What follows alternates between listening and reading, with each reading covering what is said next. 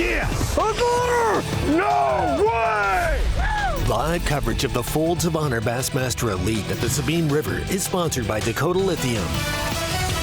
Well, it's time. Let's get it going. Bassmaster live at the 6th stop of the year. For the Bassmaster Elite Series, this is the Folds of Honor Bassmaster Elite at the Sabine River. Now, if you've never seen one of these elite events at the Sabine River before, you really ought to check it out because it is so different from anything else we ever cover during the course of a year. Tommy Sanders here with Mark Zona. I mean, we've fished all these reservoirs and one natural lake during the course of this season. The dynamic here could not be more different. It is a different proposition completely. No, and really, it's every single time that we've come to the Sabine River, the most amazing dynamic that goes on here is you always hear that this is going to be by far and away the toughest event of the season, which more than likely it's probably going to be that.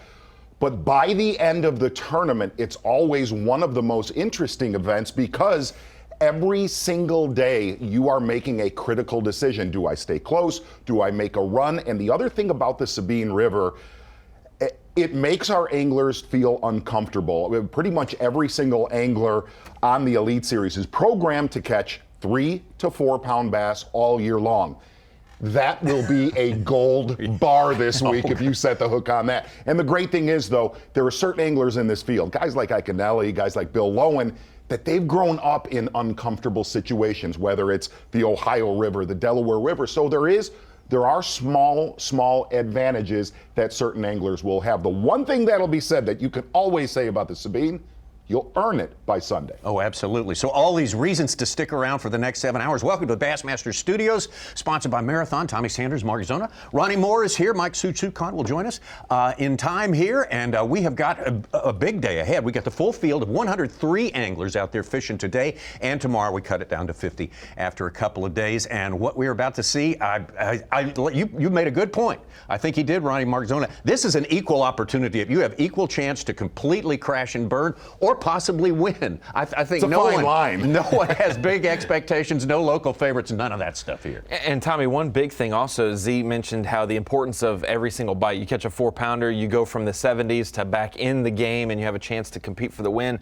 But also, we're going to see guys possibly 200 square miles away from each other on this same body of water. Guys way up past Deweyville, guys maybe making a run to Houston. You'll have Taylors, Netches, everything in between. And I love June at the Sabine, even though it's hotter than normal, because we get some main river action that might not happen when they're more in the spawn and in those canals. Yeah, not excessively hot, not unseasonably hot, but certainly hotter than any place we have been so far. That right there is our Progressive Bassmaster Angler of the Year points leader. This was earlier this morning at the City of Orange Boat Ramp, Orange, Texas, our host community, great community. Big-time bass fishing fans live here in great numbers, and they turn out for this event. Defending champion here from 2021, Jason Christie made a huge run each and every day, fraught with danger, fraught with no gas. There's Greg Hackney, another former winner here, former Progressive Bassmaster Angler of the Year. He's got it all, and certainly one of the favorites going into this one. If we can be said to have favorites, a fellow who lives here in East Texas, pretty much on the Sabine River, very close to it. Lee Livesey will be in the boat with him all day. Yeah, and really looking at Lee Livesey, about 10 years of experience here. Brock Mosley, a good tournament the last time we were here. Taking a look at your Angler of the Year points right here. We got to take a look at him idling out. Brandon Cobb pretty much owning the season. The reason why, he said, I have been able to fish comfortably all year long, fishing shallow, staying shallow. Look for a lot more of that this time around. Such an impressive year. Like 5 events and 4 of them top 10s, and 1 top 20 was the other one there. So Brandon Cobb dominating this time around ahead of Drew Cook by, as Ronnie mentioned earlier before the show, by 1 point shy of 50 points, and that is a huge lead at this point, but not insurmountable. Well, we got the takeoff going about an hour ago at 6 a.m. local time. And I'll show you some scenes from that at the City of Orange Boat Ramp. I'm literally going to go fishing today. We're going to start and we're going to fish an hour or so in places that I've got a few bites. After that, all new water going fishing. We're going to see some boats, which is what I don't like to see, but really don't have a choice. I have an area that I think I can go catch some, way up, but the forecast for the river is to fall, and I don't think I could get there, and I don't think I can get there safely. you know, I was very lucky the last time to get up there and back 4 days in a row. And with the water being way lower, it's just, even if I were to go catch 12 or 13 pounds up there, I don't think I could get back. So we're going to have to fish with everybody else today. Day one, the beautiful Sabine River. We're here, Bassmaster Elite Series, stop number 6. It's tough like always. Man, this place is pretty cool. I like it. Fishing's really, really big. Endless amount of opportunities to run around. I can't tell if it's fishing better this time or worse. I think I'm going to run to the Taylor's area. It's fishing a little bit better, but it's more main lake, so everybody found it. I think there's going to be a ton of boats over there in that Taylor arm. But I saw some big ones. It's going to be a grind. Hopefully the mud line doesn't get down there from the rain and not too many guys get over there. But it could be hero zero. I saw a couple 4 and 5 pound fish over there, so it is what it is. Sabine River, day one. Let's go. You gotta catch a little bit better quality fish, and that's the whole key on this place. A little bit better quality fish, you know. If you catch 5 pound and a half fish, or pound and a half, pound and 3/4 fish, you'll be okay. It sounds easy. 67 birdie. But it really isn't. You know, it's not a bad fishery. You catch a bunch of fish here. Like, you can have 30, 40 fish days here, and they're just small. You know, it's not that it's a terrible fishery. It's just the fish quality. So the people of Orange, they love us here. They treat us like kings. I wouldn't care if we came back here every year. The way they, you know, they treat us. They put on a big event. You love it, man. Love the people here. They treat us awesome. And now we just gotta go do our part and catch some fish. Brock Mosley, who finished second the last time we were here in 2021, making about a 100-mile run over to basically one of the suburbs of Houston, Texas, League City, Texas, Clear Creek over there. Doesn't seem like he's doing that yet today, but we will look deeper into those maps in just a minute. But Marzona, let's have our Minn Kota unlock the lake. Let's do that, Tommy. Taking a look at this Minn Kota unlock the lake, an absolute monster. Taking off in Orange. Do you make the decision to go past Beaumont all the way through Galveston Bay to Clear Lake, where and Such, the last time we were here, you thought it was going to happen for the first time. We're going to see the first victory, Bassmaster Elite Series over in the Galveston Bay. Did not happen with Brock Mosley, but this time around, a lot more salt water in the bay, confining it, really condensing it down. Or do you do what Jason Christie did up near that yellow line and run up in the Sabine River all the way up towards Toledo? The problem this time around, much lower water, as you heard Jason Christie say. So definitely a different playing field this time around. You say the Sabine's low. You talk to guys fishing the Netches, which connects to Sam Rayburn. That's a little bit higher. So really looking at our maps, talking to our anglers, the Netches, Taylor's Bayou, which is always a player, to be a player this time around. Not only that, also look for our takeoff right at Orange. It's replenished every single week from night tournaments. Already a player this morning. That's your Minn Kota unlock the lake. Very nice. But one thing you won't look for is guys completely changing parts of different sections of this fishery during the course of the day. No, you're married to your decision. No. You're not going to go down to the dam and catch a few keepers to get your day started and then go somewhere else. Fish boat docks. That's not the way it works here. As we say, it's completely different. That's what makes it interesting. Take a look, and not too far from the city of Orange, a couple of our big contenders here.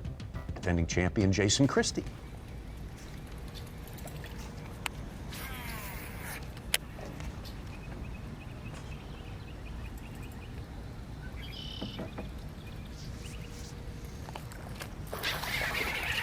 I think that's a keeper.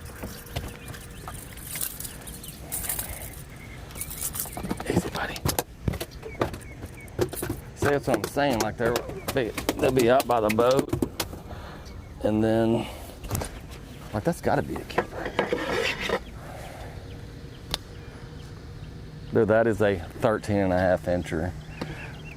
Like, let's just go straight back to weigh in and wait for him to weigh in.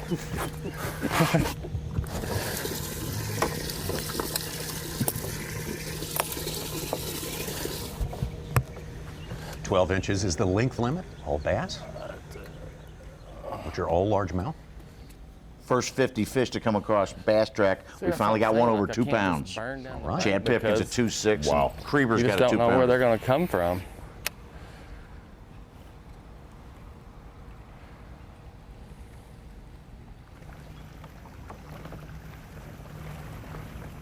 Caleb Summerall, one of the anglers to keep your eye on today, he said if he could catch maybe 5 to 7 pounds in the first 90 minutes, he could make that run over to Galveston Bay. And I said, what do you have? What if you have none? He said, well, that's a good question. I'm gonna make a sharp move here in a second after I fish these 2 trees. What was that?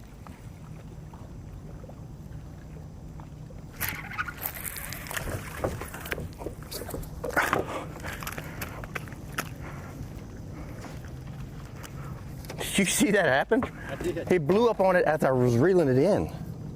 All right, we got to start to the morning. Right.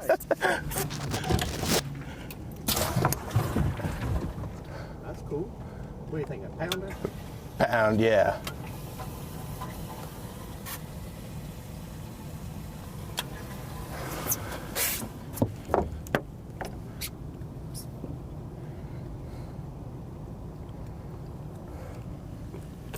And it was something, his reasoning was, he said if he could get around, seriously, 5 to 8 pounds, he said he would make that run to Galveston Bay to just catch a 3-pounder because he didn't feel he could go down to Galveston and catch a limit. Okay.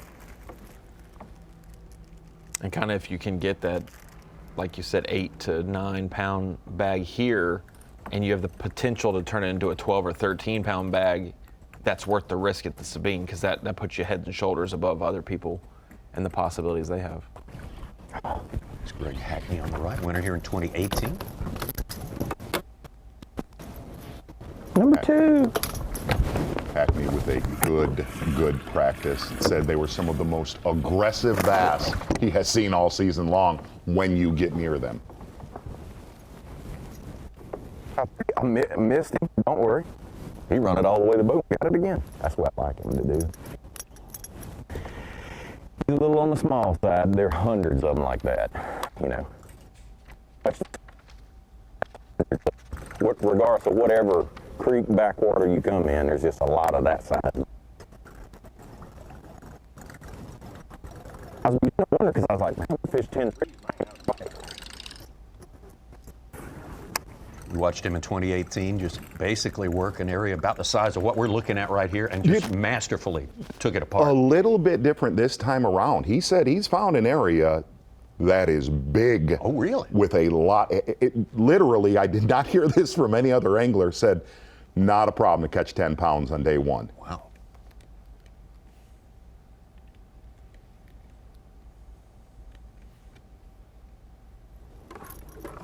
Oh, him outside. Huh.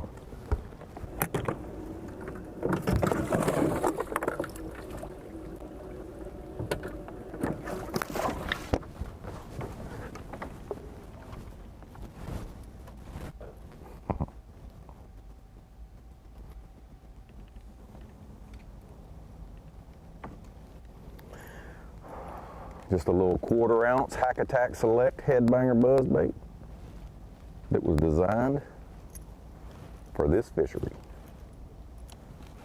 They like them Tidal fish. It doesn't matter what Tidal system you're on. It's just something about that clacking.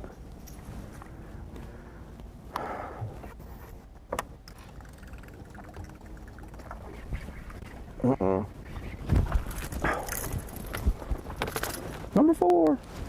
You want a better one? Fat. That's what we like. Juicy ones. Juicy, juicy. Should be a white one in there somewhere.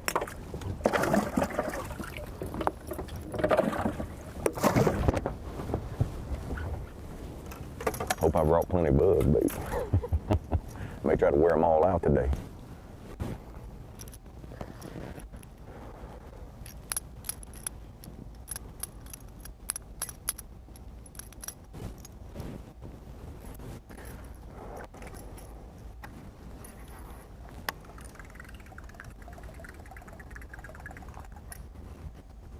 Well, that will be fun to watch for the day, right there. Oh, yeah. Yeah. Tonight you'll have a dream about that. All you'll hear is tack, tack, tack, tack, tack, tack, tack, tack, tack, tack, tack. Got a bad tide. Rock Mosley. I don't think he's gonna measure.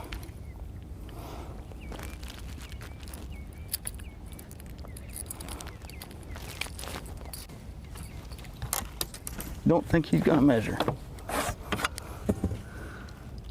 Oh, he does. Number one. That's a big one.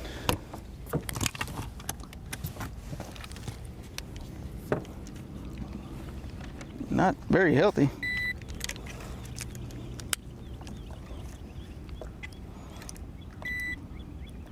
Come on, the scale's got to pick it up.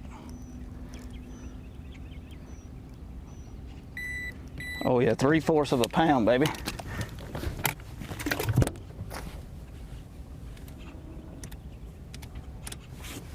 Three-fourths of a pound.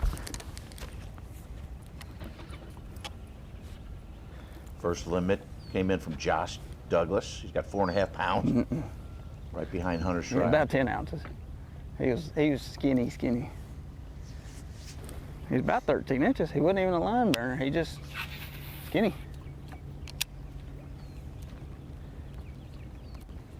Mosley, a big day going all the way almost to Houston He's a last lemon year. filler, Tried to nurse that big day across the finish line. Almost did it. Almost got it done. Yeah, who would have thought, you know, he kind of canned his opportunity after day 3 and stuck around Orange on day 4, even though Christie struggled just as bad as he did on day 3.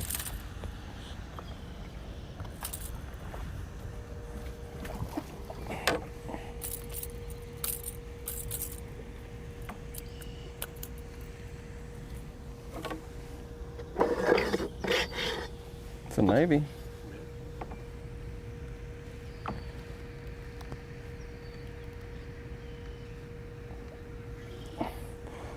He goes on mine.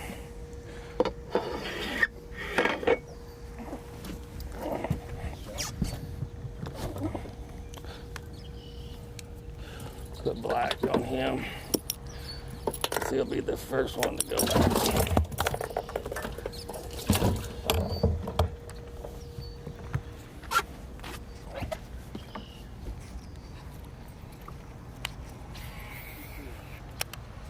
Okay.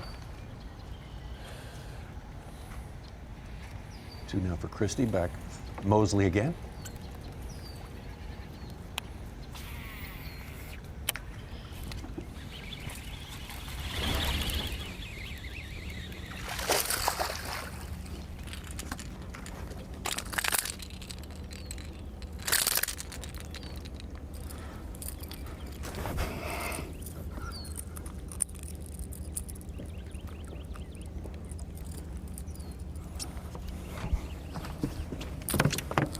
Interesting, Brock did not even practice in Houston this time. Said he did not even look at it. Said he didn't want to risk it. Just have to keep an eye on him. Felt that there was too many other competitors. Obviously, that was a unknown, you know, really the first and second time that we came here for the Elite Series. And with a lot of that saltwater influx this time around, he thought it would fish a lot smaller, so he did not waste any time. Said he was going to play it way, and you could tell when he was making that run, he was uncomfortable. Oh yeah. Very uncomfortable. Well, and the one thing that he mentioned last year as well is you get over there, the tides that are happening at Orange, Texas are different than the tides that are happening there.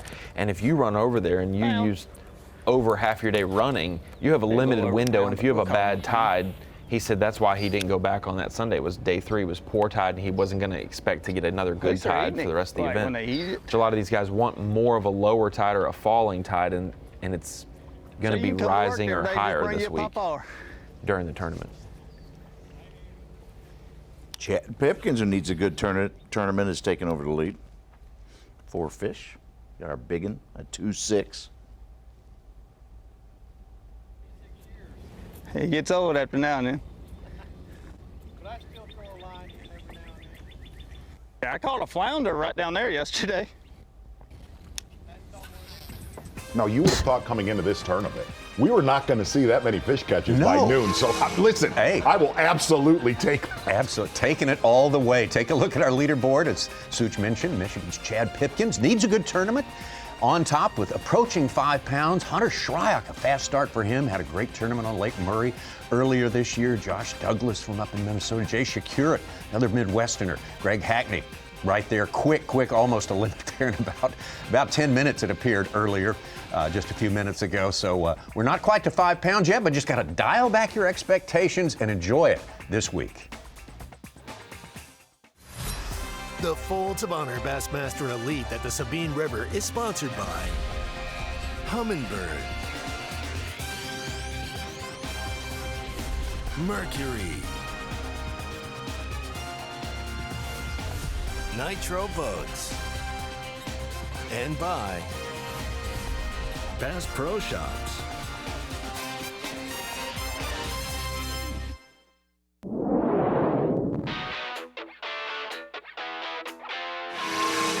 Caleb Summerall, Bassmaster Elite Series Pro. We're here at Orange, Texas, June 1st to the 4th on the mighty Sabine River. This week, what you're gonna see, if you're watching live, you're gonna watch a lot of shallow water power fishing, dirty water, tidal fishery. So you're gonna see a lot of flipping, a lot of frogging, a lot of spinner baiting, maybe some swim jig. You might see some wacky worms playing in a little bit, but 9 times out of 10, these guys are gonna be power fishing. My game plan for the next few days, I'm gonna be flipping around a little D-bomb. This one here is a full-size D-bomb. I might be flipping a baby D-bomb at certain times, depending on the cover that I'm actually fishing tomorrow. I'm gonna be looking to predominantly fish roseau canes or any hard cover in the roseau canes that has some water, depending on how the tide swings. In certain areas, I might get in where it's a little high water. I might get some bank grass where I feel like some bass are feeding. I'm gonna throw around a little Spro baby popper. This is a little tiny frog, not very big. Not a lot of big fish on this system, so I'm gonna adjust my baits accordingly. This is a Spro baby popper, it's a very good frog when you need a bite. Halo rod, Bruin Outdoors reel, 50-pound braid. We're gonna yank them in. So we just hope we can go catch about 10 to 15 pounds tomorrow. Caleb Summerall, Bass Pro Shops, top lures right there. Caleb from just across the border in southwest Louisiana, New Iberia. There's one of the common residents in that part of the country right there. Plenty of those guys around. That is for sure. That's day one. Folds of Honor, Bassmaster Elite at the Sabine River in Texas. We are not crossing over into Louisiana. We've got plenty of room in Texas, believe me. And yet, our man Brock Mosley, who went a long way in Texas, has not gone so far today. Yeah, and really what you're starting to see transpire with a lot of our anglers starting very close to Orange, take off there in Orange, Texas. Then I think you're probably going to see a bunch of them make their way into Taylor's looking for one big bite. A lot of pressure around the city of Orange right now. Stay hooked up.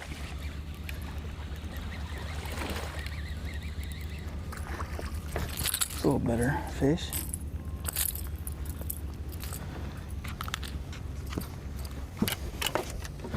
Anytime you ain't got to measure them here, it's a good fish.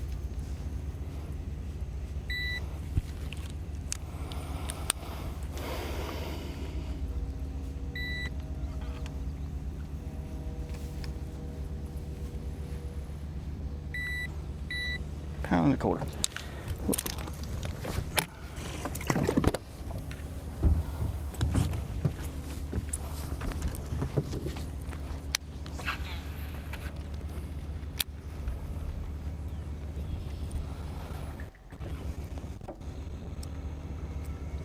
Mosley, good career. Still looking for his first win. On top of that barge. I mean, one or two the other day was right there. Lee Livesey, a 4-time Bassmaster winner. That's not him.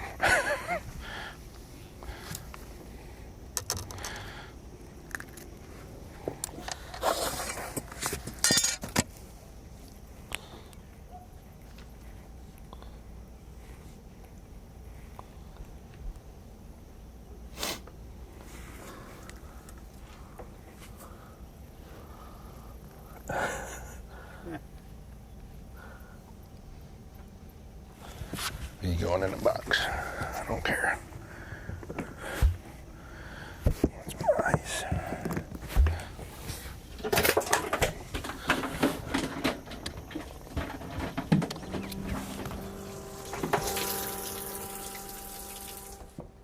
Small. Very Trey Livesey with a keeper there, getting his day started. You see Brock Mosley puts another one in the boat just before that. Welcome into the Bassmaster Studios at the Dakota Lithium Screen of Knowledge. And before we kind of get a shakeup in Angler of the Year this year, depending on how day one goes, people moving up, people moving back in the standings, I wanted to kind of honor at this point in the season, just over the halfway point officially of the 2023 campaign, just how good Brandon Cobb has been.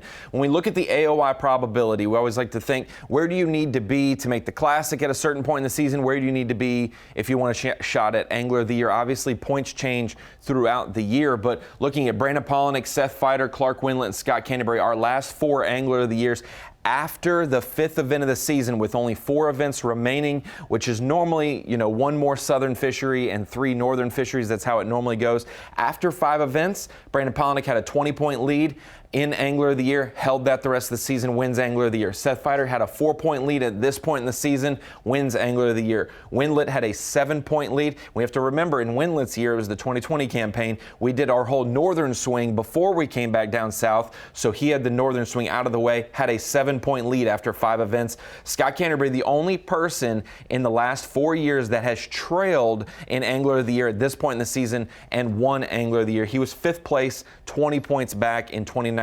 We obviously had 5 or 6 anglers very close in that final event at Lake St. Clair vying for Angler of the Year. But that just kind of puts it in perspective. 20 points for Palaniuk and then single digits for basically everyone else or trailing. Brandon Cobb with a 49-point lead. What a big accomplishment there. And these guys weren't slacking off in their performances. It's just that Brandon Cobb for 2023 has fished so phenomenal. A 3rd to start the year. 20th is his worst finish for the elites this season.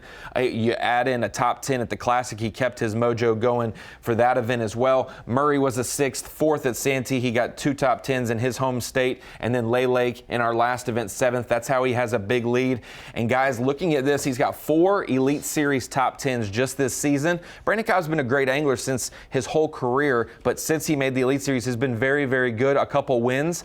Other than these 4 top 10s, he only has 6 other Elite Series top 10s. So he's almost doubled his Elite Series top 10 output just this season alone. So fantastic start for Brandon Cobb. This obviously suits his style, Z, and he kind of probably is hoping to stockpile a few more points before we go up north. That's been a little bit of a bugaboo for him, but he's obviously in a very, very good position. One that not many Angler of the Years have been in this big of a lead. No, that has been unbelievable. Like literally, I think we have talked to him every day of Bassmaster Live this season. This season it's been just everything's going right. It's to have the type season I've had. You can't. I'd like to say that I did something special, like, oh, I practiced different, I did this. It's not. I mean, it's just when things go right, they go right. You see the ups and downs in fishing all the time. When you get on a roll, just you make the right decisions, because that's what fishing predominantly is making the right decisions on what to do. And this year, I've just made all the right decisions. It's been, not to mention a lot of the tournaments this year have been kind of my forte, in my wheelhouse, so that's helped a lot too. 2 in-state on fisheries I was semi-familiar with. So it's just been, everything's going right.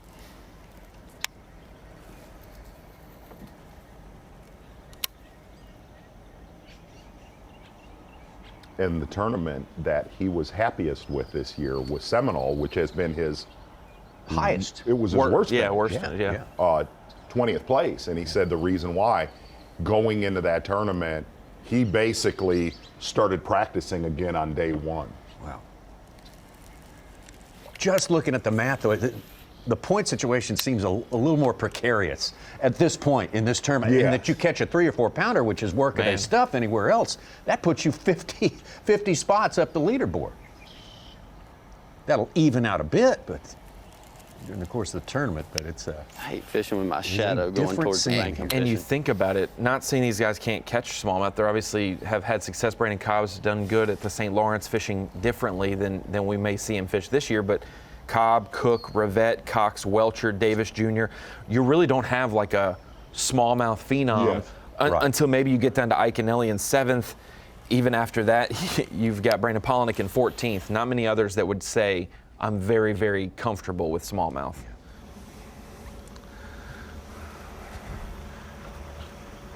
He's trying to look at me. He's still looking at me. I won't show it to him. That's the one that keeps hitting it way out here. Little guy. Got 1.5 babies.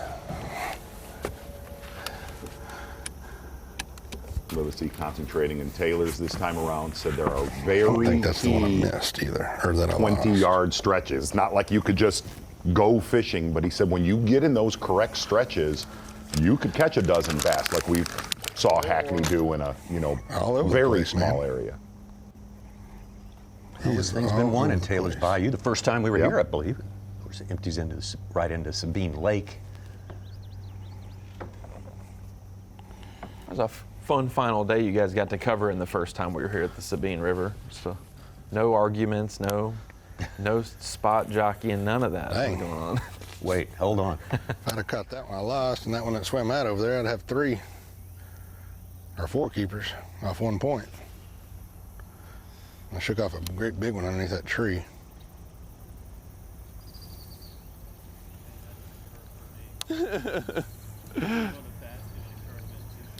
Catch a crab.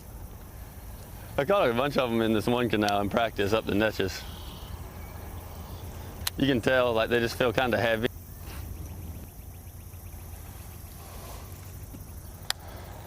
Well, we just did get word. Caleb Summerall has pulled the plug, and he is making the run. He's headed to Galveston Bay already.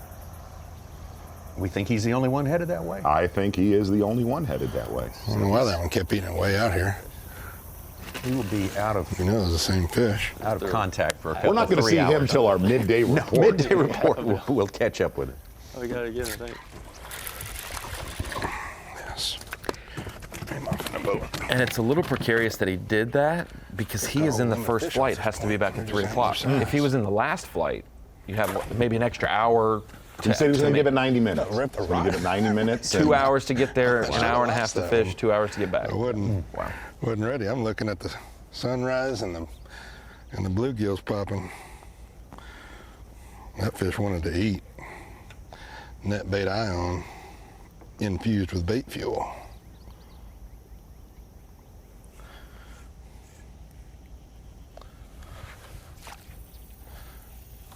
I thought that was going to be good when I first stuck him, just because he was swimming the other way. Now, why didn't that fish bite? That kind of brings it back to what I said. I think they're just swimming around everywhere. And I flipped right there like 5 times when I was on that side, then flipped it up there in the egg like he'd never seen it before. I just need 2 of those 4-pounders to eat today. A couple 2s. See over his shoulder right there, he said there's a lot of mullet in Taylor's where he's getting these bites in these little key stretches. And they should be in that grass right there, but they're out around that stump, I guess, because it's early. Makes me think I probably could catch them on a square bill or a spinnerbait or chatterbait, especially with that one eating way out here. There's a lot of mullet. There's a mullet barn dance going on. Then you'll have one hit it so far up there you can't throw a spinnerbait to it. What is that, the blueback herring of Delta type fishery? Pretty much in this region, yes.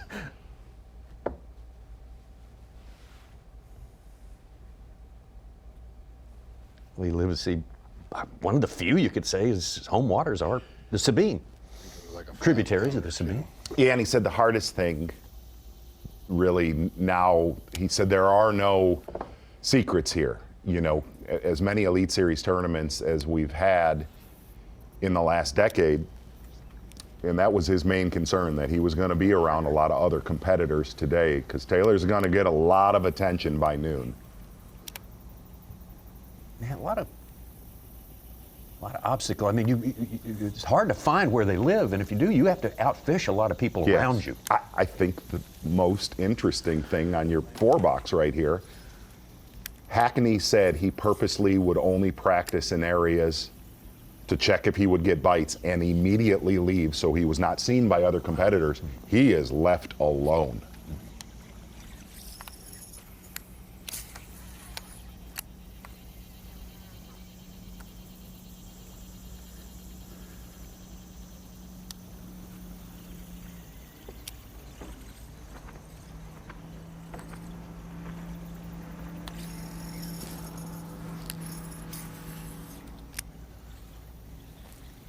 Caleb, going to Houston.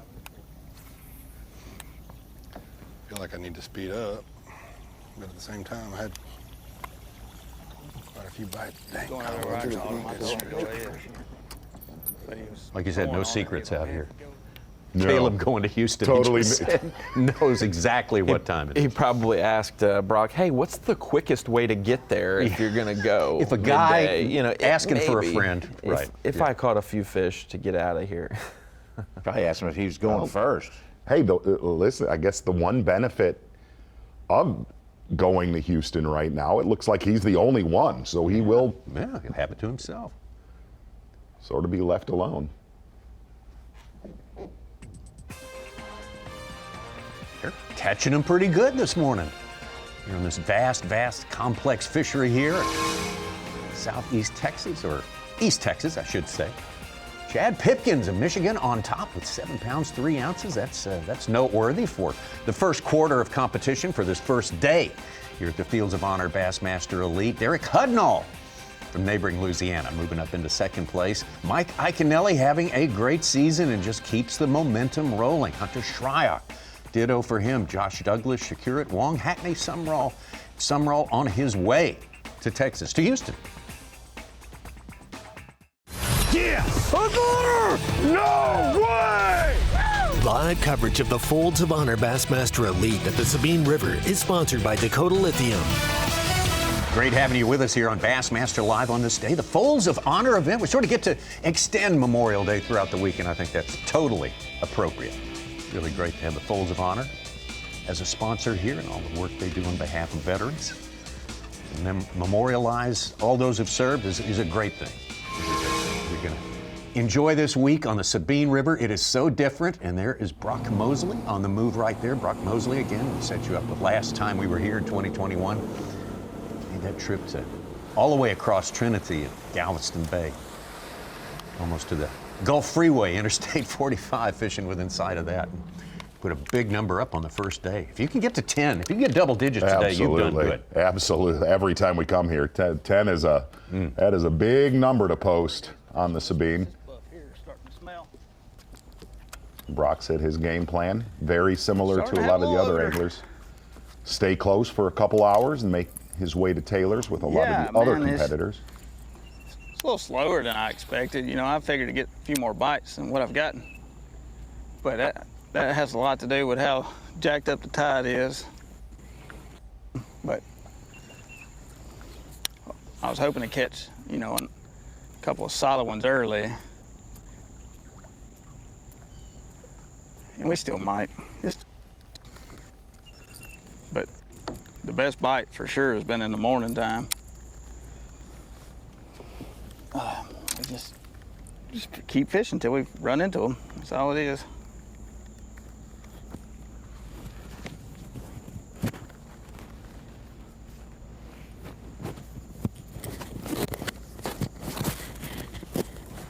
I wish the tide was better.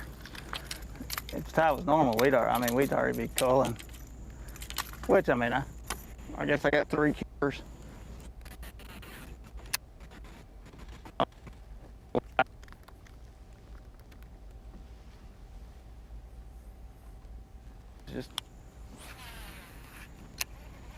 I've probably had 7 or 8 bites already.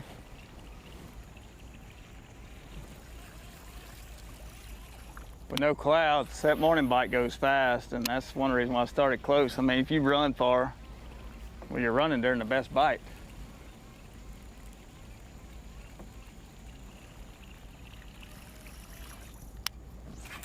Brock in 16th place. Best finish this year was 15th at Lake Murray. Had a great tournament there, along with a lot of other people. Sure. I got all day to catch fish. I just would love to go ahead and catch me a really good, solid fish. Because you gotta have one. Gots to have one. You mentioned not wanting to risk anything going to Houston. He's Well, what fun would it be 47th if you caught it in early? Angler of the Year, right below that classic line. You don't want to drop a bomb and then rely on your northern swing. Mosley's got a second fun and a is it 12th taking here, the pressure off fishing in 2 opposite for the rest regions of in the those day? 2 events. probably why you're seeing Caleb make that run today. Yeah, he needs it. Yeah, he's bad. got it for sure. Got it. For sure. Hail Mary, yeah. And for Mosley, he told me last night he thinks that possibly, unofficially, he could have one of the biggest single-day jumps in Bassmaster Elite Series history. When he was here in 2018, he got a top 12, and we see that, it's 4 days later. But after day one, he was 97th and jumped up to 8th place after day two with a 15 and change bag. So it's not all been easy for Mosley here, but had a huge jump in 2018 to make the final day.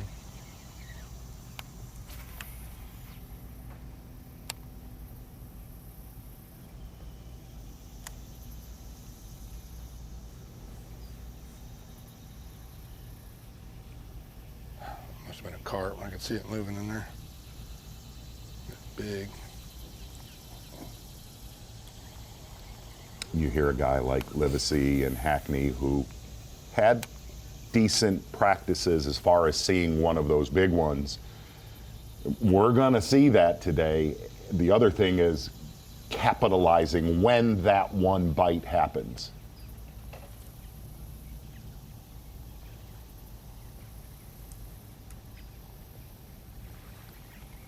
It's a different story when you lose a 6-pounder at Santee Cooper when you have a chance at another one. But if you lose a 6 here, you don't have it. Yeah. No. Yeah.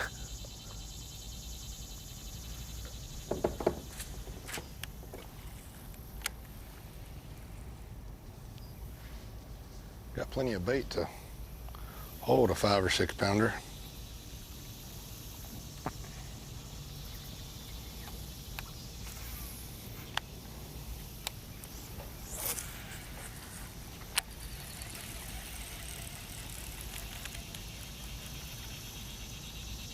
One of Greg Hackney's Elite Series wins, besides this place, was upstream from here, like up the Neches River. Rayburn.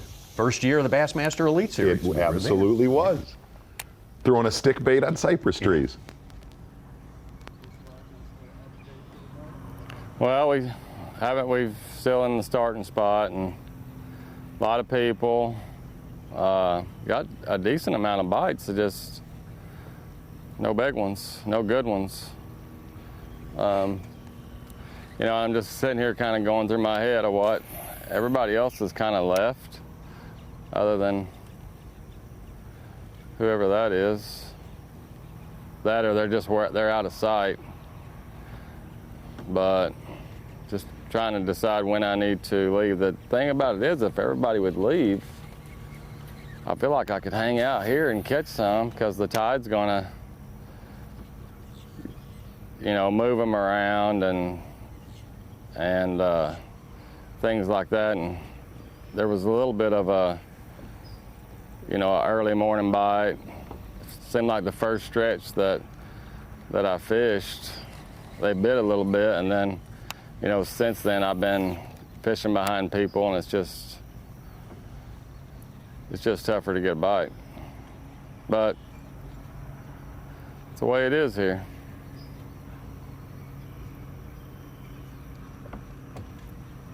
One bite just literally one 3 to 4 pound bite can change your day here. That's why you just have to keep thinking yourself every cast. This is a lot like Florida, where a 3 or 4 pound bite moves you literally 50 spots, probably.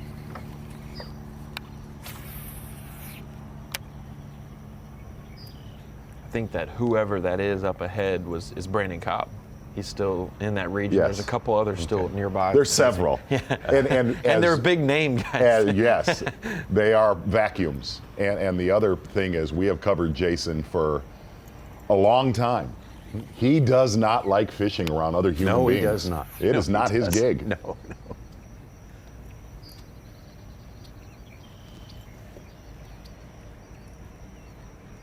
Kind of wedged in between Corey Johnston and Brandon Cobb right now. Shane Lee Hugh around there. Yeah.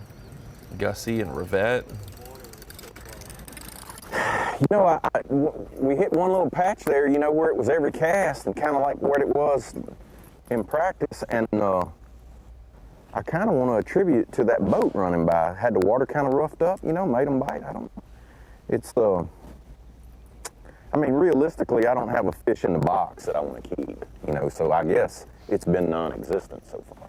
I mean, this was not like, you know, a limit on this river really doesn't do you any good. You know what I mean? Like, there's going to be 90 limits. I mean, there's a lot of fish here. The whole deal is just catching those, you know, 2-pound plus fish. And I saw a few of those in practice, but so far this morning, I've not had a good bite, you know. So I got 4 little old keepers, but I'm, you know, not fishing like real fast and trying to take my time and work this stuff over and just try to generate, you know, those bigger bites, because that's going to be the deal. And I don't know, so I'm not familiar with this area that I'm in, so I don't know if that's 5-pounders. But like I said, I saw a couple decent ones, so I felt like there was a chance here to catch 5 2-pounders, you know, so that's kind of the reason. And I didn't think fishing pressure would be that bad. It hasn't been, so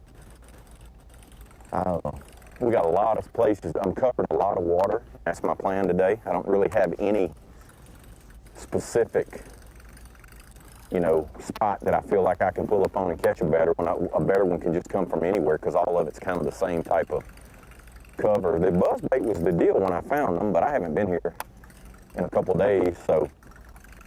And it's real dead this morning in that there's no wind, no clouds, you know, so that buzzbait seems a little loud, but those first couple bites I had on it, you know, they were super aggressive. I mean, I've had a limit of bites already this morning with heat, but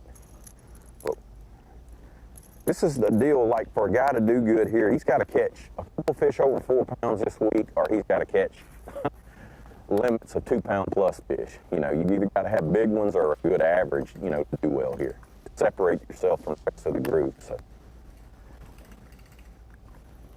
I'm a positive thinker, so I thought this area, you know, was like, chances are if it's got 2 pounders in it, it's got 4 pounders in it too. So maybe we'll get on them both before it's over. But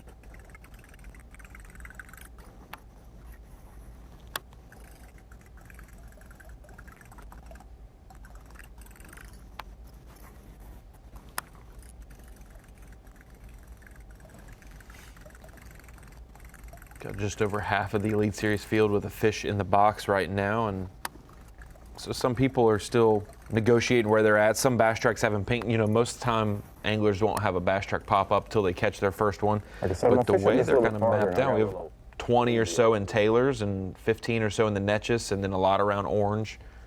But other than that, no one really far north, just 1 or 2 people. DH Marine Weather Watch, maybe that same weather every day, maybe a little more chance of showers toward the end of the tournament. Highs of high 80s or 90 degrees, lows down 70 or so. Very sort of flat weather. It's going to be, each day is very much the same. Boy, it's identical. Yeah. 3 days. Yes. Looking at about 80 to 83 degree water temp from the anglers we got to talk to. Definitely a lot cooler water temps from when Hackney won here a few years ago. What are we sort of in a transitional period? I mean, it's a different kind of place, but I mean, they're not really set up in a summertime deal yet, are they? Every single angler we got to speak to yesterday, and I talked to a lot of actually anglers that are not on camera today, said it is way more scattered this time around. Especially with really not having Galveston as big of a player, with the low water in the Sabine where you're not seeing as many anglers, and really the Sabine's supposed to really bottom out tomorrow. We're supposed to lose probably another 6 inches to a foot from what Christie said. It is gonna make, even though it's scattered, it's gonna fish, wow, a lot smaller this time around than, and we've seen it fish small in years past. It's a bigger one, but still not what we need. But he was aggressive. But the one thing I noticed, these fish are thick. You know what I mean? Like they're.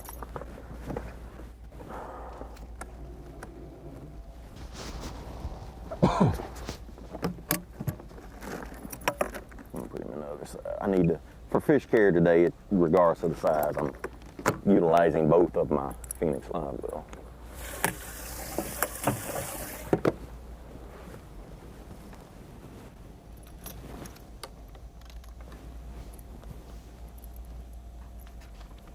Talked about the importance of a big bite. We had Hackney on camera day one last time we were here because he was the defending champ. I think he was also mixing a square bill like he did his win and lost.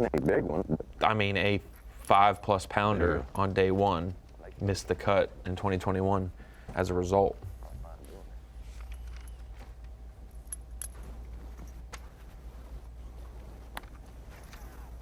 Our fourth angler to fill his limit. Should put him up about third place, right, Such? Yeah, close to thereabouts. Well, you know, this little slew mouth here, which has definitely is a key deal. I didn't fish this in practice for that reason because I got bit, caught a pretty good one right up there. The percentage places I tried to stay away from once I started getting bit, but you know, the crawfish live in the woods in this part of the country like they do at my house. When that stuff drains, a lot of crawfish, you know, they feed on whatever's coming in and out of that deal, and that just kind of. Now, what? I mean, I think it's because the fish are aggressive, if that makes sense. They don't think it's a crawfish tacking on the top, but it just seems like these fish are aggressive, and something loud like that just makes them more aggressive. But like I said, this is kind of a tidal river deal just in general. It doesn't matter.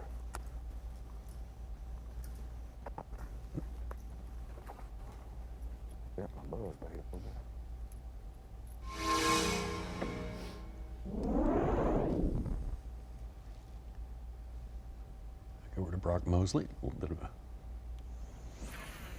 aerial shot to start with.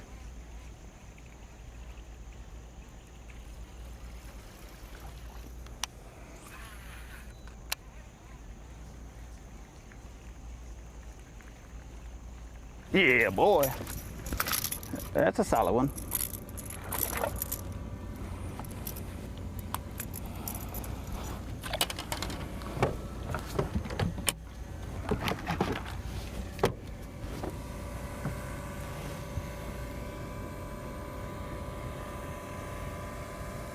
Well, it has been river fishing 101 so far this morning, watching our anglers. Buzzbait a big player so far.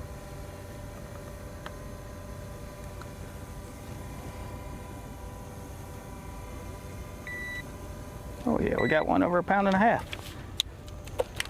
That's a good one. Hey, you ain't got to put a cold tag on him right now. Trying to challenge for Phoenix Boat's big bass of the tournament right there. Easy now. Well, now. I feel like I got something like, felt like something like fell out of my, like an eye booger or something fell out of my eye. I wasn't even looking when he hit it.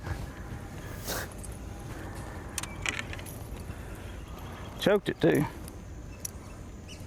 Interesting that what you just said there, Brandon Cobb said that his favorite I thought I way was to going to get fish. down the lip. Absolutely, hands down his favorite is river fishing. Turning off his graphs. Yeah, turn off his graphs, going as far back as he can get. That might be what wins it. We here. have not seen a forward-facing sonar catch yet. That's phenomenal. I'm just saying. That is stunning. That is stunning. Chad Pipkins still holding a good lead on top of that leaderboard ahead of Derek Hudnall and Mike Iaconelli. They're in third place. Hunter Shryock, Josh Douglas. And in 10th place is Frank Talley. Hackney hanging in there in the top 10. I think he's moved up. That's going to be updated for you in just a few minutes, and we will update you on everything else as it happens when we return to the Sabine. Yes! No way! Live coverage of the Folds of Honor Bassmaster Elite at the Sabine River is sponsored by Dakota Lithium. Our 103 anglers got started about 2 hours ago at our fantastic host city of Orange, Texas here.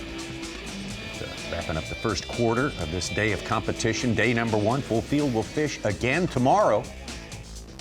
We got one angler who has decided to pick up and take off for, across Intercoastal Waterway, Trinity Bay and Galveston Bay, fish over there in a suburb of Houston, Texas. Meanwhile, And that is it. Only one Just making the one that guy. run. Just Caleb. Someone.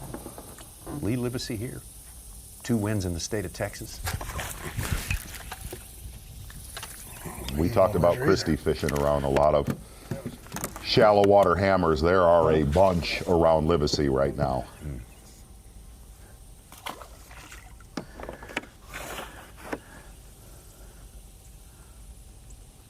Got 3 guys just pop into our top 10. Frank Talley, David Williams, and Todd Otten filled their limits.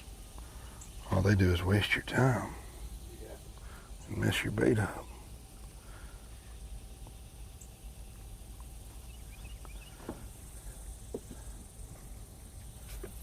I love the no graphs on the front of the boat.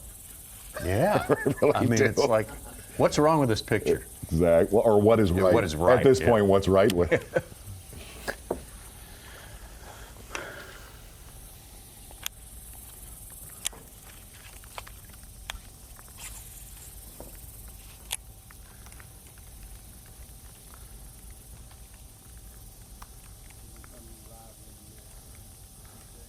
Greg Hackney filled out his limit about 15 minutes ago. And seems upset. Oh, yeah. With his size. Not the size he was expecting. That's what I was afraid of. That's the reason I didn't throw that buzz bait in there. Swamp dragon. Cypress trout. Drag him out here in the deep and drowned him. That was what I was afraid it was. I called it. The most elusive fish in the swamp.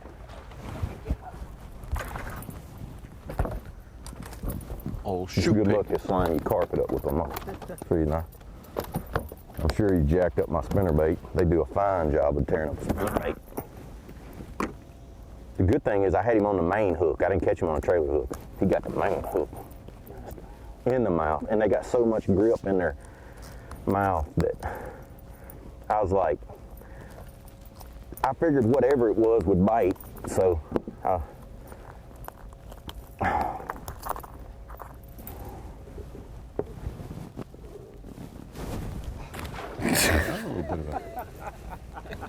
I waited till you got bowfin toss for you there.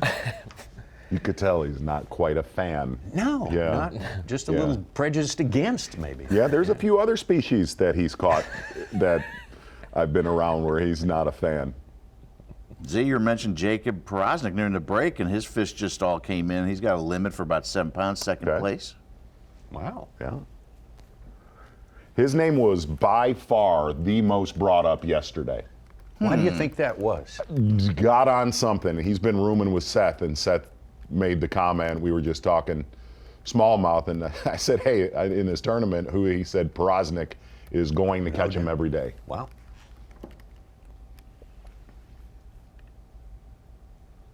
I think we've had Jacob on one day so far this year. Right. Maybe get him on some more. Well, we had him, got to see him catch a 6-pounder at Santee, and then he made the final day, and unfortunately was one of the guys who blanked on that final day of Santee. But that was one that we, the team before the event was saying, for camera coverage, like, well, we think this could be a Porosnik tournament too. He ended up making that top 10. He's 49th in AOY to get in the classic contention. He's going to move up some.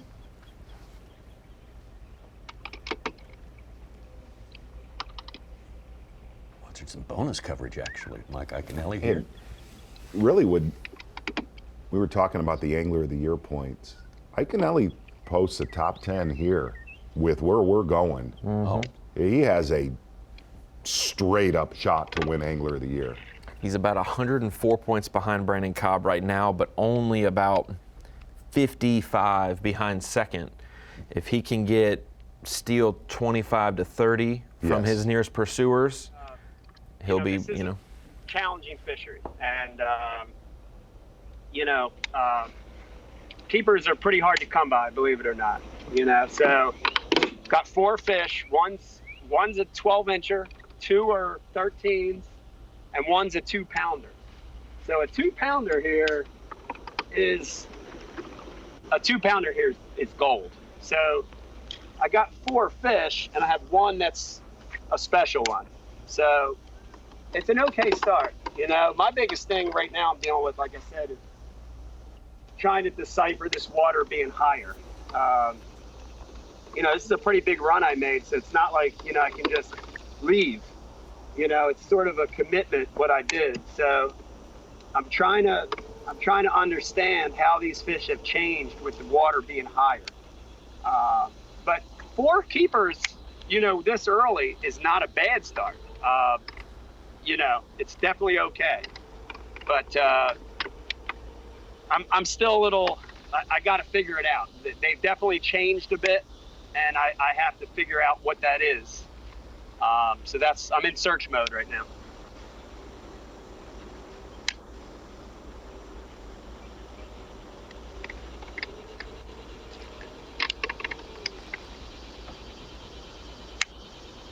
One thing that's good, whether we had a map or not, Z, you kind of can tell when someone comes on bonus coverage and says the water's high or the water's low. We automatically know what part of the system they're in. Right. I'm sure those guys over there are having a lot more luck than me. They're trot lining over there. Pan out and show everybody the trot liners over there. They're definitely catching more fish than I am. I promise you. Now they're not bass, but they might be bass. Random ass 7-pounder comes and eats a dead shad off the bottom. Sounds believable.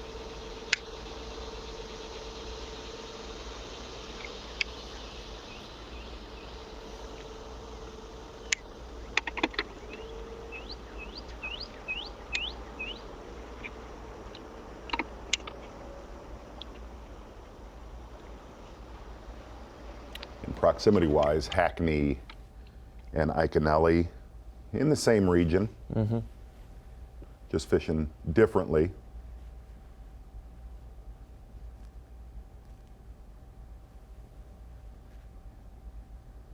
And Hackney said through practice when he would go in one of those little flurries, and really, he found these on Monday, has not been back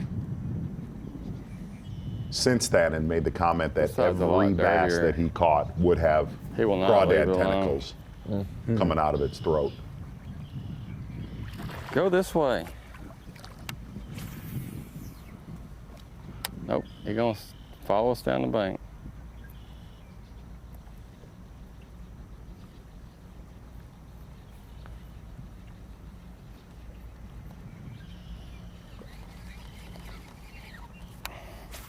Got some excitement anyway.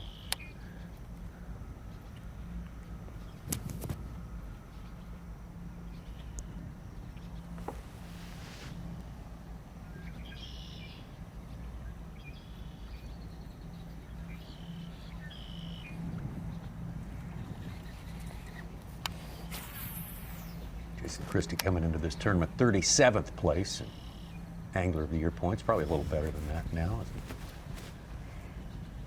Real time. It's so imperative for him to make the Classic this year. I mean, we're going to his lake next year, Grand Lake in Oklahoma. Another guy who has mentioned that Hank Cherry wants to try to get revenge in Grand Lake. You know, going back the other way. Previous I was trying to lead him faults out. there in the Classic. Center. Saved his season on day 2 at Santee Cooper a few events ago. He was 83rd after day 1. Had a giant bag, jumped up to and finished the event 13th, gained 70 points from day 1 at Santee, and he's 44th, just outside that Classic cut right now by a few points. But it's so tight. 40th is the guaranteed spot for points, and you know, obviously before double qualifiers, maybe move it down some. Top 40 is guaranteed, and from 26th, which is where Daryl Gleason is, down to 40th. It's about 14 points for those 14 spots. So you're still not safe even if you're in the mid-20s. No.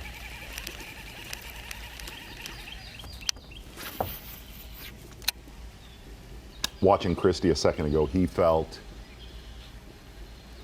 with the pressure in these small areas, and when I say the small areas, if you're fishing around right now, the 3 major players obviously are right around Orange, are Takeoff, Taylor's, and Netch's. We don't have any of our leaders, what I'm saying, that has not made a massive run. Is Hackney, or Christie said he felt somebody was gonna find that special. What he did last time we were here, he said, I looked for that for 3 days of practice, and he said, I just had to give up and get in the mix with the other pressure because I had nothing else to do. But he said he felt that this tournament was going to be somebody finding a hidey hole all left alone. Wow. Well, he was certainly by himself. Literally, I kind of 21. thought I'd get 1 or 2 big bites up here, maybe a 4 and a 2 3/4, and then something like that. Maybe like one other decent one.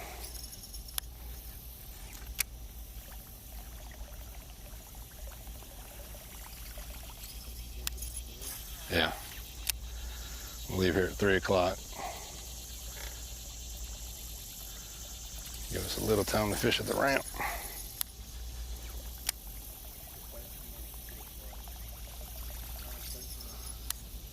Well, Keith Poche's fish just came in. He's got 4 of them for 6 pounds. He's in 3rd place. Wow. Fantasy players enjoy that. He was a big pick in Group E. Who was that, Such? Keith Poche. Poche, okay. I didn't hear what you said, I'm sorry.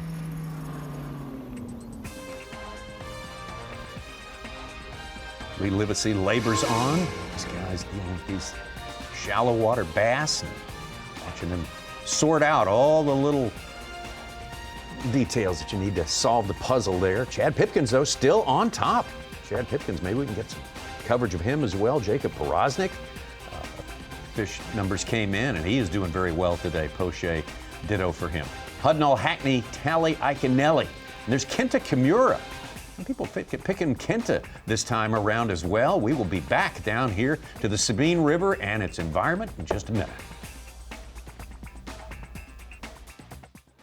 Yeah! No way! Live coverage of the Folds of Honor Bassmaster Elite at the Sabine River is sponsored by Dakota Lithium. Continuing on through the morning here at the Sabine River and the related areas that make up this vast fishery, about 200 miles end to end, depending on how you measure it. The Folds of Honor Bassmaster here.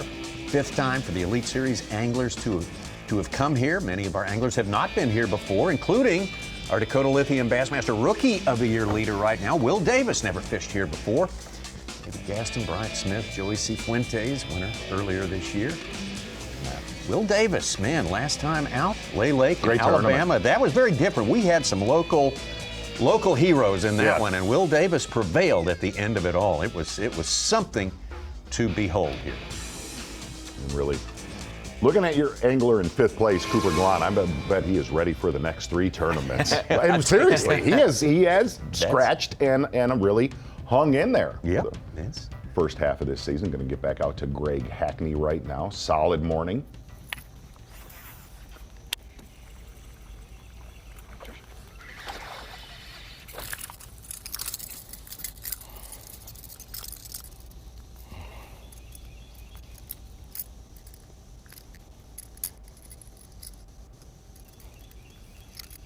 Oh, he is pretty much lived with a buzzbait this morning. If he's a keeper, he's bigger than that first one I caught. So, oh yeah, he's bigger. All day, oh big bass. So I need, if I'm gonna get 10 pounds a day, I'm gonna need to increase my culling. Look at that, big time.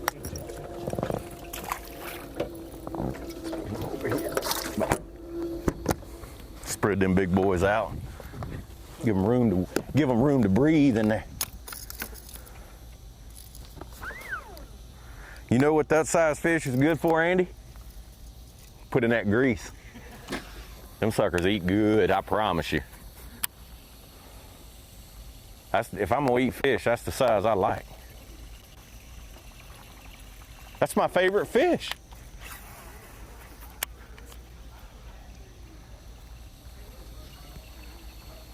I mean, those are just right. Cypress bass. I'm talking about fried. I imagine so.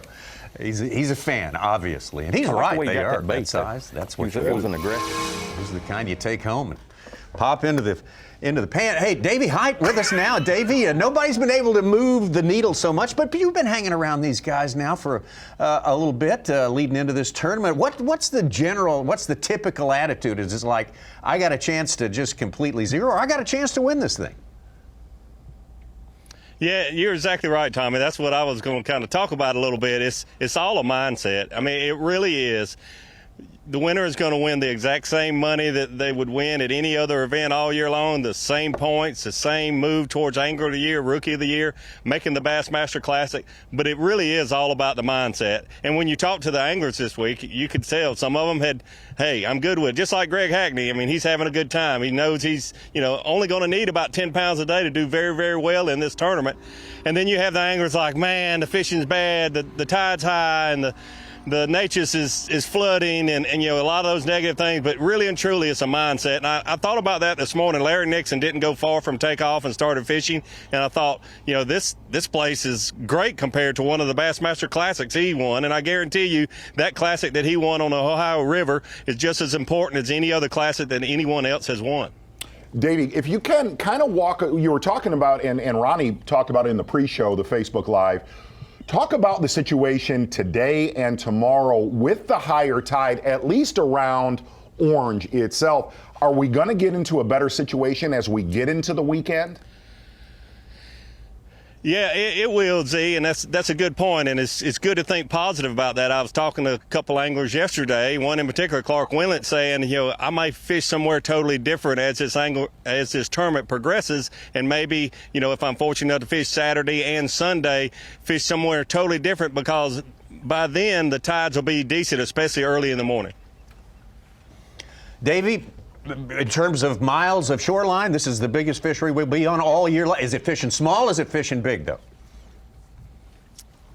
Well, it is kind of fishing small. The general areas that a lot of the fish are in, the largest population, Taylor's for one, certainly is fishing, kind of small. A lot of anglers went in there and practiced and caught better quality fish. The numbers weren't as good in some of the other places. But yeah, to be so big, this place does fish small at times. All right, Davey, thank you so much. Davey Height on the scene, and he will be hosting some coverage later on today with Dave Mercer. We certainly look forward to all of that. And those guys are going to be eating good. I tell you what, all the places we go on site, you can't eat any better. All around, just having a time down there. Gosh, yeah. This is one of the ones that I miss going to this, me too, this place. Me too. People are great. Big crowds. Food is terrific. Yes. Z, you mentioned Kenta Kimura. His fish came in. He just called, and he's in our lead right now. Wow.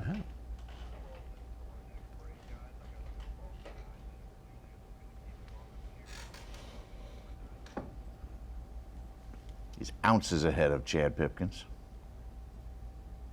He's got one of the big fish, too. He's got two 2-pounders.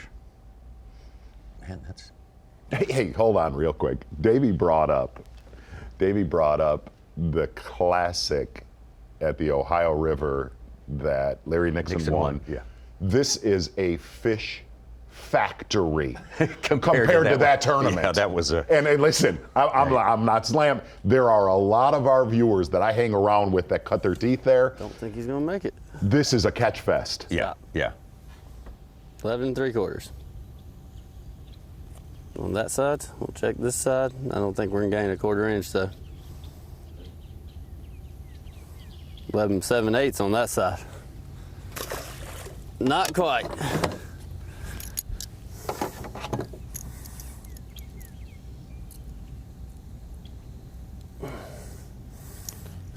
Not quite. We got a new Phoenix Boats Big Bass leader, Chris Saldane, with a 2.5-pounder.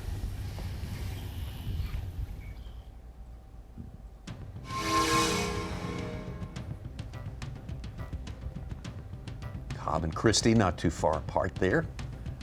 Get back to it. And as you mentioned earlier, Greg Hackney kind of being left alone in this spot right here. That's a plus. Yes. A lot of room to move for Greg Hackney and a lot less pressure than he thought he might see today.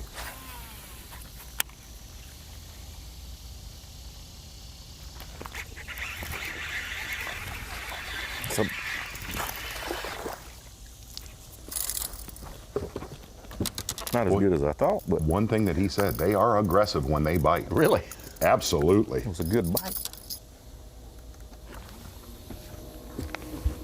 I don't know about you, but I love seeing a tournament where you can just lock a buzzbait in your hand and catch it. like those Yeah. things. Oh my God. You like that in a bladed jig, don't I you? love that. I know. I love that. For one. Honestly, 2 of the only baits I'd die with. Like, I'm okay with dying. I understand. Well, Clark Wendla just jumped in the top 10, and Kimura, our first fish over 3 pounds. He's up to 9.5, first place. Man. Now we'll just do this one. There's one more in there.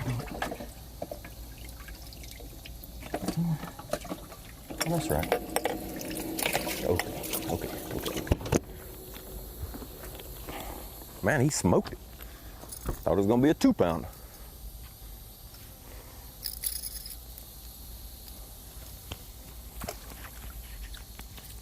I might like the regular buzz bait better.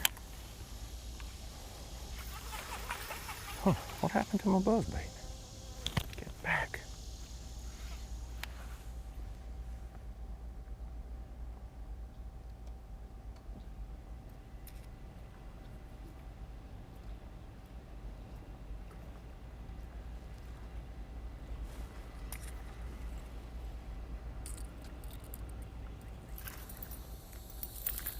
I promise you what my plan is today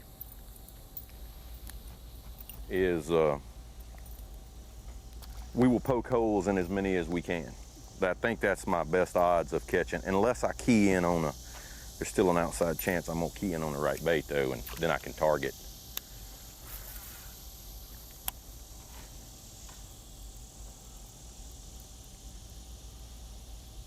Well, one other angler did make that run to Galveston.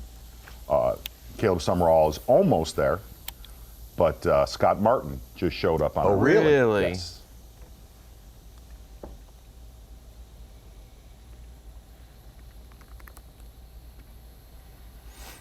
He kind of needs a good finish as well, 52nd. Pretty sure that was a keeper. In the points race, and we saw last year kind of struggled in the last couple smallmouth events unexpectedly and barely made the classic, so he needs a good finish here before going up north. You say Martin was already there or en route? He's there. He's there, okay. And this could help Summerall out if he goes and does catch a few fish in a short amount of time with having an extremely long day tomorrow, whether you decide to go there off the rip and spend all day there. Or he goes the to the sun. exact area Scott Martin has been in all morning. And then you realize that you don't want to do that tomorrow, yes. We got a camera with Caleb, so we will get a lay of the land there, hopefully pretty soon.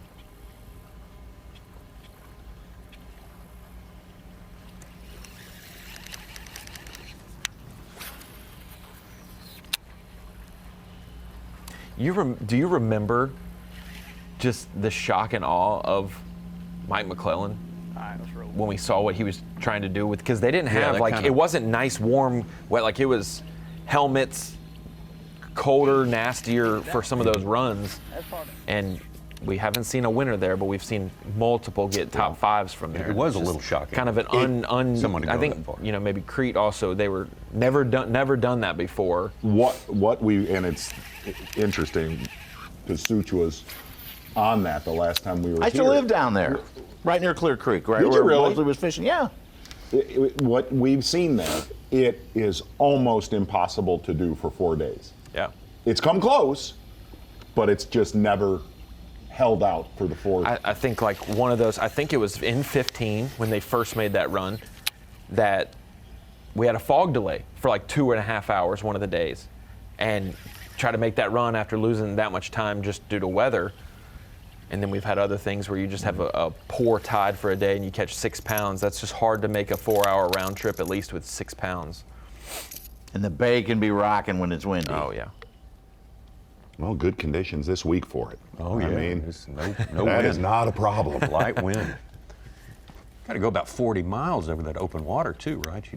You like that situation.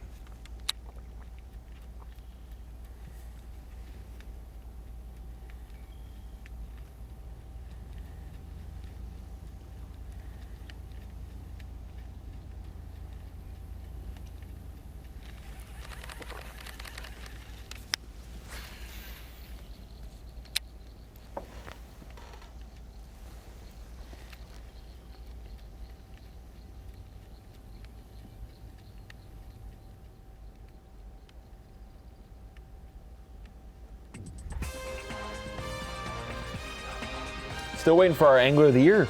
Kind of get some points on the board, Tommy. Right. Yeah. Kind of opened up. That's the first few hours of his favorite fishing. I mean, he's going to get it going sooner or later, you think. Kenta Kimura on top with 9 pounds and 5 ounces. Chad Pipkins hanging in there. He was in first for a long time this morning. Jacob Porosnik popping up in our top 10. Here comes Tyler O'Shea Rivette. and Jay Shakir at there. Very, very close to one another. Weight-wise, Clark Wendlandt. Some people picking Clark to do very well down here. We got more to come, plenty more to come. Plenty of fish catching going on here. We just need some size to show up, and for someone, it will. The Folds of Honor Bassmaster Elite at the Sabine River is sponsored by Ranger Boats, Yamaha, Toyota, and by Dakota Lithium. Well, into our third hour of fishing here, Sabine River and its environs here in the Folds of Honor. Bassmaster Elite at the Sabine River. Orange, Texas is our host city, a unique place. Just a crazy quilt of all different sorts of environments, canals, rivers, bayous, intercoastal waterway, big bays, small ponds. Everything's getting a little action today. We got Kenta Kimura on top. For context, if you get 10 pounds, you get double digits, you grab the brass ring for that day. And he is very close to that. So. Tommy, let's play the what's it going to take game real quick. Okay. Take to lead. To lead today. Lead. Today. I'm going, in the past, the first day's been big. Mosley had 15-10 last year. Yeah. 15-10 to lead. I'm saying 14-10. You said it. That's what I'm going with, Such. Go a little lighter. 13-7. Okay.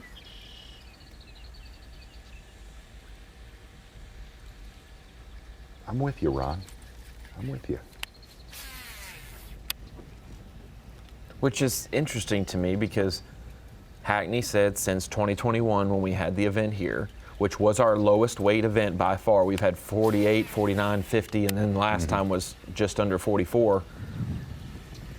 That there haven't been any major hurricanes, nothing to wipe out a fish population. They've had a couple good spawns. It seems like there's a bunch of 8 to 11 inch bass that are growing up in the Sabine. That the weights aren't necessarily getting bigger. That it's always going to be in that range of,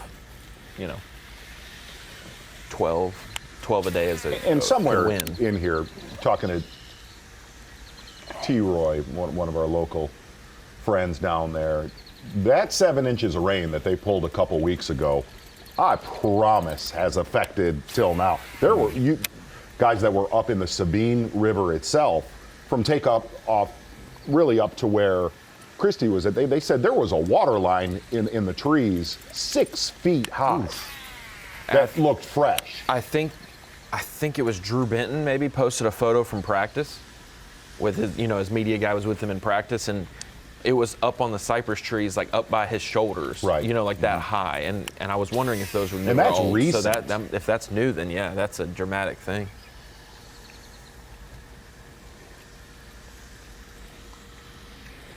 That's one of the things that Christy made the comment about. He said he went up there where he won Making sure that camera's the working. last time we were here and got bit. And there was other competitors, there was guys that obviously the secret was out in that cut that he was in. But he said where he got bit, right now there would be no water. There's going to be some 4-pounders show up today, right? A couple of them? I'm going to say yes. Some? I'm going to say yes. Boy, looking at social media, there are guys who caught a couple nice, decent-sized fish. Larry Nixon caught every species imaginable: flounder, redfish, sheep's head. Kimura called over 10 pounds with another 2-pounder.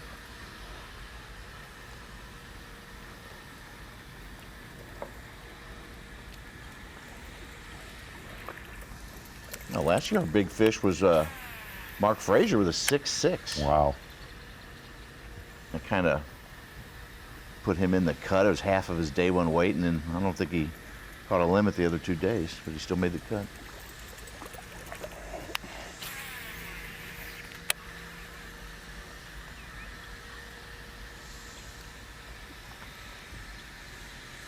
Kenta Kimura, pretty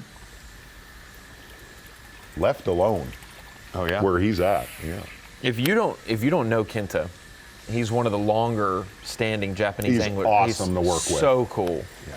But he has been on such a streak. He's one of those anglers that fishes the full Elite Series schedule and the full Open schedule. So he's fishing 19 to 20 Kenta's bass. like a Charlie Hartley. He's in any tournament. Any he can dirt. get. Yeah. But looking back at,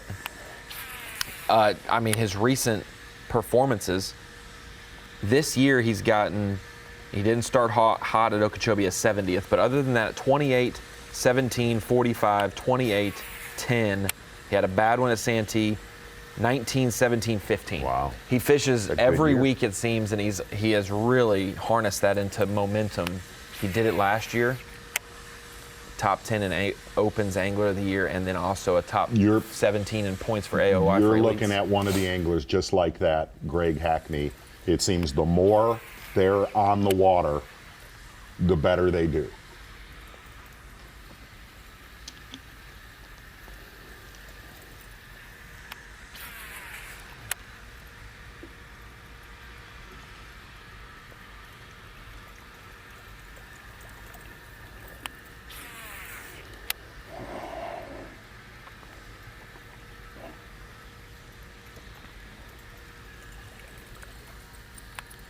Jason Christie with his win last year at Little Cow Creek, and what he said was, I just had to keep going back farther and farther to find water deep enough.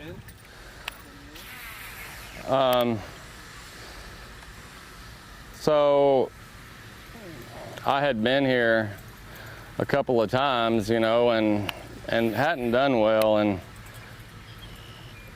what just kind of gets in my head here is the salt water. It's like, it's tough to get a bite anyway, and I just needed something fresh. And I went a ways up the river, and on the second day of practice, and I got some bites. Like I only got like 5 or 6 bites, but the quality was a lot better than down here. And it's, once you go so far up there, you take the tide, the salt water, all of that out of play. And I was fishing something that I'm familiar with, just current, logs, So the second day, after the second day, I really had felt like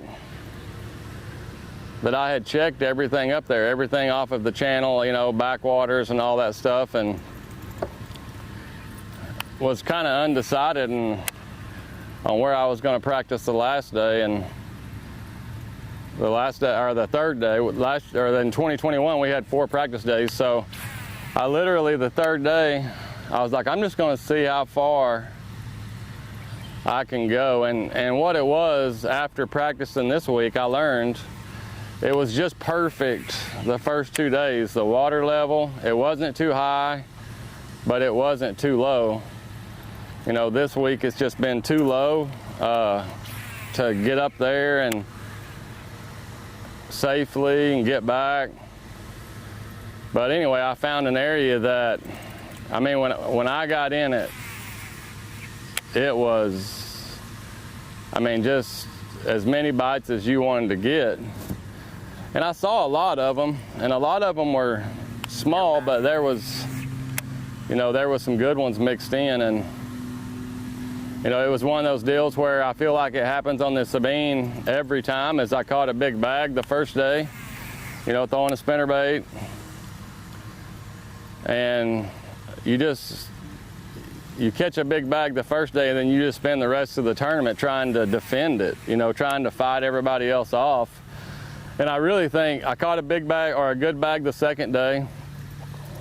And then, I really, really thought that I could catch 12 to 15 every day. And I get up there the third day, and it's Toledo had decided to dump a bunch of water, and it was like out of its banks, and I struggled to get bites, and I struggled to catch much weight. But luckily, I had a big enough bag the first 2 days to, I don't even think I caught double digits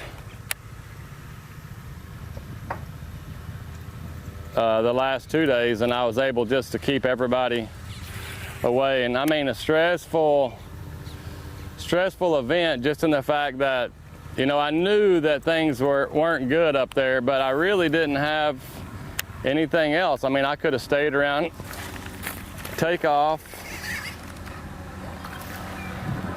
and caught, I feel like caught some fish, but it was gonna be sketchy. And I knew that to be able to sleep that night, if I lost, I needed to go back where I'd been fishing. And, luckily I caught enough to win. And it was, I've won a lot of events and they're all special. But this one was just the people being there, and I mean, there was a lot of people, and I had struggled here every time I'd been here. So it was pretty cool. Kind of struggle like I'm struggling right now with making a decision on what I want to do. Do I want to just stay here? I know there's decent ones in here. The problem is, I got one other area that's 30 minutes away, and it's literally just a little pond that I caught some in, but I know that somebody I run 30 minutes and I get over there and somebody's there, then I wasted an hour. So the wind's starting to blow, the tide's changing. I may just hunker down, just fish. It'd be easier to make a decision if I, had 5. I mean, realistically, I got 2. There's 2 in there that are really small. I mean, like, I don't even know that they touch 12 right now, but they may not at the end of the day.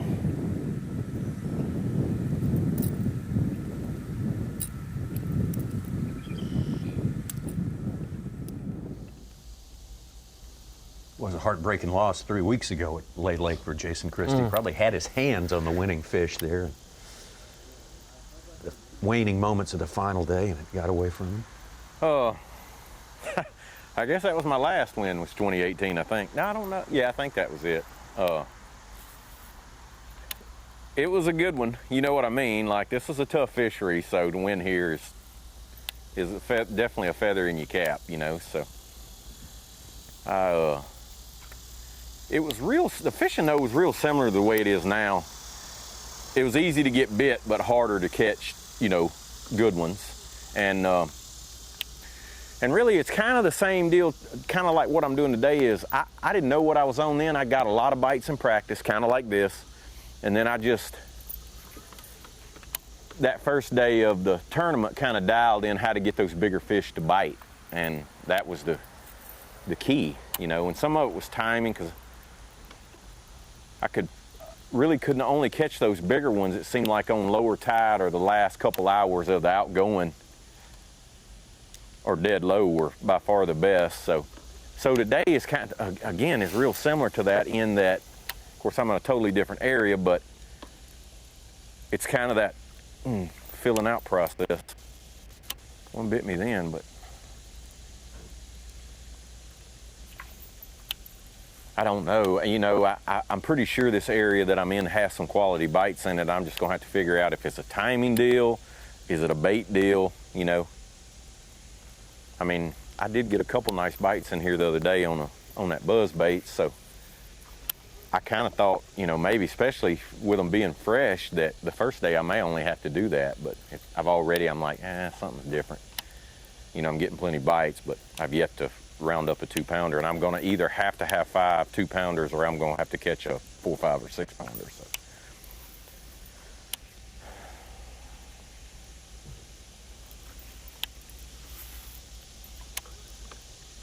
Hackney with 3 cuts out of 5 events and so far. I'm fishing some places I hadn't, and some of the places I didn't practice, you know, I've got some bites, and some of them I haven't. So.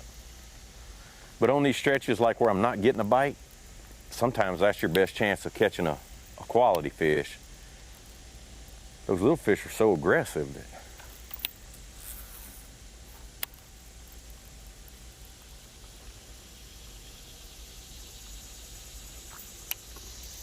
the watercolor's good. The water's, something's different about it. It could be a hair dirtier than it was the other day. I mean, it came, I guess the second, well, I mean, it's come a big rain somewhere every afternoon, but it rained that second day of practice, and I felt like this area probably got pounded, and I mean, it was like a flash flood there for a couple hours. Water's, and it's got more trash in it. I don't know if it had more flow, you know, coming out, and it's like, it does have a lot of trash floating on the surface.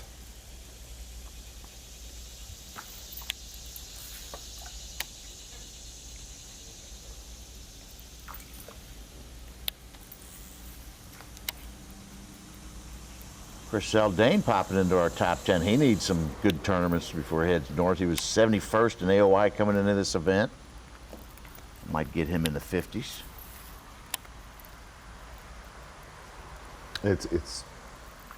I remember making this comment on the St. John's River event. It's really fun to watch Hackney fish this way. Whenever he is around a cypress tree, it is something to watch.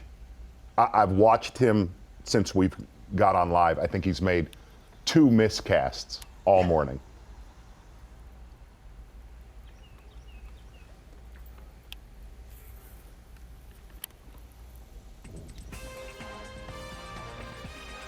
Greg Hackney sort of dancing on the edge of the top 10, going in and out during the course of this morning. Take a look at our leaderboard right now. And Kenta Kimura, man, looking great with 11 pounds. Wow. That is work done for today. And he'll try to continue to add to that. Chris Zaldane popping into our top 10. Hunter Shryock has been up there, in and out before. Clark Wendlandt, O'Shea, Tyler Rivette, winner at the first event of this year, Southwest Louisiana. Coming up big, 6 pounds, 2 ounces, has him in 5th. We got more to come from the Sabine. Don't go away. Yes! No way! Live coverage of the Folds of Honor Bassmaster Elite at the Sabine River is sponsored by Dakota Lithium. In the 3rd hour of fishing here, Folds of Honor Bassmaster Elite at the Sabine River. This is the 6th of 9 events this year on the Bassmaster Elite Series 2023. 5th time the elite anglers have been here, and every year it's in the schedule. This is going to be the biggest test. And this is where you show your ability to handle adversity compared to the other places that we visit out here, compared to the fish catching in other places. The fish are not as big, of course, and a little bit harder to locate, and you got to outfish a lot of people when you do locate them, because usually there's someone else there trying to do the same thing.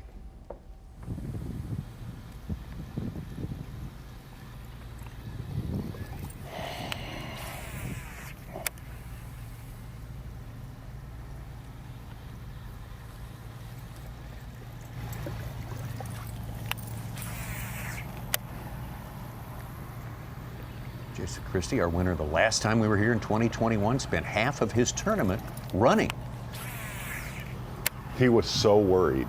Oh, if you remember that. Still buzzing away. He was thinking he was going to have to float down. Begging for a bite, like down on both knees. Begging. He was so concerned he was going to run out of gas in that tournament, and now that he has seen it in a lower water condition, he said he has no idea how he did not hit something going up there for 4 days. That's got to be a You just got to tell yourself that. And I seen a guy a while ago catch his, you know, that one bite for the day. I mean, he may have 5 like that, but you just gotta keep your head down. And you know, I'm just like torn on moving. I'm just torn. You know, the plan was this morning when I left that I'd be throwing a spinnerbait right now in the back of Taylor's, starting here and see how it was going. But I mean, I've gotten a good number of bites. You know, I know there was a couple of decent ones here, and I just buzzed through it in practice. I know there was a couple of decent ones. You know, I saw a decent one already caught, and I know that the area that I'm running to is it's small, and I'd say chances are somebody probably found it. You know, I was just going to go over there and fish that little area and then just take off fishing everything that looked good with the spinnerbait, but I don't know, something's just telling me to stay here, and I don't know what it is. It's just, I don't know, something is telling me. Maybe we'll catch a 9.5.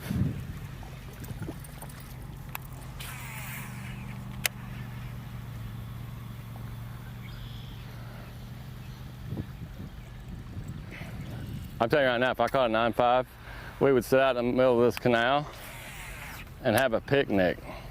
Like, we would call some food in. Not that I'd be, but it'd just be, I mean, that's a 9.5 is a respectable limit here, but need to quit dreaming. I'd take a 3.5.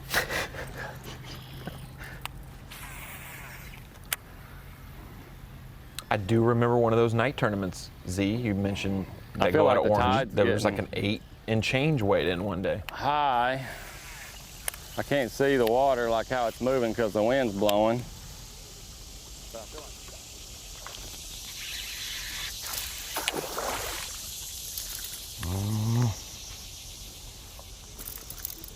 Maybe. He's not hooked up. Sure ain't no blood coming from him. Look. Thank you, Mike. Well, you've heard it already from some of our anglers.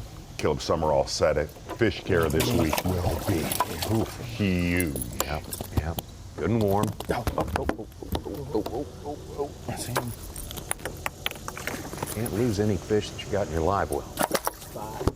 I mean, just at this rate, I'm about 7 hours away from getting right where I need to be. I mean, these are a little small even for this. I mean, there were some of those.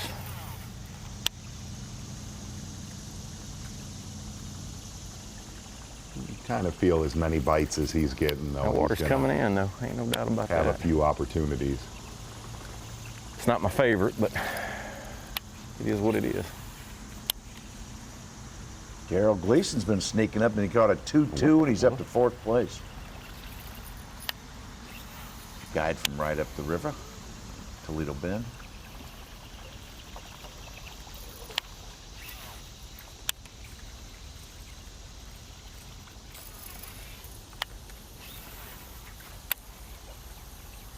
And so far, the theme has been this morning, get in an area and pick it to pieces. Not a lot of running around from the anglers we've had on camera.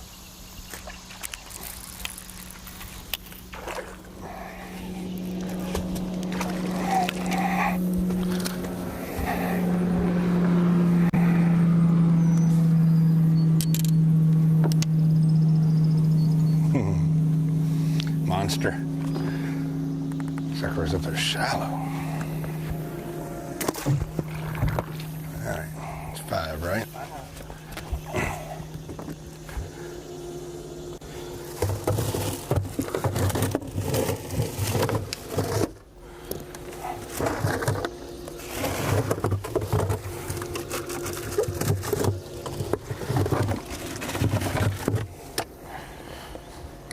2, 3, 4, 5.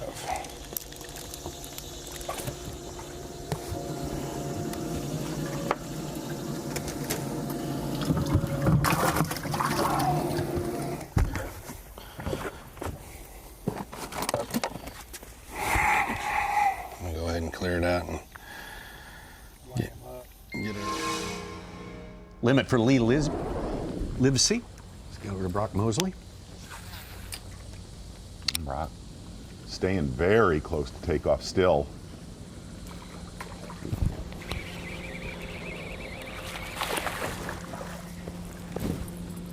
Probably see Brock move on here to Taylor. Seems like that's been the main game plan.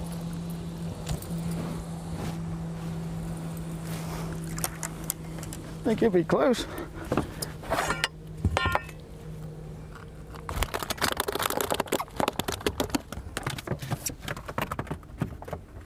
I'm pretty sure he made it. Oh yeah, with flying colors.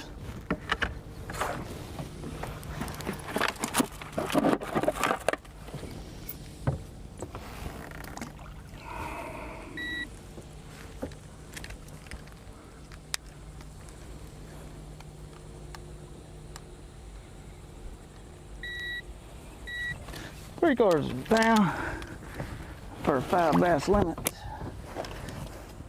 6 pounds. With plenty of room to upgrade. If I can get this dang thing where I want it.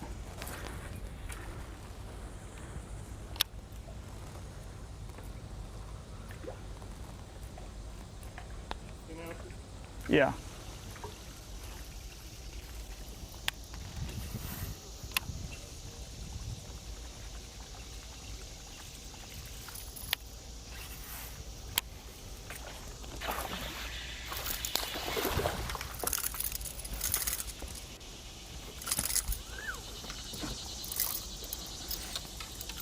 Might get rid of something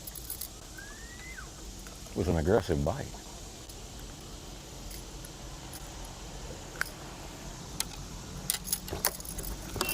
Well, he is getting a lot of bites on a buzzbait. Yeah. That is one thing for some of our young anglers at home watching this. You can get topwater bites. Well, definitely get rid of that one. All day this time of year. Let's just get rid of that and don't worry about it. How about that? He said, if I get tuned into the right bait, my whole approach is going to change. He said he's going to be able to target that. He has thrown a buzzbait all morning. Yeah, a little bit. I think he caught that shoe pick on a spinner bait. Yeah. Oh, was that a spinner bait? Yeah. Okay. Yeah. Mostly because he was okay with it getting mangled compared to the other baits. Yeah. When we make the right call, I'll take a clip out and don't put a clip back. That's what we gotta.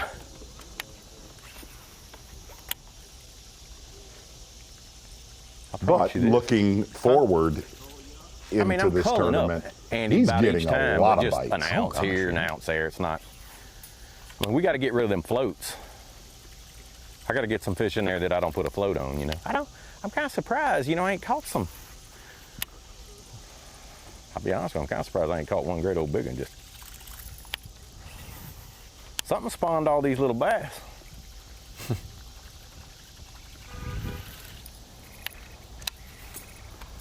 It could be bait choice. We're going to see, because when we turn and go out the other way, we're going to be doing something different. I'm going to be about buzz baited out. But so I'm kind of figuring that when I was in here, I believe it's a 12-incher. I think so. I think we might have scored. Very important if it is. They're like biting it slow. I drug that a long ways before you ate it. That's got to be a 12-incher. If he ain't a 12-incher, that is a 13 and a half. That is a giant. Turn the live wells on.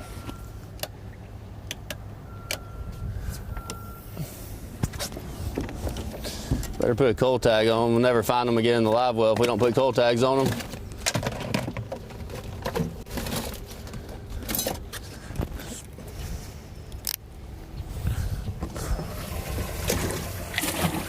Got one. Points on the board for Brandon Cobb, his first keeper. It means he now will at least have minimum points for the tournament, which is key for him in Angler of the Year. Welcome into the Dakota Lithium Screen of Knowledge. Wanted to kind of set the scene if you're just joining us on Bassmaster Live here, day one at the Sabine River. This is our 6th time coming to the Sabine for the Bassmaster Tournament Trail. 5th time for the Elite Series. We had an open just a few years ago. It took about the same amount on average per day to win that tournament as we've seen for 4-day events. And that's what it kind of brings me to, guys. The last 2 winners, Jason Christie and Greg Hackney, they did it in different times of year than we've seen previously. 2013, we also, I have to asterisk that, we had Louisiana Waters in play that year as well. I believe also in 15, and since then it's been different, but 49.5 roughly, 50 pounds. Those 2 tournaments, 2013 and 15, they were early March. They were our kickoff tournaments for the Bassmaster Elite Series season. Back when the Classic was in February, we started our Elites at the Sabine. 2018, we obviously had it in June, this same week that we're here, and Greg Hackney won that one. And then Jason Christie winning in April, 43.15, by far our lowest weight. About 12 pounds a day will get it done for you, or at least have a shot to get it done if you don't win. But looking at these past couple years, everyone who has led the last 3 times we've been here going into the final day has held that lead, and most of the time it's been a bigger lead for these guys rather than a small one. We had the closest event we've had here, about 1.5 pound victory for Jason Christie. He only led by less than 1 pound going in the final day. But guys, overall, even though these weights are lower, pretty big margins of victory. A 6-pound win for Todd Faircloth in 13, a 4-pound win for Chris Lane in 15. 2018, Greg Hackney won by 4.10, and then I think 1.5 or so for Jason Christie in 2021 in our lowest weight event. So I'll put it to you guys. We said the over-under on day 1 leader, 13 to 14 pounds. Mm-hmm. What do y'all think for the winning weight? Will it take 12 a day to get it done, or less? Less? Ooh. Yeah. Maybe less. Less than 48. I'm going to say a little bit more than Christie's weight. Somewhere in between Christie and Yeah. Hackney. Get the Kimura on top now, Hunter Shryock. Making a move up the leaderboard. Chad Pipkins, Porosnik, Gleason. Tyler Rivette already won this year. Keith Poche, Clark Lemon, and I Alex say that Wetherell. more with the hope. Yeah, that's right. Well, we hope to see a lot more big fish coming in. I mean, by big, I mean some 2.5 pounders. It's possible. A 4-pounder's possible. Don't go away. Yes! No way! Live coverage of the Folds of Honor Bassmaster Elite at the Sabine River is sponsored by Dakota Lithium. The Sabine River and much, much more. So much. This is vast fishery available to our anglers here. 103 of them out there today and tomorrow, trying to make it to the weekend.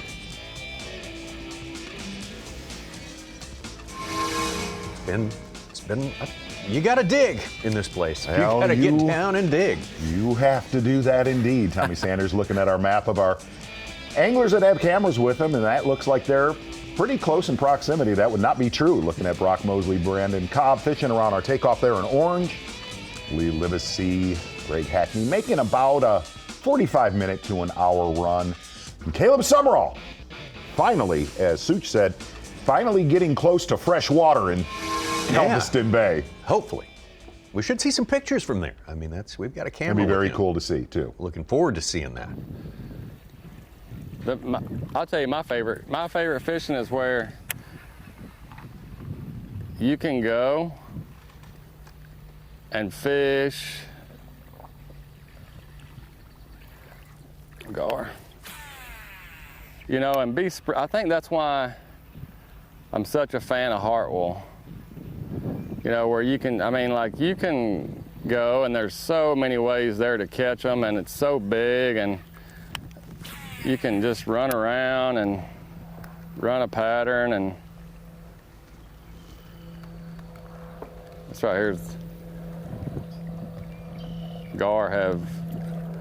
gar have taken over the little grass bed. But I'd say lakes that you can like run a pattern on. Yeah. You know, because I'm not one to like lock into, I mean, like in practice, you know, just, I like to go, I mean, I don't want to fish every spot. I like to kind of go, just you know, get an idea during practice, and then during the tournament, kind of fish new stuff. That's how I win events, is just getting an idea and then taking off, and you know, maybe start with 3 or 4 places that I've had bites, and then fish something new.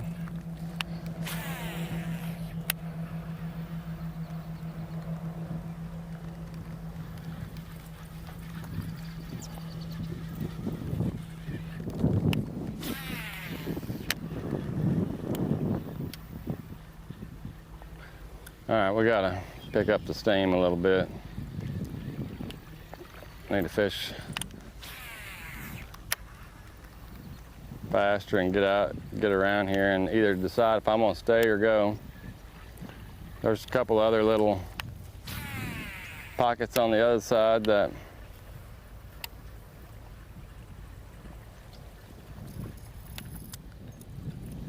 hopefully I didn't kill him hitting on the side of the boat.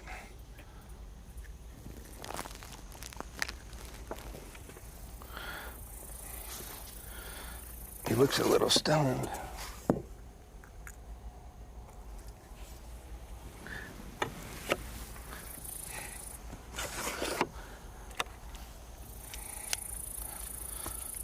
He's bigger than that one. Yeah. That one's a .66. Yeah. Well, at least you don't have to get a line squeaker. Right.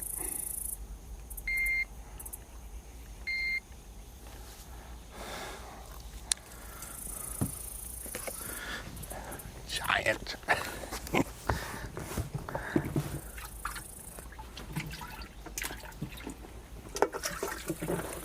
Big time upgrades, baby. I'm talking minnow.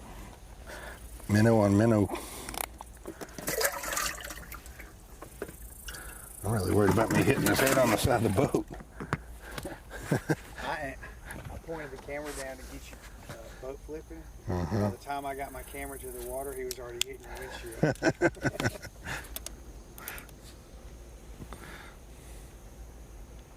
Having a time. Just having a time out there.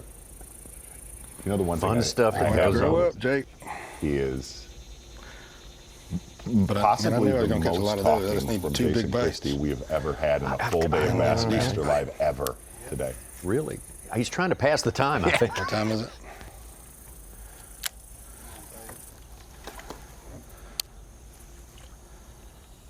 But it's all been interesting. Yes.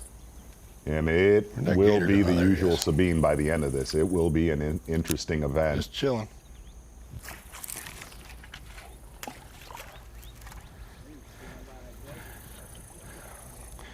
What's this? I didn't throw it far enough. Yeah, we'll go straight to jail or something. Probably. Nowadays. Wow.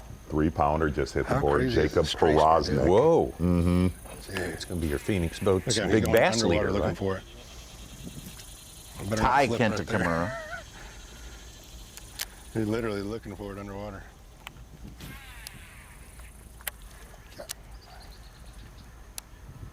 Just trying to fish, bro.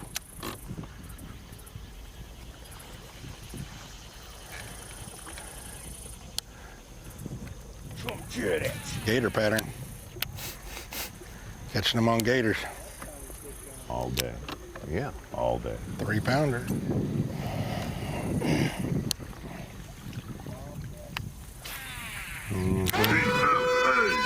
Skeeter boat. Big fish alert there. You already blew the news there. Jacob Poroznik with 3-pounder. He moves up into second place, though, and he's closing in on 10 pounds. Like Google Earth. When we were aired, or when we were on live. Jacob knows all these Tidal They should ins make and it outs. easy. He's a, James River, oh, man. Potomac.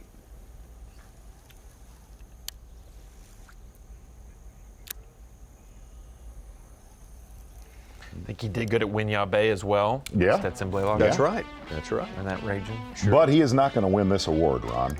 The award we're going to give out right okay. now. Well. We're going to talk about the man Always fun to work with. This guy right here, Kenta Kimura, he is, like we said, he is Charlie Hartley. He lives on the water, man. If there's a tournament, a jackpot, doesn't matter. Kenta Kimura is definitely in it. BMC on point so far today. Very, very solid morning. Not a fish under 2 pounds. And Kenta, a little bit one of those light guessers. Pretty much all of his work between 8 and 9 a.m. And one of the biggest keys that you do not see on those stat lines right there, Kenta Kimura kind of off the beaten path, fishing alone. The VMC on point. Day number 1, Kenta Kimura unofficially with 11 pounds. Definitely would like to see our Iron Man of tournament fishing in the mix on the final day. Certainly laying the foundation for that. This was, if I'm not mistaken, this was the first tournament back in 2021 where we really spent a lot of time with Takumi Ito. Yes. Especially the final day was the last 2 days of the tournament. He got a lot better. Closer he got to he orange. was working over that one spot. Yeah. Closer he got to orange, the better it got. Weird how that works. Yeah. Gosh, you realize how long Kimura has been fishing B.A.S.S events? He's got like 80 of them. He's got like almost 80, 78 events. Yeah, Really? He started in Central Opens. He skipped a couple years after this in 2010. Wow. Yeah. And he missed it, and then he came back in 2013 and fished consistently since then. And his one kind of, I guess, his slip-up year, his rookie year on the Elite Series, said he listened to a lot of dock talk, did a lot of things he wouldn't normally do, and kind of just settled back into fishing frequently and fishing his style. And man, last year and this year, it is working well for Kenta. I think he spends like, I heard like 10 or 15 weeks in Japan every year. And the other 35 weeks, he fishes about 28 tournaments. So he's here fishing or he's not.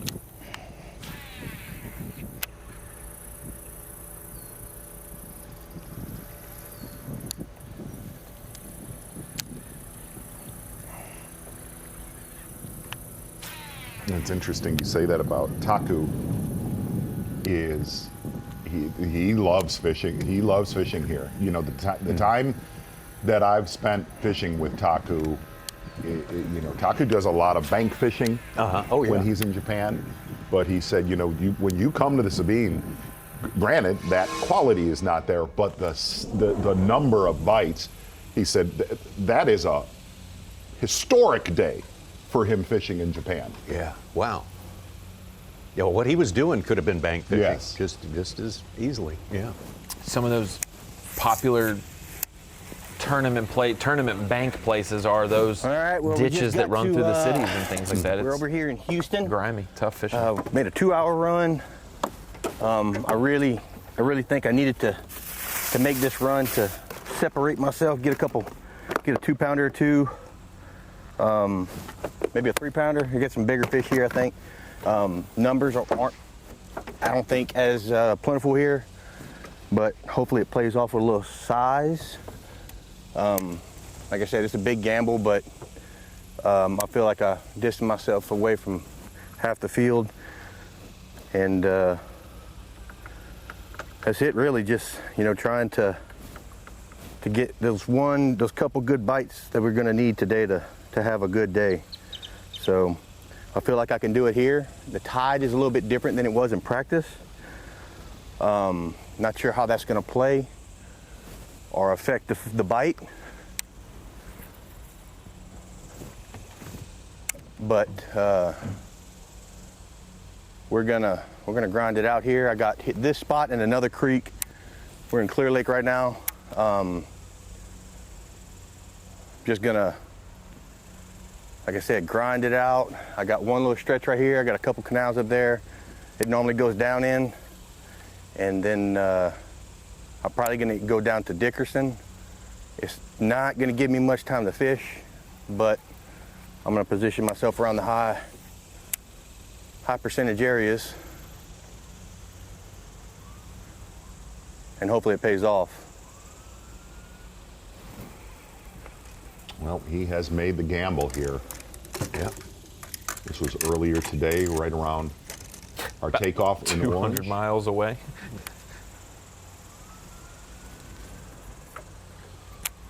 The clock is running. He's going to not be able to stay much past 11 o'clock local Switch time. up baits on me. Now, this tournament, compared to all of our other tournaments, is the longest tournament days that we'll have, with takeoff being 6 o'clock local time, 6 Central, and they check in at 3 Central. That is a 9-hour turn fishing day around, compared to start normally going back 8, this just way, with time going of out. day-wise that we have. I think it'll position them a lot better like I need them to be positioned.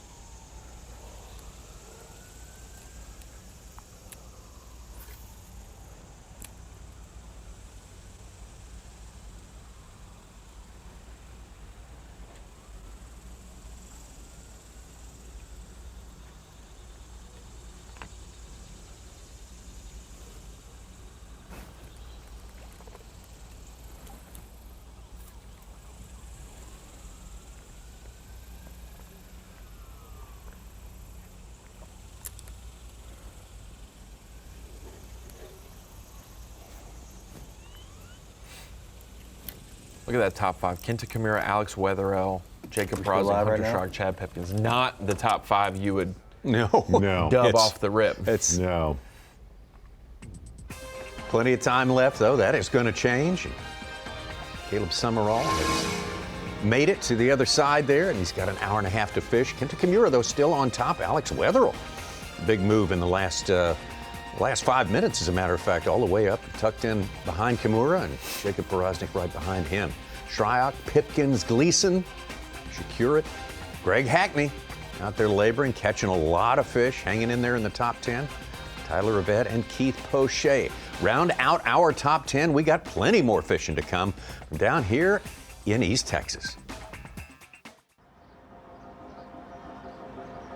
One of the most amazing things about this classic is the fishing freaks that showed up here in Knoxville, Tennessee. Look at that crowd. It is for the fans. Blast off, there's all the media, the fans, family, you're in that moment. A new all-time attendance record for the Bassmaster Classic this week in Knoxville, Tennessee. I think everybody that shows up to the Classic wants to feel a little bit of what we are feeling. When they open that door and pull you into that Coliseum, the adrenaline rush of that, it's insane. All the records set here in Knoxville in 2019 have been reset here again. 6 pounds, 13 ounces! Yossi gets it done! And oh, Canada, you have a Bassmaster Classic champion! Yes! No way!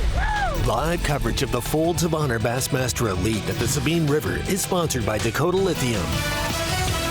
6th stop of the year for the Bassmaster Elite Series, the last stop before summer comes on, and we visit the north, the northern swing, the Slide famous up north, northern aren't we? swing up to Michigan, New York, state of New York as well, Champlain, Ontario, St. Lawrence. Hey, you waited. What? Skeeter boats. BFA, Big Fish Alert. You were waiting for one, a 4-pounder, Hunter Shryock, taking over our lead with 11 pounds and change. There's that 4-pounder we talked about. Don't you, Sid?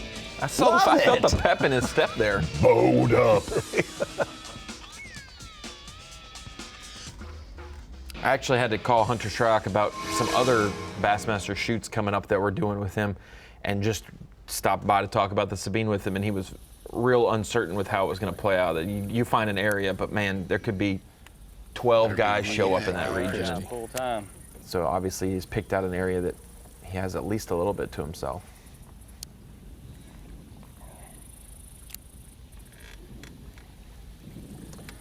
Bet you I'm the low man on the totem pole with a whopping 5 pounds. I don't know, Caleb went to Typically Houston, when that so tide gets high, might not have caught much yet. they want to be up there on the bank, but just can't. For one, it's hard to get a bite, and two, I dang sure ain't getting no bites. It's Lee Livesey on Up top. there. Jason Christie, bottom left, and Caleb Summerall over there having made the run over to Clear Lake on Clear Creek near League City, Texas. Based on how the distribution of anglers for fantasy fishing, Tommy, and I'll get into it more in the second half of our show, Caleb Summerall was actually the most picked angler percentage-wise for the Sabine River. So a lot more people are invested in his.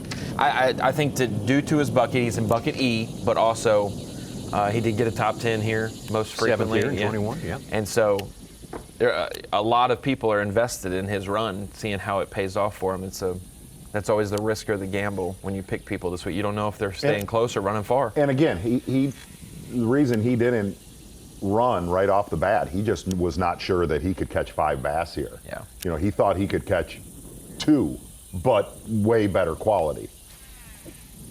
And like you said, it was because of buckets as well. Hackney and Christie are both in bucket B, and they're both at 31% together, sharing that.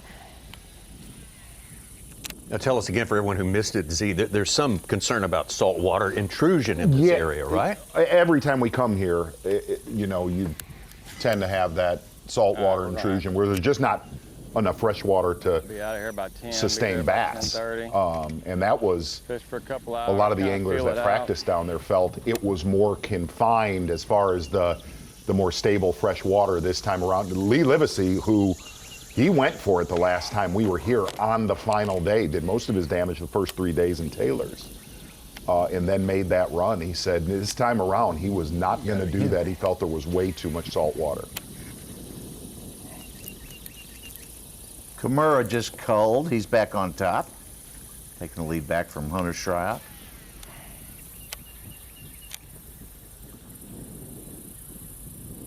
It's almost like the tide is going out because this grass wasn't, I don't feel like it was this topped out this morning. Yeah, I mean, you could see the bits and pieces of it.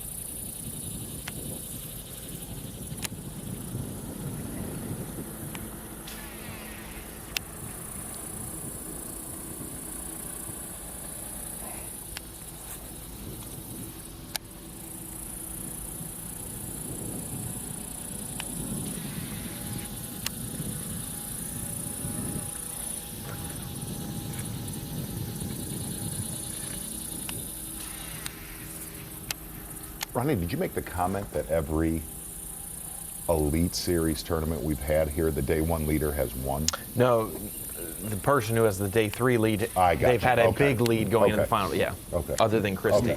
Yeah, let's make a little run. I'm getting bored. And obviously Faircloth was second, but plenty of stuff happened in 13 on the final day that allowed him to sneak into the win.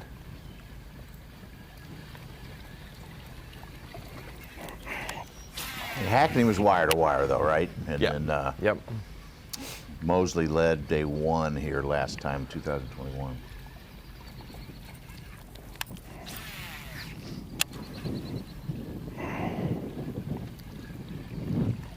Oh, AOI update. Cobb is falling to 78th right now. Cook is in the 40s with 3 or 4 fish. Tyler Rivette has overtaken second in AOI.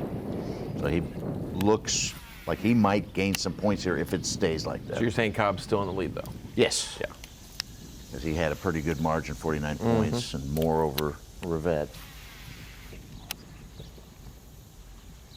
Yeah, rarely do you have halfway through the season a 100-plus point lead over 7th. Normally the top 10's still pretty within 60 or 70 points.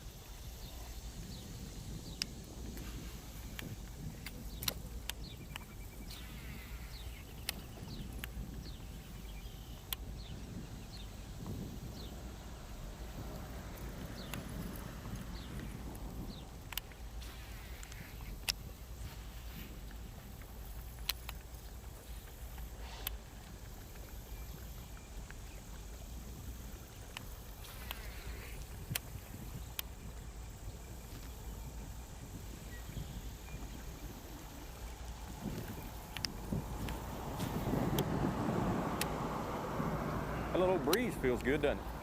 It's gotten hot. Sultry.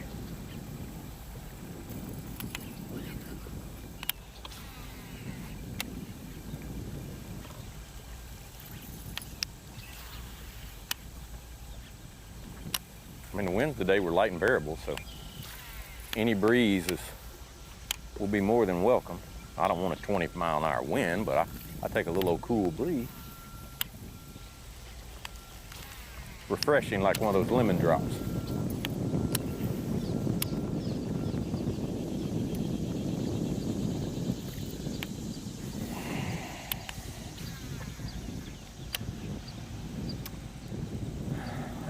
Still kind of surprised I ain't caught a 3, 4, 5, 6 pounder. I don't know.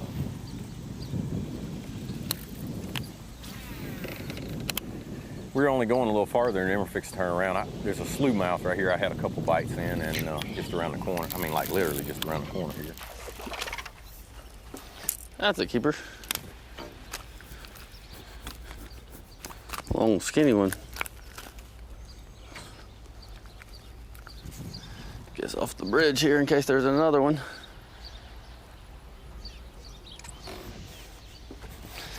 Don't even have to measure his little butt. So it's getting them.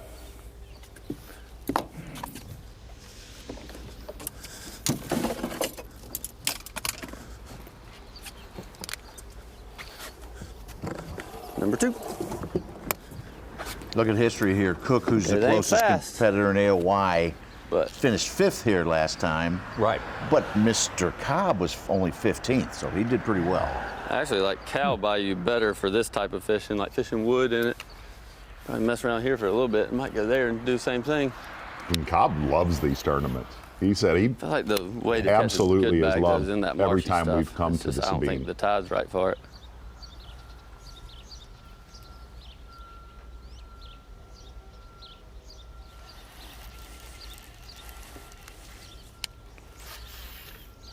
I knew earlier there had to be one on the bridge. He was just on the other side. Every now and then you get an Arkansas River vibe, how they catch them. Oh, yeah, like sure. we have covered majors that are just similar looking at times, very industrial. much so. Yeah, yeah. Yeah, Pine Bluff Harbor look. Another pole under there. A little bit of Get it. Little Rock vibe. Yeah, when you're- absolutely. Sure. Yeah. Shoot, in the last time we had an Arkansas River at a Little Rock event, I think it was 11, everyone locked down, made a long run, made a big gamble. Somebody stayed close, Aaron Martins, and almost won it because everyone was late. So the Houston or the Deweyville, those people who run north or west for here, take that same gamble. Only 3 anglers over 10 pounds, Wetherell, Shryock, and Kimura.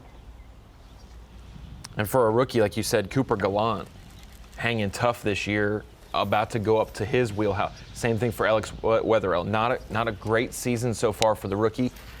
Being from Connecticut, doing well in the Northern Opens, he's excited for these last 3. If you could get a good one here, that would help a lot. I thought he was going to be.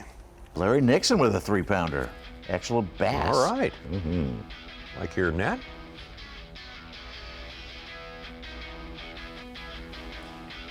Well, we have not been too short on fish catching. It's just size has not shown up for many of our anglers that are on camera for us today, but we have heard tell of 4 and 3 pounders showing up for other anglers throughout the fisheries.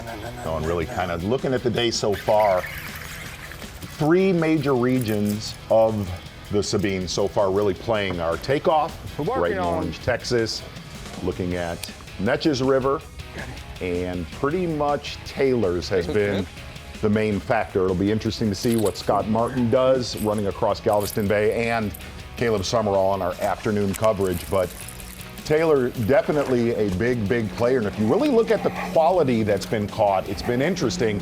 It has been the last 90 minutes of competition. That one. Larry Nixon has 10 pounds. He's in 3rd place. How about that? Yeah, boy. That's awesome. Yeah.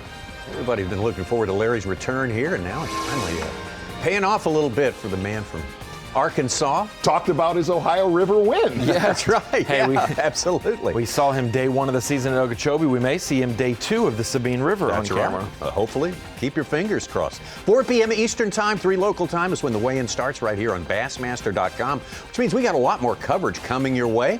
It will continue on a little bit later. Dave and Davey will take over with some on-location coverage, and we'll be back to wrap it up for you right here on Bassmaster.com, Bassmaster Live.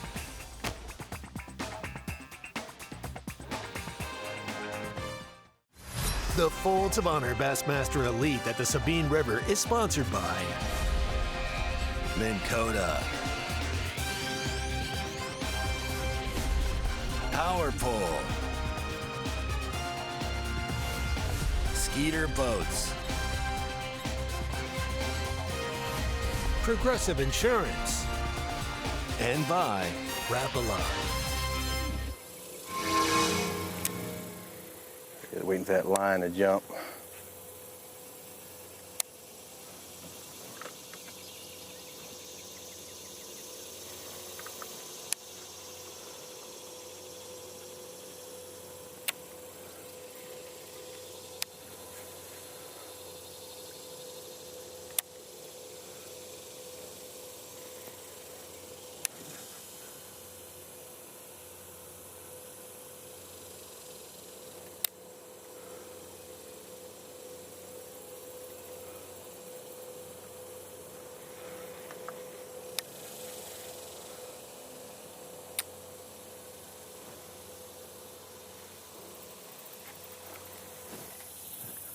A little more subtle.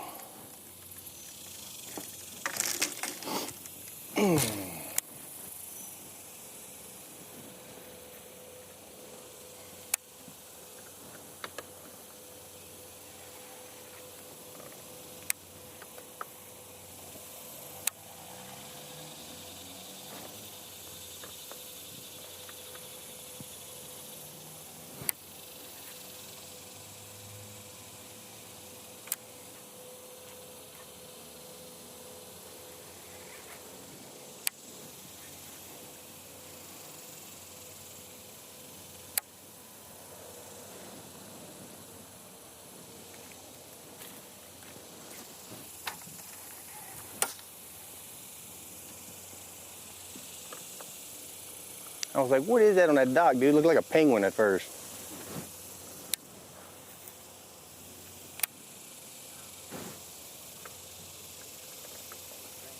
I'm still convinced that it's...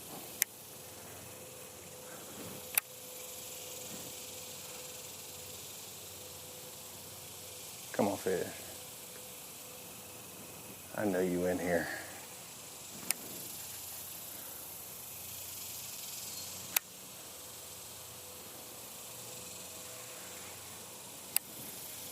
Get a little water in here.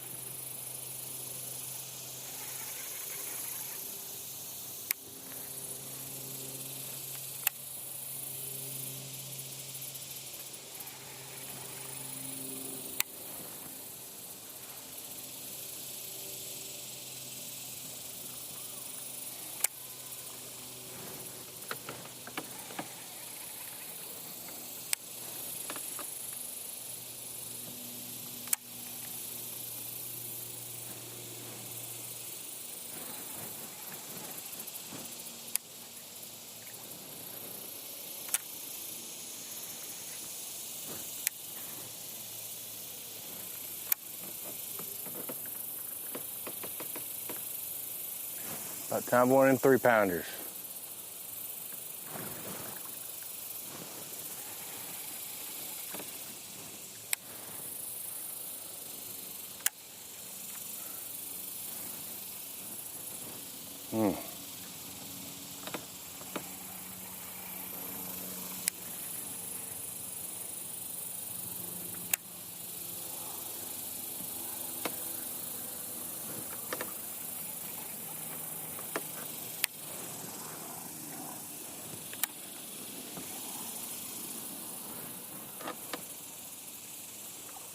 Still alive?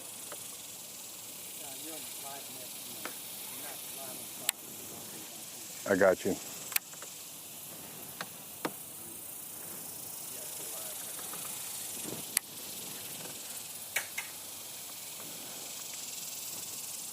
The deal with these tidal fisheries is, man, you could fish through the best area in an area and never know it if the tide's not right. It's an incoming. It's about to get slack, I'm sure, because it looks like it is topping out. And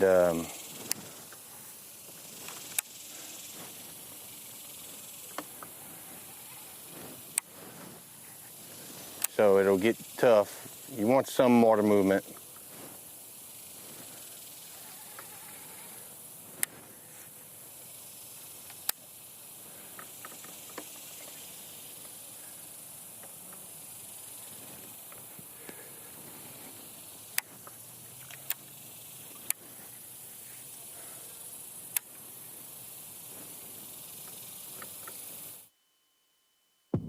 Leaders in innovation and anglers at heart. Lew's is founded on a rich heritage of building the best. 70 years of cutting-edge innovation with one goal in mind: to answer the call of passionate anglers who demand reliability, durability, and tournament-level performance. Delivering the best for you to perform at your best, on and off the water.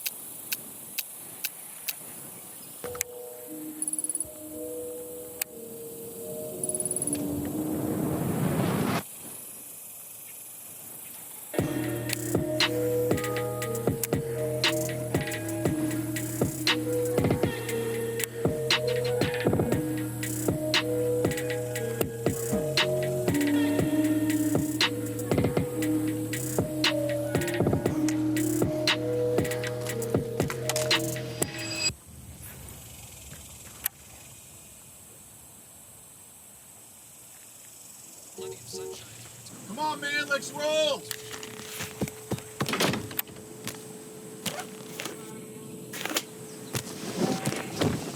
What the? To catch the fish, you need to be one with the fish. With Power Pole shallow water anchors, you'll get the ultimate in precision, power, and control, so you can catch more fish.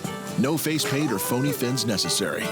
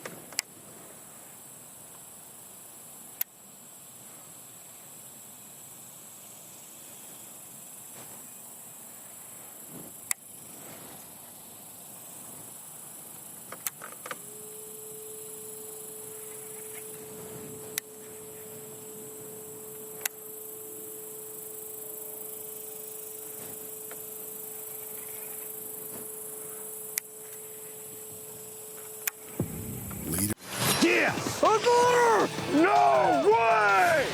Live coverage of the Folds of Honor Bassmaster Elite at the Sabine River is sponsored by Dakota Lithium.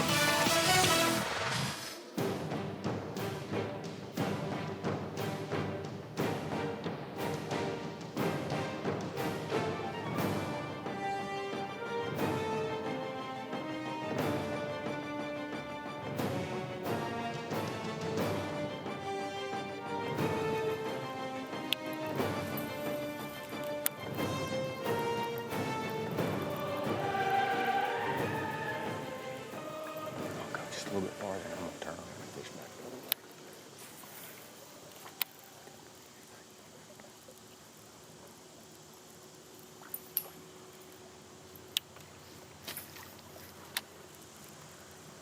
other way. Huh? Must be a popular place.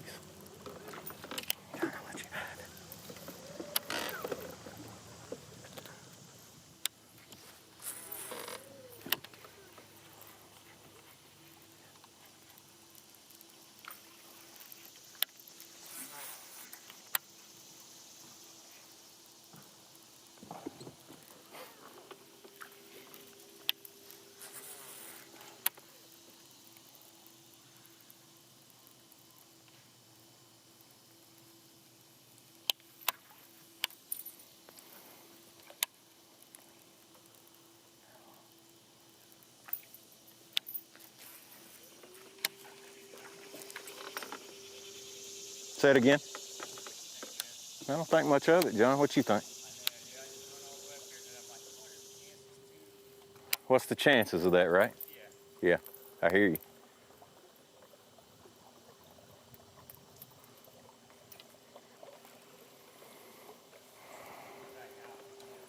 Okay, whatever you need to do.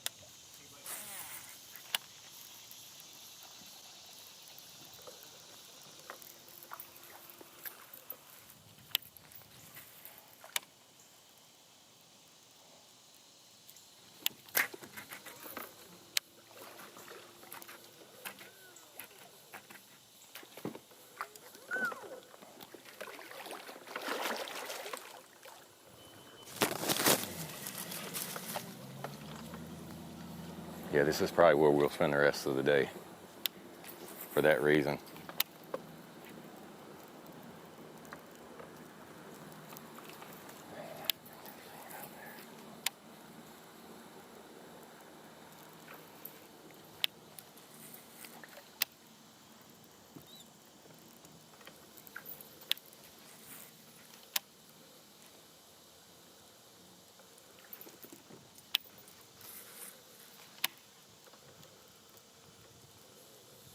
I want to throw my buzz bait, but it makes too much noise.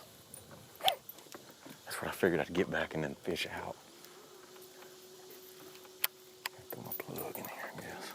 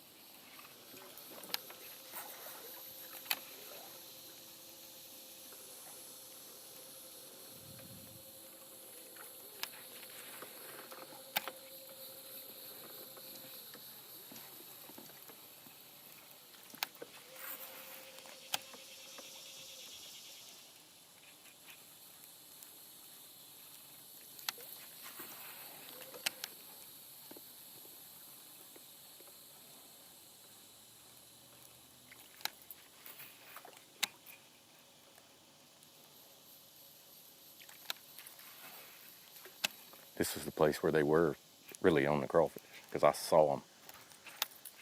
Caught several that had, but there's some on up there. This thing comes out of a big swamp.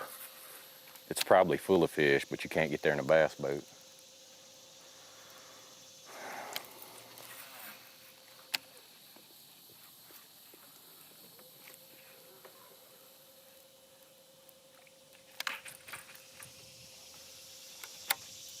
I wish we'd have come on in here, but I didn't know. After nobody came up here and started,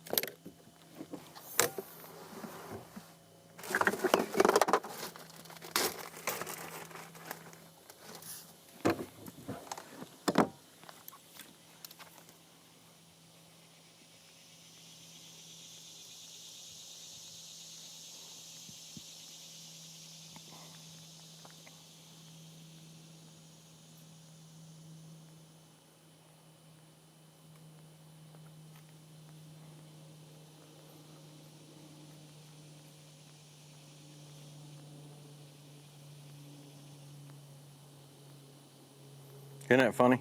Run this far. 3 people fishing the same place. That is funny. On the Sabine River. Yep. I mean, them boys practice now. You know what I mean? Like they.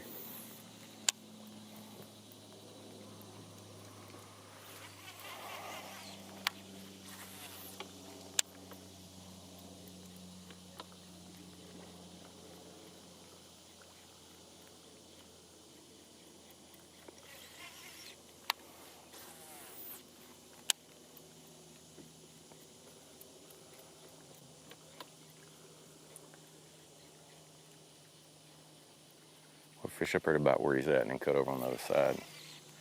Fish out.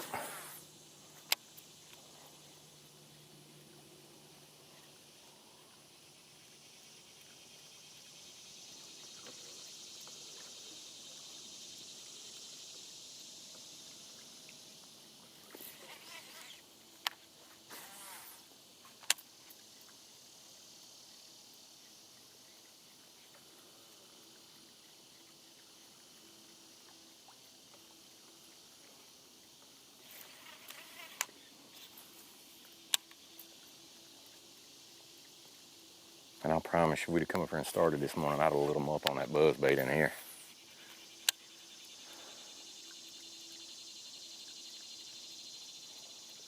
That water was pulling out of here the other day when I was in here.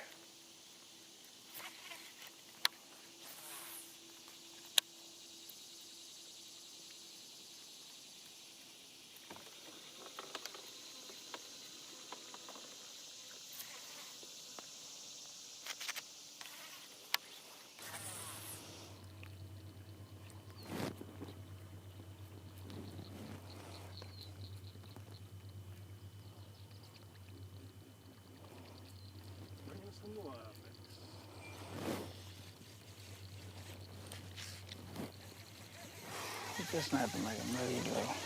These fish ain't biting them. Nothing's aggravated for fishing for fish that won't bite.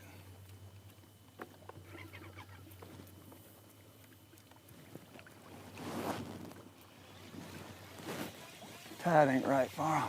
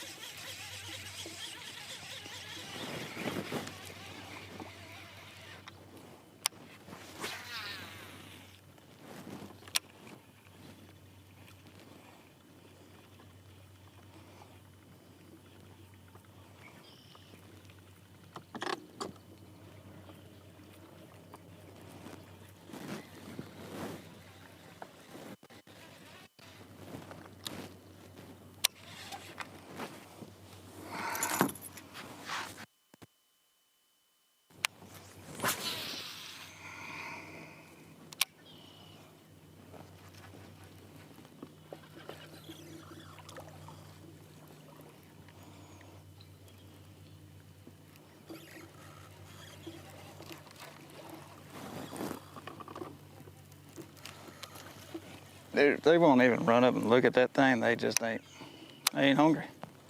I'm telling you, the other day I thought I was gonna run out of these things. And today I can't catch one on it.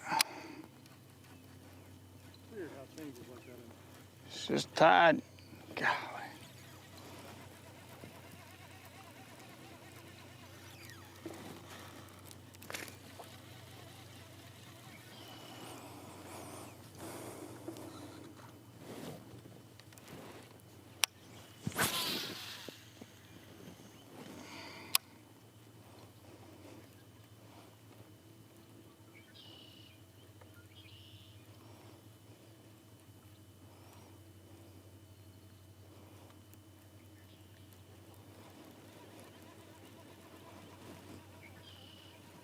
We gotta get out of here. Get ready to ride.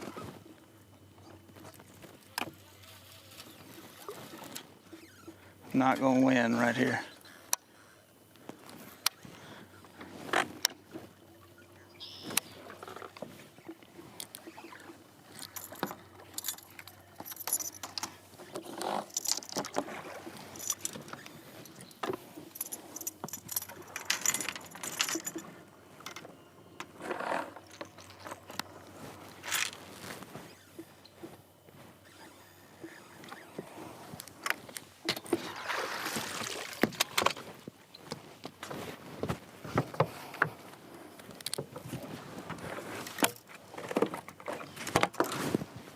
Go ahead, I'm just gonna put some water, like some live well stuff on.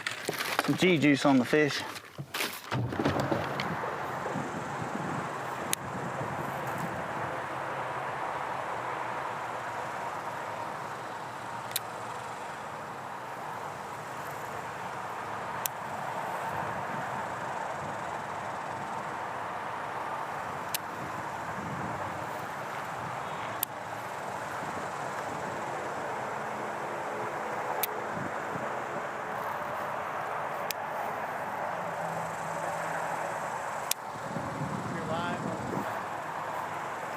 All right. We're still picking away at it here in Houston. We Just finished our limit, and we just need a big bite. 1 3 to 4 pounders go a long way.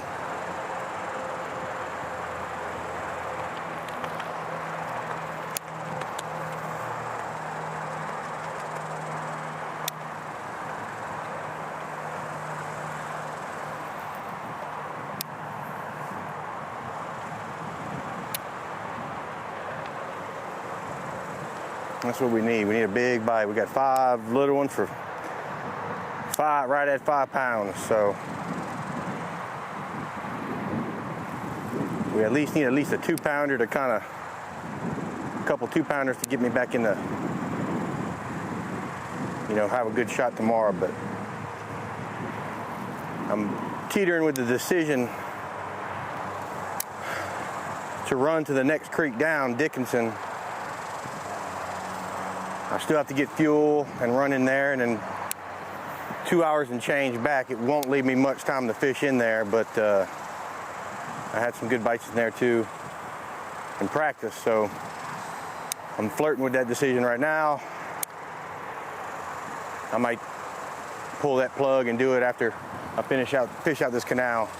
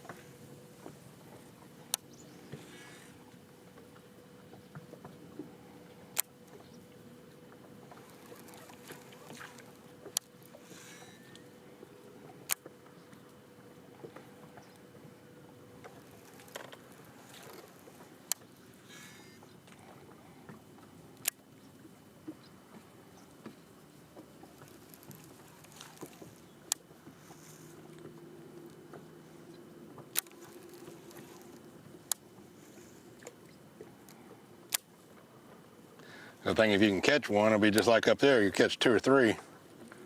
If you can find a good one.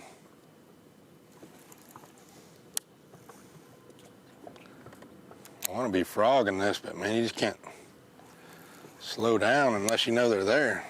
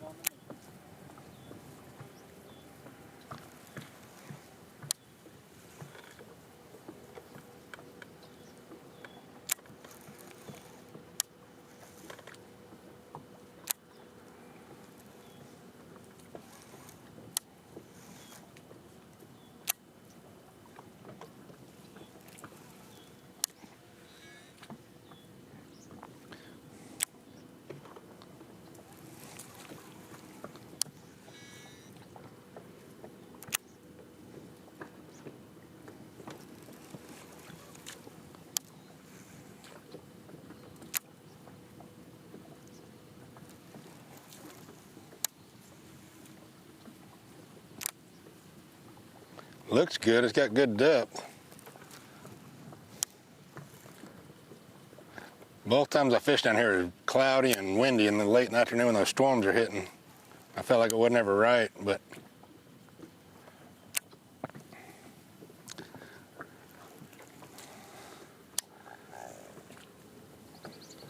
feels right. Just got to find a little stretch where they're at. I don't know if they're going to be on these outside swings, inside swings, points.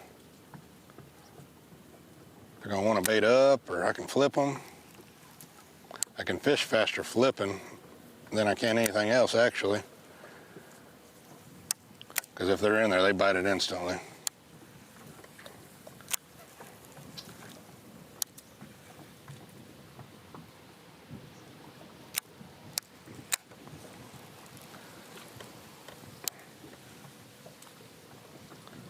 It's making me want to run to the back of Big Hill. Pick up my fluke and my frog. See if we can get stuck.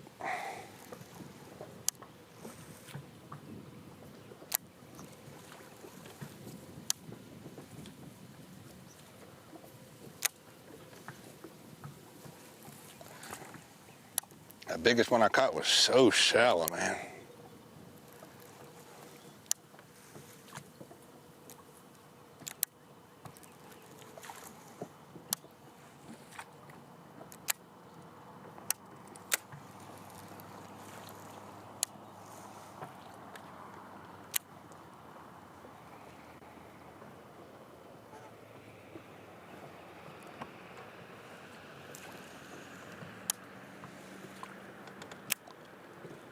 Somebody just stopped right around the corner from me. Sounded like one of our guys.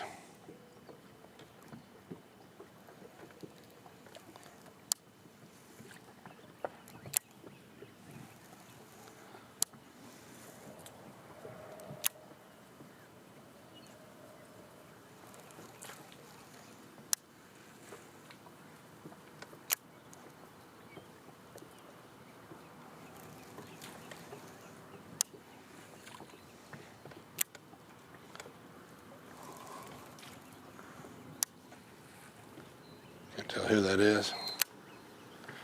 Derek Hudnall. Give me a report at least. Hey, I know he had a great practice. He even posted on social media like above average practice. And I saw him down here too, so maybe he'll tell me something's going on down here.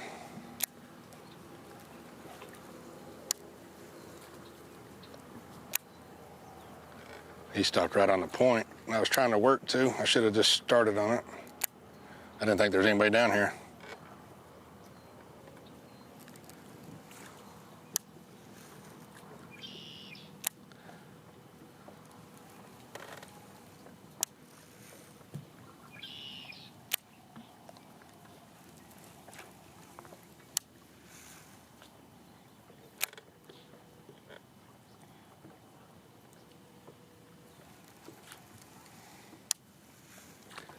What's up, Big Daddy?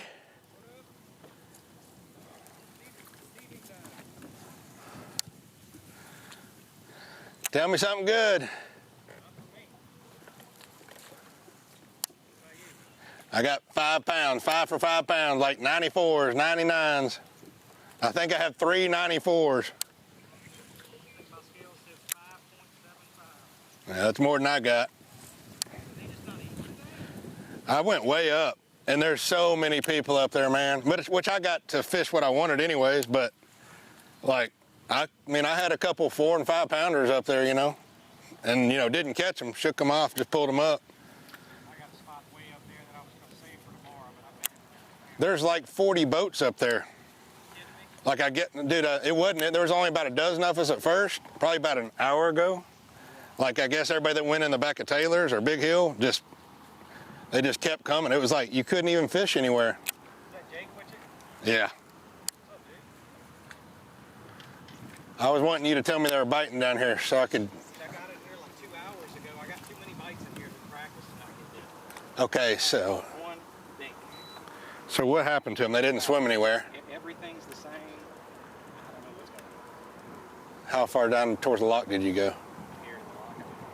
I got 2 stretches. I got like 4 bites and 2 stretches. Shook them all. Is anybody else this way?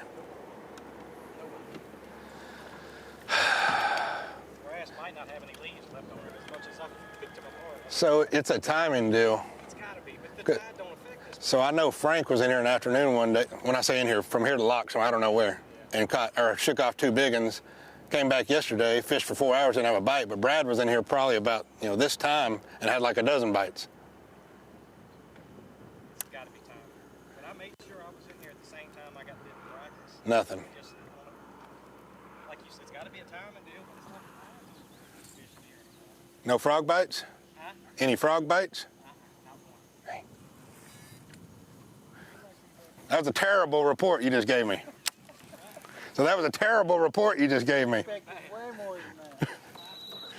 You're the first person I've talked to. I was like, heck yeah, I'm about to get a good report. I'm just not catching them. Well, crap.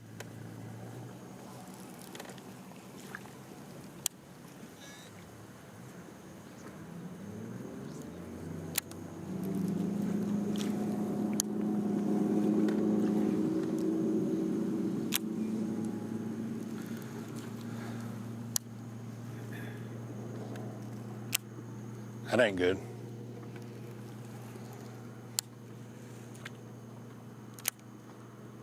I liked how you said, I made sure I was in here at the same time as what I had the bites on. That makes it really true that they're not biting down here. I know he's been on, I don't know.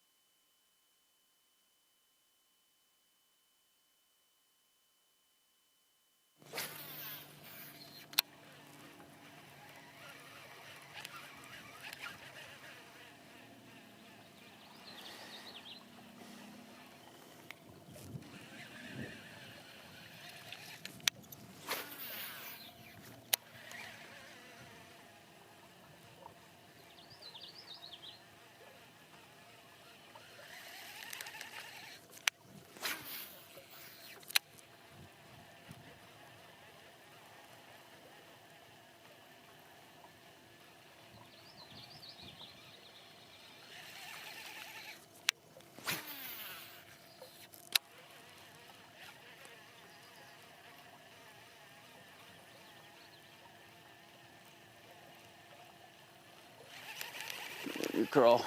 Thing's running all crooked.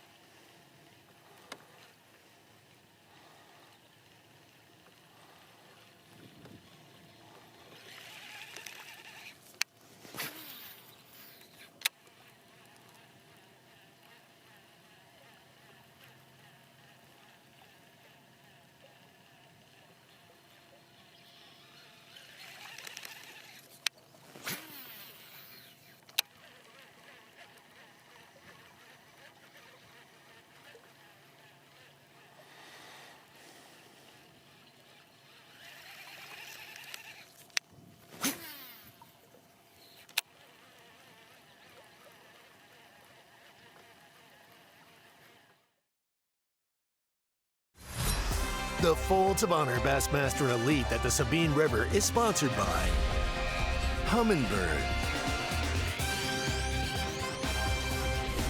Mercury, Nitro Boats, and by Bass Pro Shops.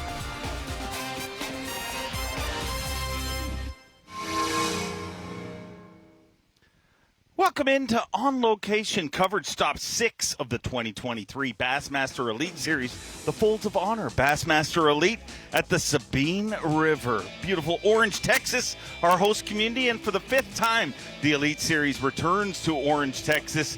And every single time we come here, it is always an adventure. Not the biggest fish in the world, but man, $100,000 on the line. And look at that leaderboard. Kenta Kamira at the top, Jacob Prosnick behind him, Hunter Fryoff once again in the mix in our top 10. Good to see Elite Series rookie Alex Weatherall. And in 5th place, everybody in the bass fishing world is smiling to see Larry Nixon in the mix with 10 pounds, 2 ounces. Steve Kendi in the mix. And Keith Poche in 8th place. A lot. And Daryl Gleason, maybe the closest angler to this area, having a good tournament, having a great season this year on the Bassmaster Elite Series. But it's always a great season when I get to hang out with this guy. Davey Height, 2-time Angler of the Year, Bassmaster Classic champion. You've competed here. Tell me about the pressure cooker that Orange, Texas is. Well, I think it's, obviously tough for everyone, but it's all about a mindset when you come to a place like this. I've been to fisheries like this that you just know that 10 pounds is really, really going to do good. A lot of the places we go, 10 pounds, you're at the bottom of the list. But here it's all about a mindset. Catch 5 quality fish, and all of that's that's relative. A quality fish here is 2 to 3 pounds. 4 or 5 pounder, you're a rock star. So it's all about a good mindset. They're going to give away the exact same amount of money to the winner, the exact same blue trophy, and man, the crowds here. You have to just be so excited to know that we're going to have probably 30, 40, maybe even 50,000 people here this weekend. That's right. Last time we were here, Orange, Texas has kind of traded the record with Waddington, New York, but Orange, Texas is the all-time Elite Series attendance record holder. Set that the last time we were here with 40,107 people. And I had to say 107 because we're thankful for every one of them, whether it's the 40,000 or the 7. Yeah. Thankful for every one of them that come out here to this amazing fishery, but a big playing field, Davey Height. Yeah, it is. The biggest playing field we'll have, but unfortunately, it fishes a little small at times. Looking at Toyota Midday Report, Caleb Summerall, we had to have a camera with him. He's had a success here in the past. He is a Louisiana boy. And one that we thought might take a gamble today and make a long run, and he did just that. We'll see. He didn't make a long run this morning. This is just around the corner from takeoff. Caleb Summerall put a couple fish in the boat, and he says, man, I've got to go where I've got a chance to catch some bigger fish, and he made about a 2-hour run across Galveston Bay into the Houston area. So we'll see. I think he was in Clear Creek a little bit after he got over there, and this is the first fish we saw him put in the boat once he got over there. Not a lot bigger than what he caught right here in Orange, but definitely thinks he's got a better chance to catch a 3-pounder over there. There's a guy who's made that run to Houston before, Brock Mosley. Yeah, absolutely. It was a little surprising to see Brock not make that run today. Last time we were here, he made the run the first few days and then stayed closer on the final 2 days and was able to have a good finish. Another one of his second-place finishes, one of his bridesmaid finishes, as you mentioned.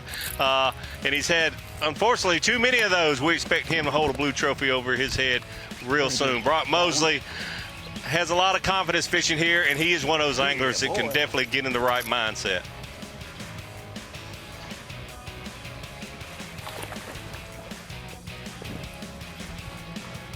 Getting it going. A little topwater action. It is the last day of May, June. That's always good to think about topwater.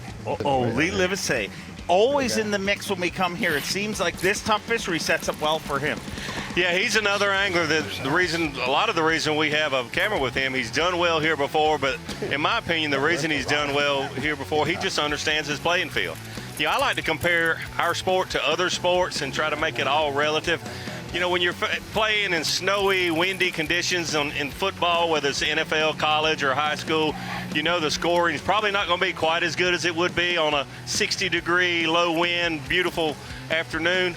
And it's just that way in professional fishing. You just have to understand, hey, I've got to set my goals smaller than I do for most tournaments and try to go catch those fish. Lee Livesey is one of those guys that does a good job at that. Greg Hackney, a former champion right here. It's great watching Greg Hackney throw a spinnerbait, the old school spinnerbait, catching those fish, and a buzzbait quite a bit. Like you said, he's a former winner here. He knows how to fish these tougher conditions, grew up doing that. Talked about where the crawfish live here and how aggressive these fish.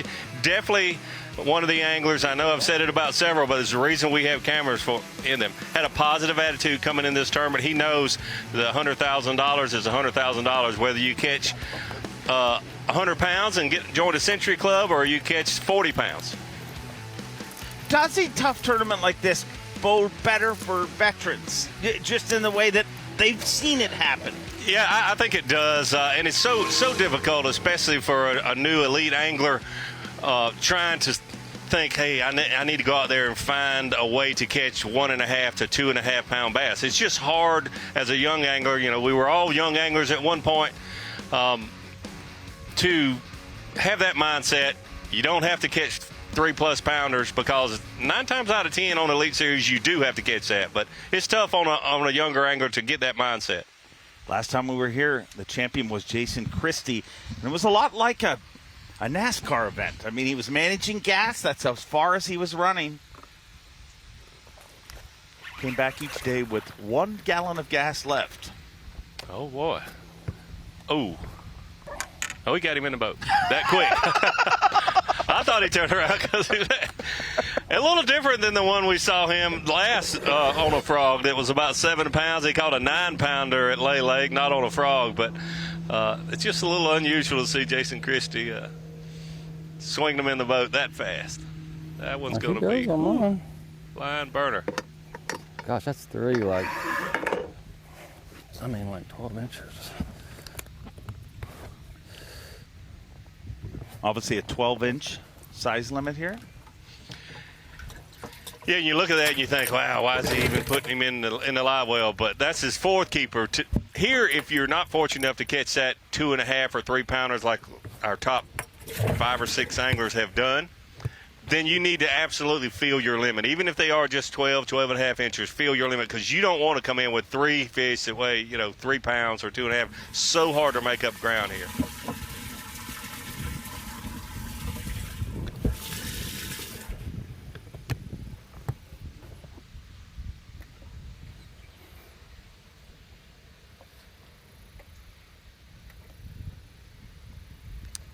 And you see, Jason Christie won here before, but he's still one of those guys we very well may have a camera with him here on the first day, just because, like you said, these anglers with so much tournament experience understand it's just a different playing field. And this tournament is just as important for your career as one that you catch a lot heavier fish.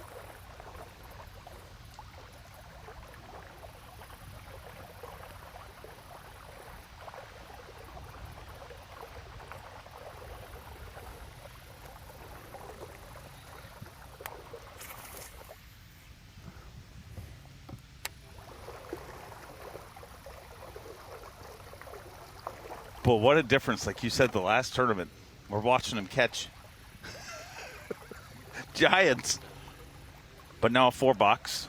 Christie, Cobb, Lee Livesey, and Greg Hackney. And boy, that is a foursome has, put their trophy shelves together. They have. Absolutely. Some great fishermen there. And Brandon Cobb having such a good season this year.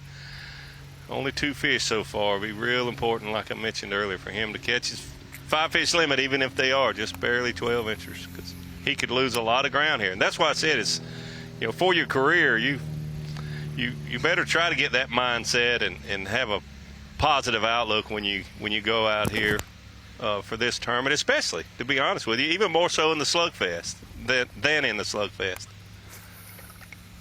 It's real easy to fall victim to the dock talk. Oh, yeah, absolutely.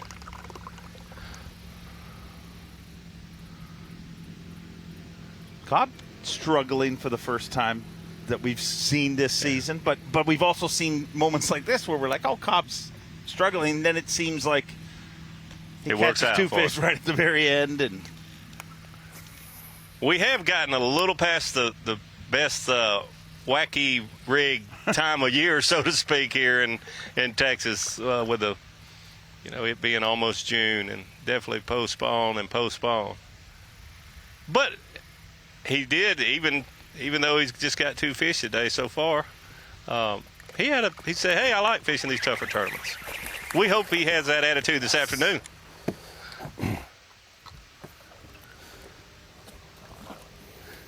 Jason Christie with another fish on a frog. Yes.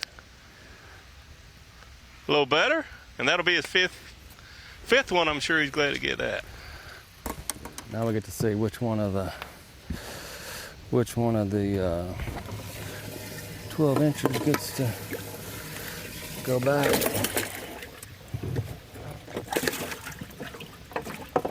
Now that must be his 6th fish he's culling.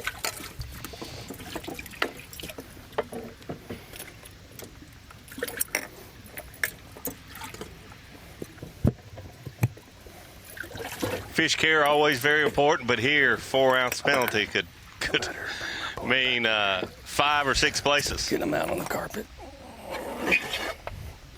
And you don't have to look any further than our last event to see how those can haunt you. Black is a...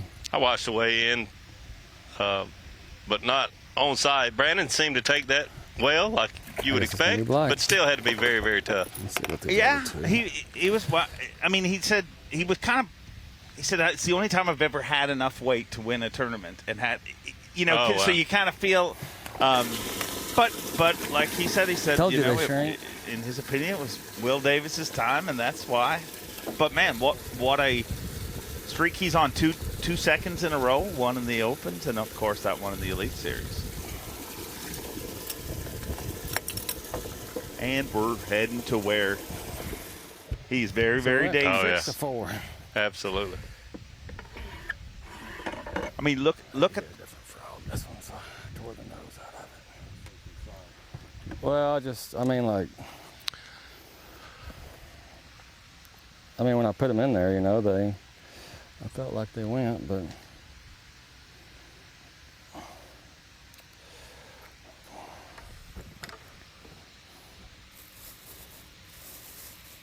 I think maybe he was concerned about just what we talked about, fish care, because you cannot cull a dead fish. I don't know why they're not hitting it way out there. One of those right fish by the boat. He was a little concerned about.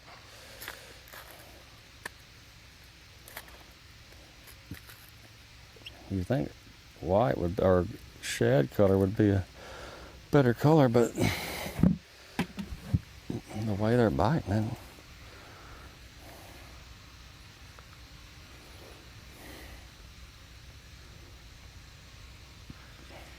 Get asked all the time. Pros really use the same lures that we can buy in the store. You just saw Jason Christie open that package and get that frog out that he's tying on. A photo shoot, and they brought me this frog, and they're like, "Hey, we want you to throw it a little bit. Get some pictures." And I'm like, "Dude, come on now."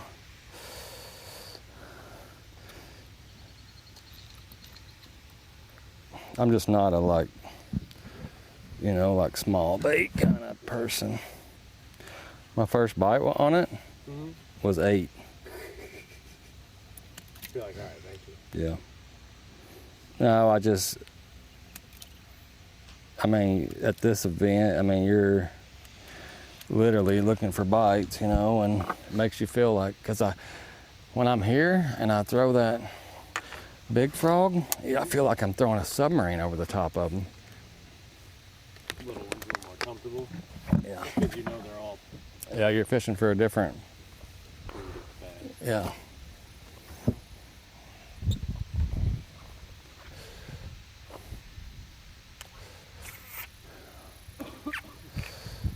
Jason Christie talking about fishing a smaller size frog than he normally does, which certainly makes sense to me.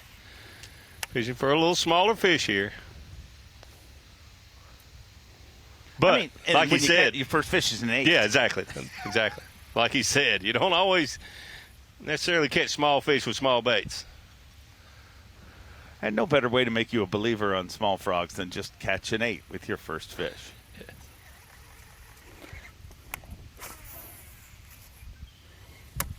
How does this tournament change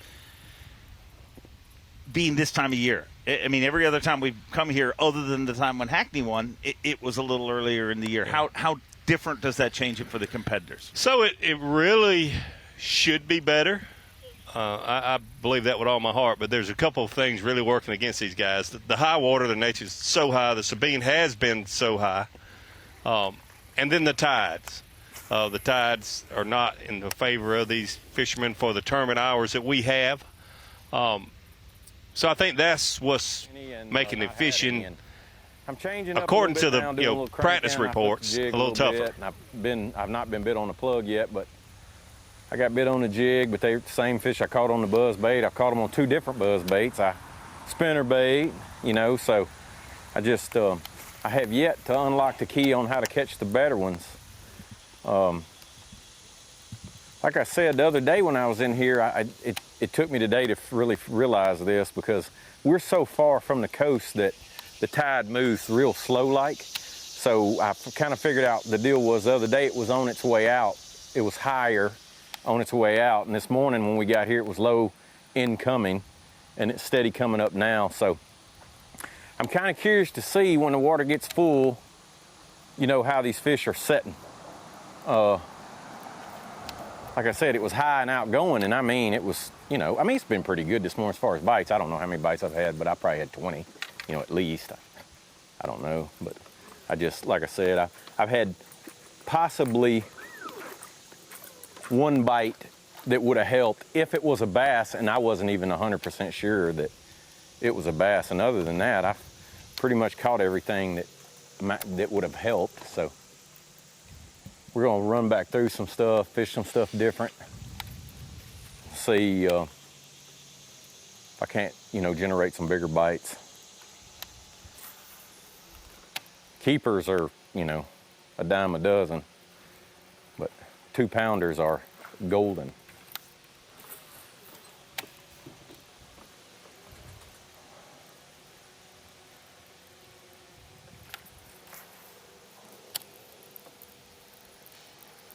Hackney proving he's a pro, picks up right on your points with the tide. Yeah, even as far away as some of these anglers are, it certainly affects the movement of the water, and it definitely affects where the fish position. Way back many years ago, I won the Classic in Louisiana, a long way from the coast, but there was a tidal influence. Small, but it certainly made a difference where the fish set up and how they set up. Ooh.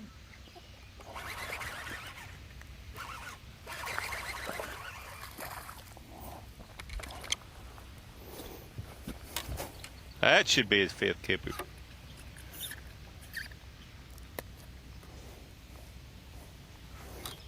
Well, they are eating it good. His hands look giant this tournament. Oh.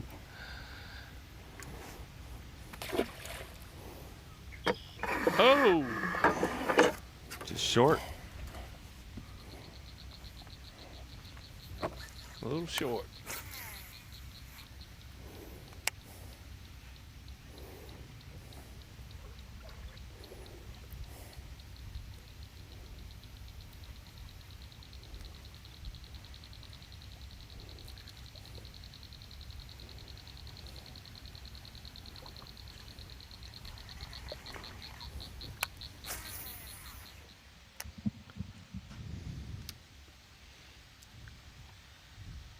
Jason Christie, obviously the defending champion in this event. Brock Mosley has been close in the past. Yes. Here we go. All worth That's it. a solid one there.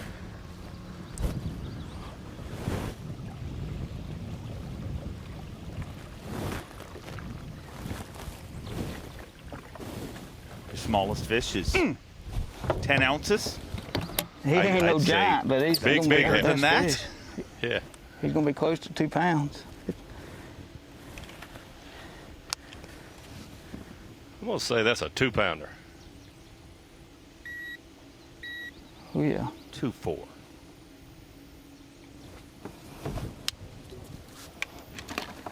He didn't tell us. was bad. I thought I heard him say 2 pounds. I got to fish this little one out.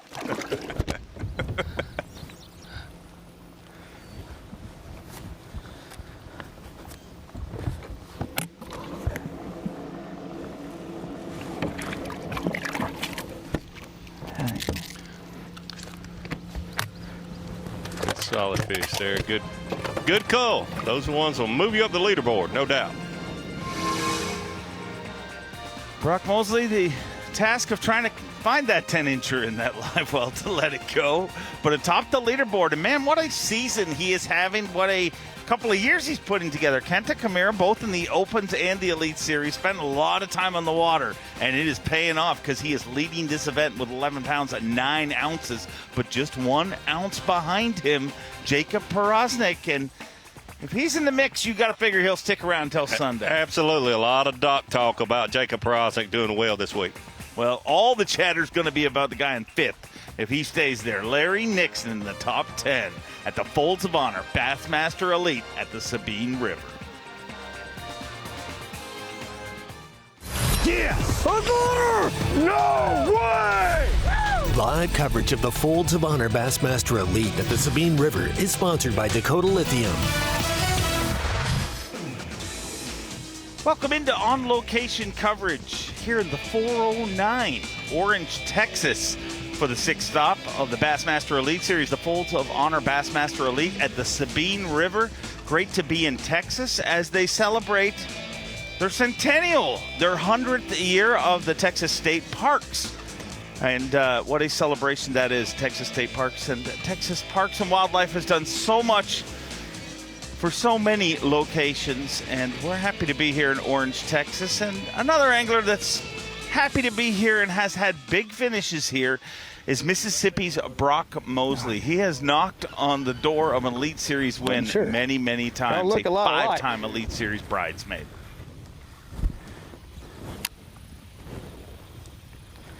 Brock Mosley's last fish was a good solid 2-pounder. Here he is, hooked up again.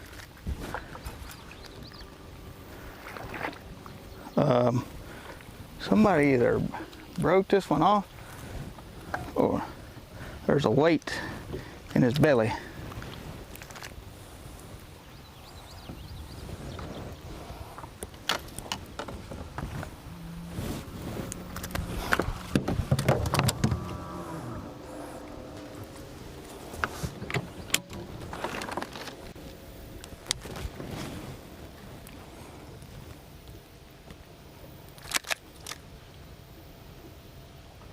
He ain't gonna help enough. Like he's got that, somebody either broke him off or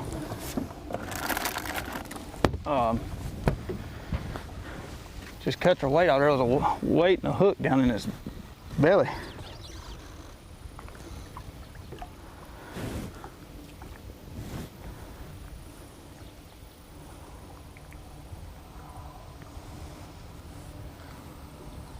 Like Brock's flipping them. It's all right. Texas rig Probably Cinco or something a little different. Not a creature bait, not a frog. It's hard not to watch a camera on Jason Christie's frog. We'll see an 8-pounder. Is there any more fun way to watch somebody catch a bass than on a frog? I don't think so. I don't think so. It is very exciting. I mean, and if he caught an 8-pounder here, that would probably make our replay of the day. You think? Might even make VMC on point replay, Power Pole replay of the day, and certainly Phoenix Boat Big Bass. Oh! It might not be an 8-pounder, but it's a better one. Gosh, we thought it was. Still a solid one. That'll help him.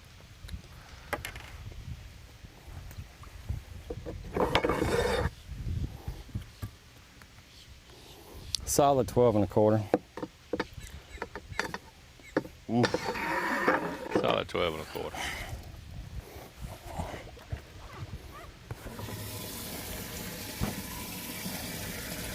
Boy, a lot of anglers were shocked when he brought in that 9.4 at our last. Oh, I mean, absolutely. everybody was giving 1, 2, 3. Brandon Cobb, the Phoenix Boats Big Bass of the Year, a $10,000 bonus. Cobb's got it. It's over. It's done.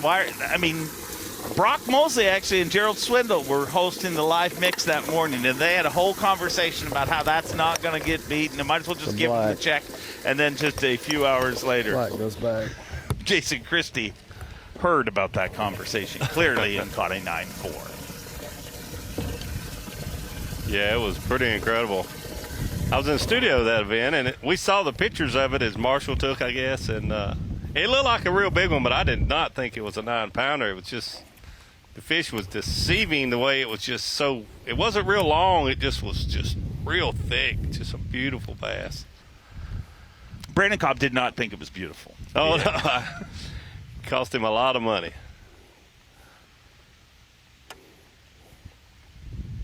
Speaking of that conversation, do you think maybe it's done now? Nobody has a chance to beat him? Somebody's going to get a 10-pound smallie when we get to Thousand Islands. Just as sure as we sit here and say it's not going to happen, it will happen. Hey, as the guy who yells ridiculous things while these guys hold him up, I sure hope it gets beat. No, but I do not. A 9-4 is a big bass. Yes. I don't see it happening this season, but these conversations have been had before.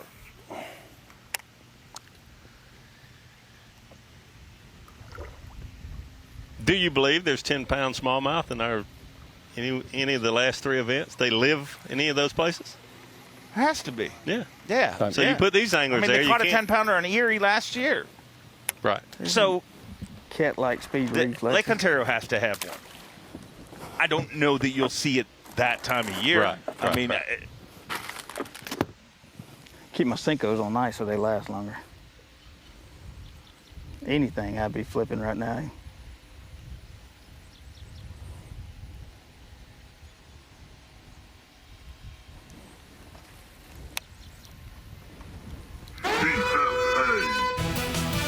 Whoa, there's a sound I wasn't expecting to hear. No, big fish alert, Skeeter boat, big fish alert. Chad Pipkins, 4.5 pounds, 4.8. That is a monster here and will definitely help Chad Pipkins. 4.8, now that's solid. That's this morning the bigger fish being, right at 3, and then we had solid 3-pounders by a couple anglers, but a 4.5, solid fish here. To give you an idea of how solid that is, our current cut at 50th place right now is 4 pounds 8 ounces. Wow, in one cast.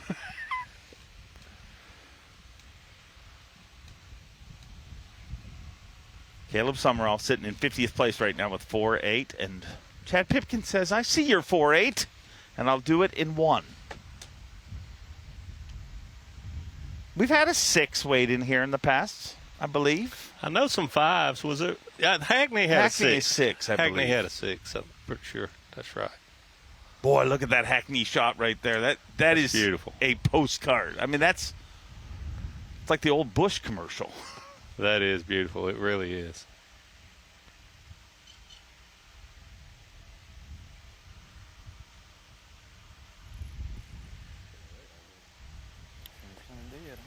That is truly a bird's eye view there now.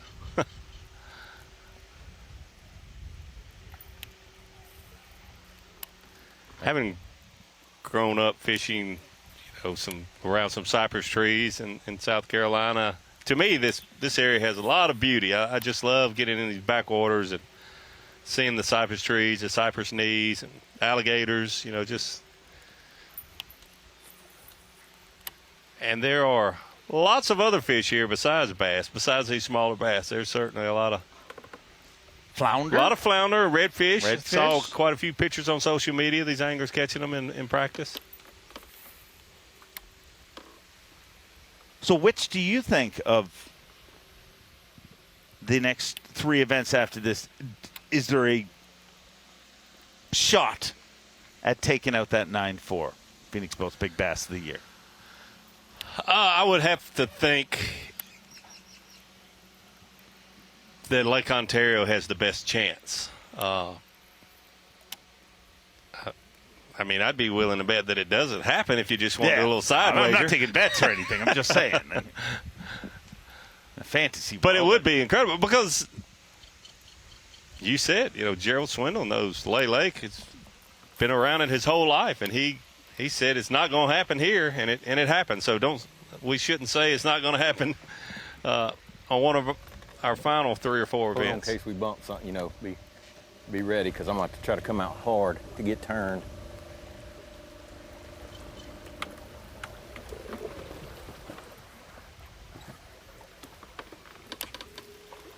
And we're just going to go right across on the other side and go right down like we started this morning. I'm just going to crank that plug, but I think that's what I'm going to do. Since I got that bite right there, I'm like, I don't need to change much. I just need to. And their boat wake should all be gone now, so.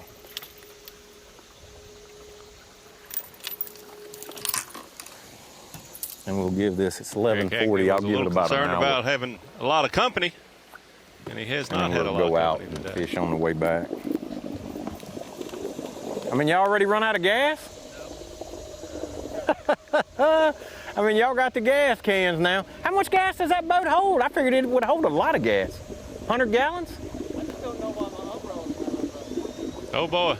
You are spoiled, Wes. I told him, I was like, you used to be a hammer. Now you're a pot licker.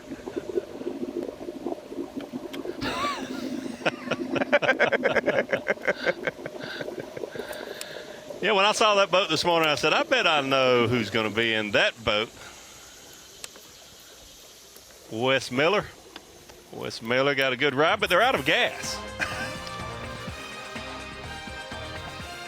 Well, you won't get far without gas, but a little momentum goes a long way. You see Paul Mueller in 16th place, and after a good event, he has continued that momentum going. But atop the leaderboard, Kenta Camara with 11 pounds and 9 ounces. And we said the difference that a 4.8 can make. In second place, Chad Pipkins. No, he's in a tie for the lead, a 2-way tie for the lead, both with 11 pounds, 9 ounces, and 1 ounce behind them, Jacob Porosnik. Every time we come here, it is one of the tightest tournaments of the year. It's going to be super, super exciting every single day. You're going to see the leaderboard flip a little, but it's going to be ounces come Sunday, Championship Sunday, on who holds that blue trophy up. This is just a day one. Got to stay inside the top 50 after the first 2 days to keep your tournament alive at the Folds of Honor Bassmaster Elite.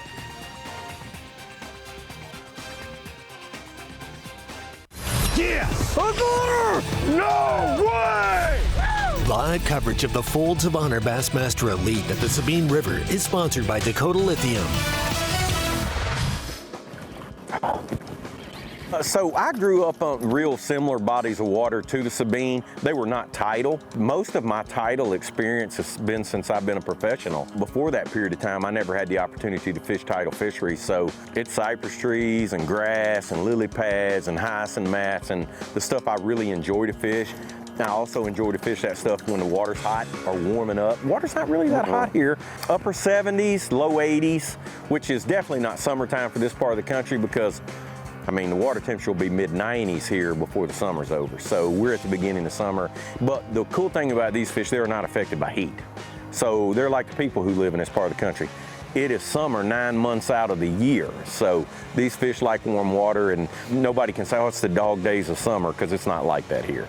They like hot water, and I do too.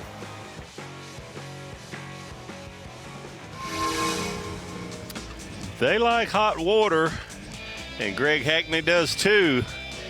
We are Folds of Honor Bassmaster Elite Series at the Sabine River, day one in Orange, Texas, and man, you can tell it's not going to be a disappointment, even though it is a little hot. The water's not quite as hot as it was the year that Greg Hackney won here, but the temperature's a little warm, but they have got everything set up. The crowds will be great, I'm sure. What kind of water temperature are we dealing with this time around? I think it's low 80s. Low 80s, and like Greg Hackney said, not unusual at all for the water temperature to be in low to mid 90s here in the summertime. Take a look at maps to Lee Livesey. He is in the Taylor's area. 5 fish in his live well. Somebody we certainly want to keep an eye on all day long. Hooked up? Get rid of one of them, I think. Maybe. I keep saying that, and then they look smaller. That one looks like it should get bigger, huh? Yeah, he's going to get rid of one of those 94s.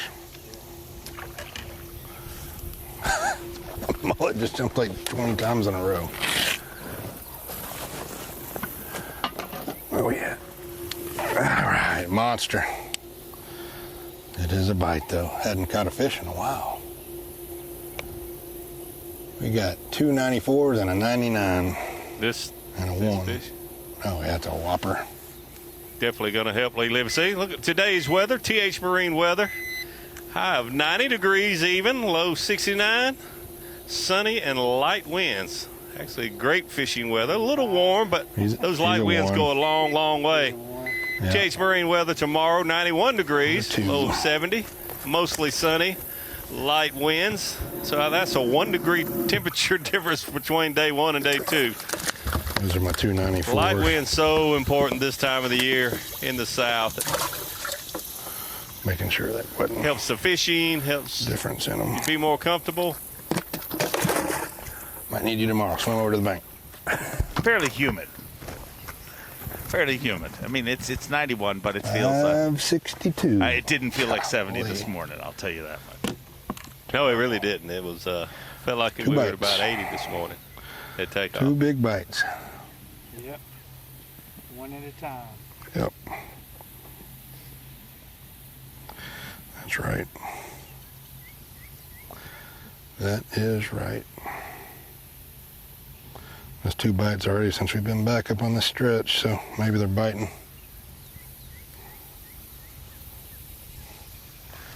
A little better. He did the same thing. I flipped it up there and he was already halfway out to the boat. He was crazy.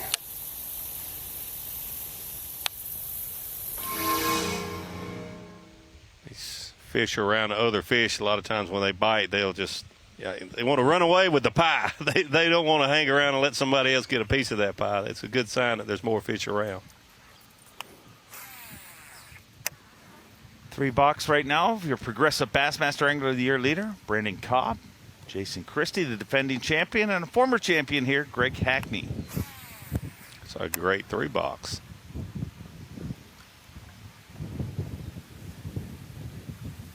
And one thing's been proven watching Christie, I mean, he's caught a decent number of fish while we've been covering him, but a 12-inch fish is not guaranteed here. Correct.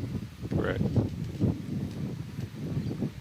Yeah, and Hackney said a few minutes ago he's probably caught 20 so far today, so.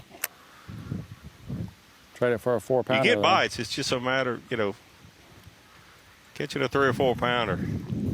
The winner will have to do that. I mean, it's been that way every year. You've got to separate yourself by catching a 3+ pounder.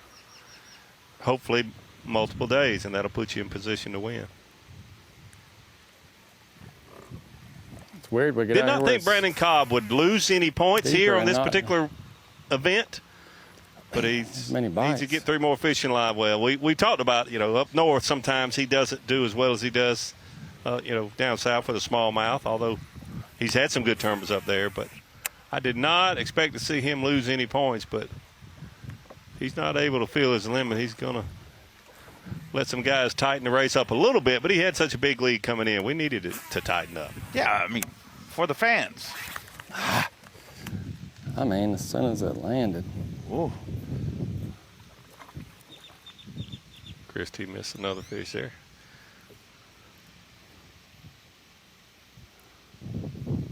When we were together last, I told you I was going on a fishing trip with Brandon Cobb and Patrick Walters. Oh, it was phenomenal. 100 a day, and they were not 12-inchers.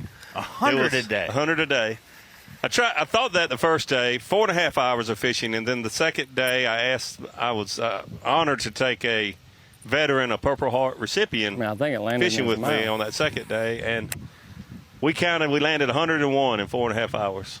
A lot of them 3 and 4 pounders. That was fun. How come? I mean, we've been on a few fishing trips, Davey. How come you never take me on one of those fishing? I mean, I've never been on Mercer's trips show either for some reason. I don't know. If you take me to catch 100 fish a day, you'd be a co-host. That's great. We do need to do that. I love that. It was a special little place, and it wasn't very little either.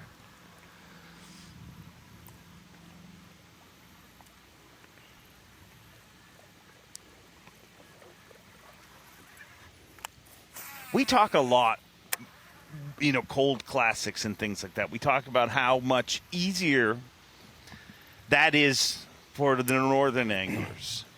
Do the southern anglers have, if you're from Florida, Texas, do you have a bit of an advantage because you're just used to this sweltering heat that we're dealing with this week? I do, and I think you mentioned the classic. I think that's huge back in the day, and Greg Hackney certainly remembers this, and some of these other anglers, that those August classics, and Larry Nixon, I mentioned that this morning. I don't know if you tuned in right at the moment, but I thought about the Ohio River Bassmaster Classic that Larry Nixon won. When I saw him fishing this morning, I thought, he's saying to himself, all these youngins think that fishing is tough here. It's not tough here. It's only 90 degrees, and there's people catching 20 and 30, 40, 50 fish a day, even, I heard some anglers say. A lot of them, obviously, 11, 12, 13 inchers, but it's truly a mindset. It's truly all about realizing that this tournament is just as important as any other elite tournament all season. And if you're truly a tournament fisherman and not just fun fishing, catching 100 a day, then you love these tournaments, because this, I think the word is a grind, or the sentence is a grind, is a little overused, but you have to understand the playing field you're dealt and make the best of it.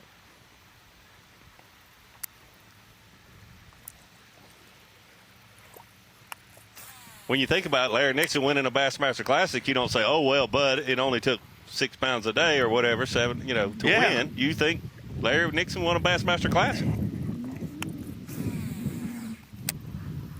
Guarantee you everybody in that tournament would have loved to have had what he had, It's all relative.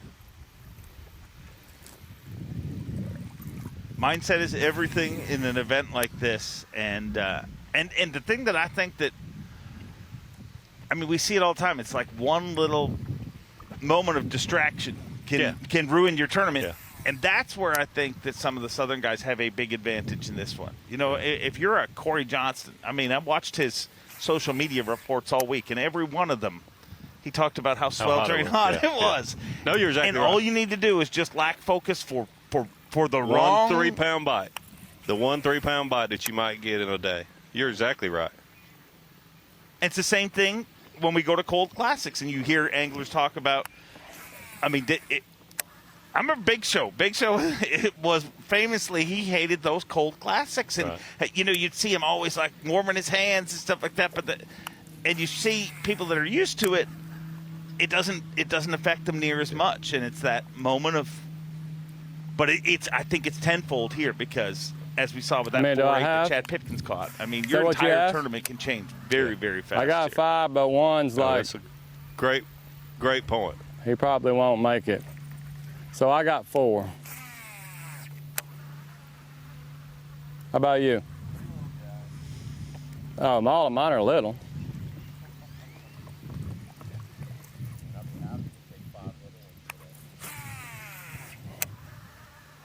Don't get me started. I was curious. I want to just be nice. Are we live? Jason Christie laid down a frog and picked up a buzzbait, but nice. I see now there's a competitor inside.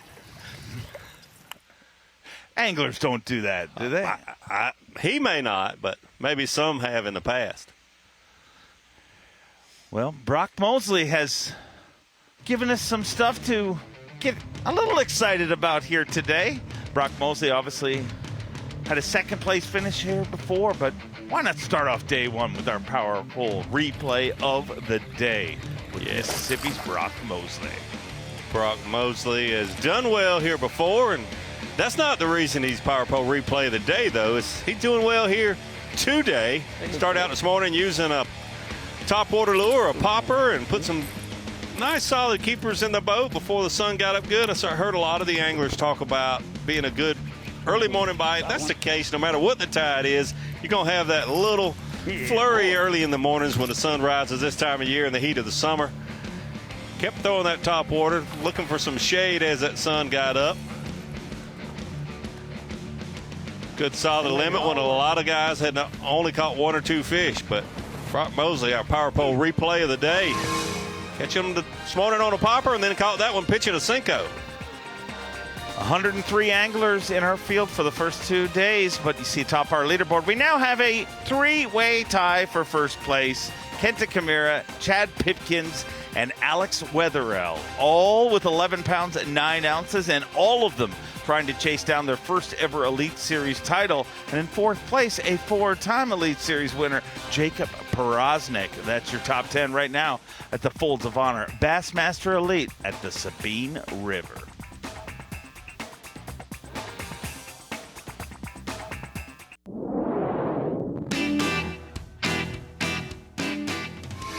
Brandon Cobb, Bassmaster Elite Series Pro here. We're at the Sabine River in Texas, and it's a tough fishery. There's a lot of fish in it, but they're not very big. Tough may not be the right word. It's easy to catch fish, hard to catch good fish.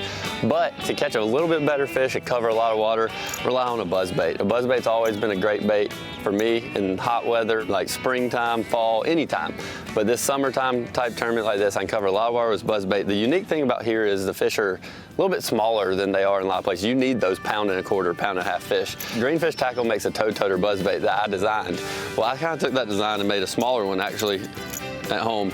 Just a smaller version of the toad toter with a kind of lighter head, and I'm using a speed crawl instead of horny toad. Normally I'd throw a horny toad on a buzzbait fishing it shallow, but out here the fish are, you know, those 13, 14 inchers, you want to catch them. You don't want them to miss it. So a speed crawl, you get a little bit better hookup ratio, and you can catch some of those smaller fish that you might need. Bass Pro Shop's top lures with Progressive Bassmaster Angler of the Year leader at this point, or at least to start the day, Brandon Cobb. I'd say officially he still is our leader. Come what may right now, Folds of Honor Bassmaster Elite, though, at the Sabine River. This is day 1 of 4 days of fishing here. 6th stop of the year for the Bassmaster Elite Series. It's going to be certainly the most challenging. Everyone knew that coming in. There's been no deception whatsoever. Everyone knew this one you have to dig very hard in, and we are getting to see that play out in real time. Welcome to the Bassmaster Studios, sponsored by Marathon. Tommy Sanders here with Mark Zona, Roy Moore. Mike Sukan is here as well. And guys, our 2 4-pounders that have come in belong to guys who are in the top 5. The strength of a fish the size of a 4-pounder cannot be overemphasized. Absolutely. The strength, I mean, our power pole replay of the day was it looked like a 2.25-pound fish. Really, what's going to be cool going into tomorrow is, as a lot of you that watch Bassmaster Live know, we throw darts on day 1, hoping we're with some of the leaders.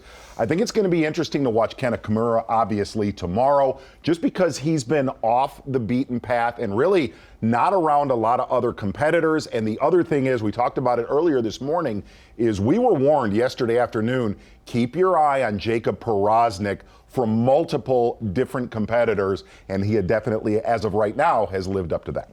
One thing, Tommy, I look at that leaderboard, you see a Kamira, you see a Pipkins, a Wetherell.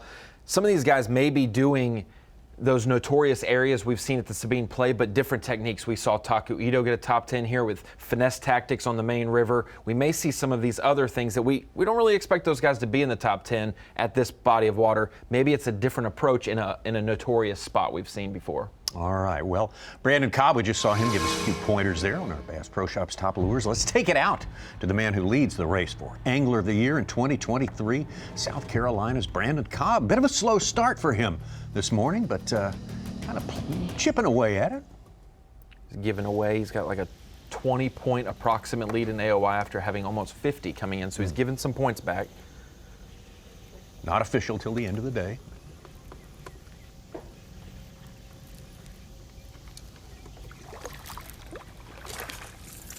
I got one. I believe he is scoreable too. He ate it under the trolling motor. I mean, under the trolling motor. That was a really strange fish catch right there. It was like, really weird. There he is. That is almost perfect. That's what happens when you lead Angler of the Year, I guess. Oh god, it's like a 14-incher. I don't know what I'm doing. Another 1-pounder, but it is a keeper bass. Number 3. With what you just said about the water. Angler of the Year points, a fish like that. I caught one here now, so I know there's bass and the water's not completely cracked. Yes. Well, maybe. zigzag up and down through here a few times, see if I get another one to eat.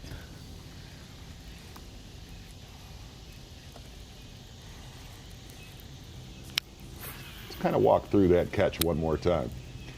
Tides. I think it surprised him and his cameraman.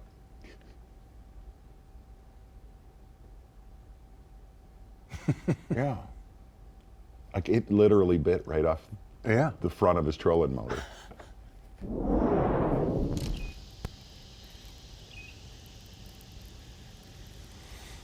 That's the one big thing you notice. They might, the summer setup you were talking about this time, where the transition. Motor, didn't he? They're all fishing shallow, no matter if we're here in April, March, or. They don't have no choice to live anywhere else. Get in. Yes. Could be number 4 for him. Look at that. We went from 2 to 4. Dude, he pulled so hard, I was like, definitely a redfish. Doesn't reach. But just one of the facts of it is when you're in April and they're around the spawn, if you're at a piece of cover, they're going to be on the piece of cover. But in June, they'll bite way off the bank, even on top water when you're not expecting it. It's all kind of in play. Well, he cut the gain of both Tyler Rivette and Kyle Welcher, who were in the 30s. That makes no sense. He was in the 70s. They go to the deeper bank. And they're biting a crankbait. What is that?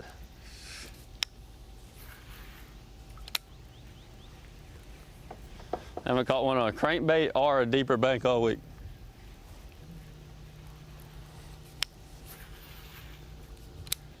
I probably need to go a little farther and turn around because all the ones I've seen blowing up have been on that stretch.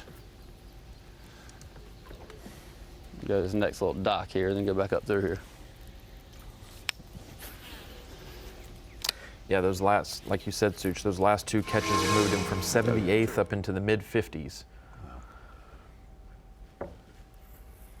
Well, we still winding along. I don't know. I've had a couple bites on a plug. It's slowed way down. The tide's gotten pretty full. It's still incoming. You know, I can still tell it's moving a little bit, but been quite a few boats now running up and down through here and dirtied it up. I don't know if that's what it is or it's a timing deal, but I'm gonna hit a couple hot spots in here and then we're fixing to roll out and start fishing our way back.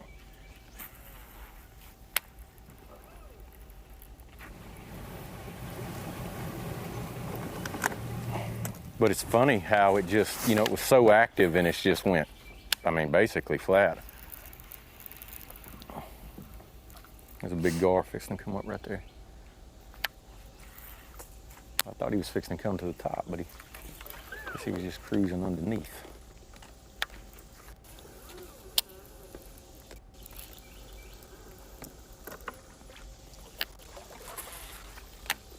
But there's a slewmouth here. I caught one out of this morning. I just wanted to give that a whirl. And I did catch a better fish off this stretch in practice too, and then I caught that one here this morning, so I was like,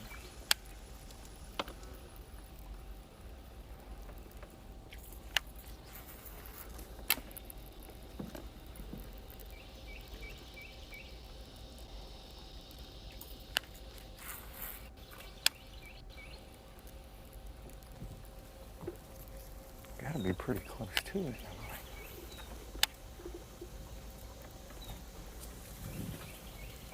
Well, Jason Christie is in like land of the lost. Oh man. You know, I'm just trying something a little different right now. Well, I mean, I'm gonna grid. say that. I cranked some in practice and had some bites. But I threw that buzzbait so much with them biting, I never caught a good one. So just giving them a little different. He's back in there. Recreating the African Queen. Have you ever seen that movie? Yeah. You're going to see Chaco run through there. I mean, I've caught one on a jig. I've lost one on a square bill. Just like that. Buzzbait, spinnerbait, you know, so all about the same size fish.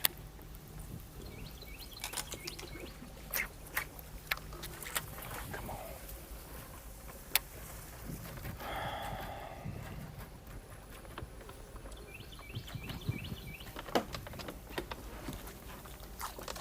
No go. No. No go. Not with a falling tide, I don't think, right?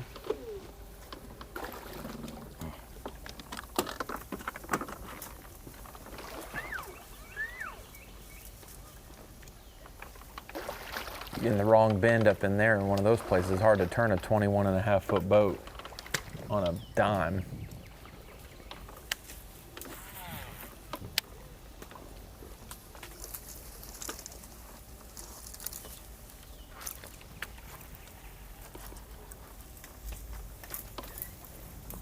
Oh, feel like it. Turn around right there, but I don't know. It don't look good to me since that water's. But I know it's only on top. You know what I mean? Like that muddy water's not through.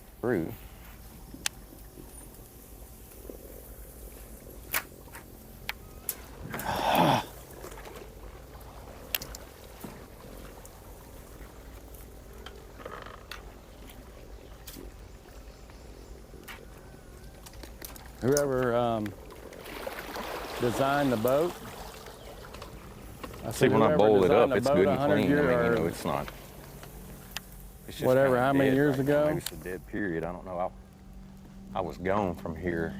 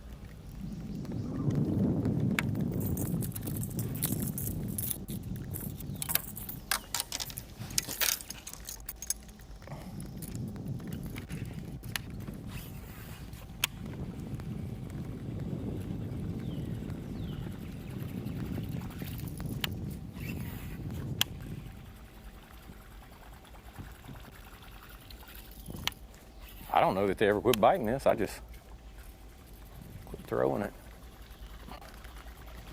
I need to put my other one back on there. I really have more confidence in it now. I need to do that and just go ahead and cut this one off and put it on there.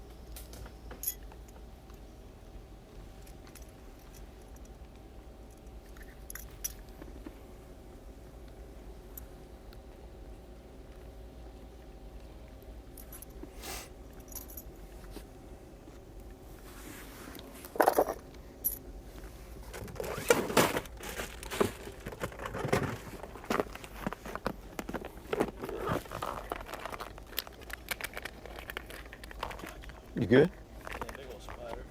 You'll have that on occasion. You know what? You're a man after my own heart. I'm not their biggest fan either.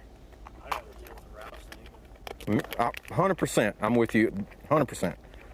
A rattlesnake has no effect on me. The thing about that spider, he bites. He's poisonous, and he can slip up on you. That rattlesnake, unless I'm asleep, is not hardly going to slip up on me. I'd like to continue that conversation, actually, and not go. Spiders and eggs? Spiders and rattlesnakes. Yeah, that's the Hobson's choice, as they call it. Yeah, both sides are bad. Well, Greg Hackney, Just catching and catching, just not having the size showing up yet. He is outside our top 10 now. In fact, outside our top 20 by a little bit, but that can change very, very quickly. Look at our top 5 there, within 7 ounces and a 3-way tie at the very top there. So, guys, I want you to think about it. I'm gonna ask this multiple times over the next 3 days. What is the average you're gonna have to make it to the top 10 on Sunday? Think about that. Okay. We'll revisit that when we come back to the Folds of Honor Bassmaster Elite here at the Sabine River. The Folds of Honor Bassmaster Elite at the Sabine River is sponsored by Ranger Boats, Yamaha, Toyota, and by Dakota Lithium.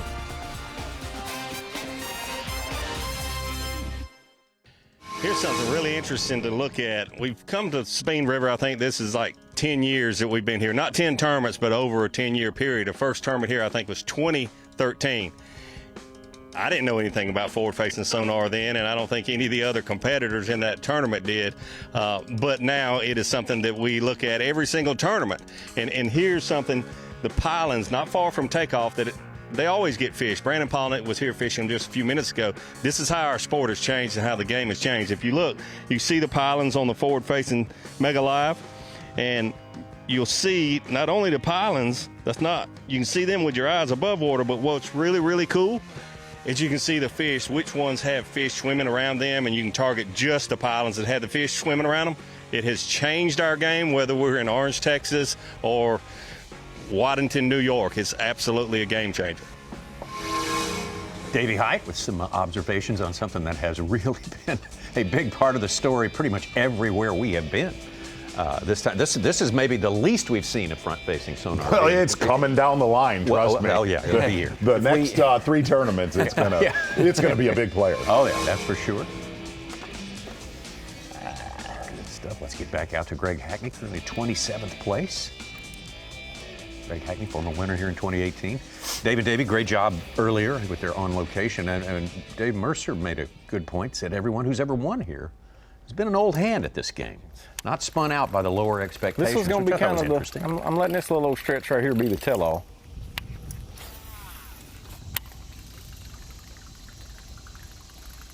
I mean, I literally stopped right here, and caught the biggest fish that I boated right there. Dang, I thought that fish was bigger than that. That's still my cool. He's a little fat one. At the boat? At the boat. I was just talking about the one I stopped right here, and yeah, he'll cool. He'll cool something. Let me get out of here and open, because I don't want to mess this up, because this is the hot spot. You know what I mean? Like, that's that slew mouth. Nice. I mean, he could help us some. I mean, I know he will. I don't know. We'll have to go through all of them, I guess. I'm thinking he's bigger than that one, because he's fatter. Let's beam him on this one. He'll be baby blue. I mean, I know he's bigger, so he's a little chunk.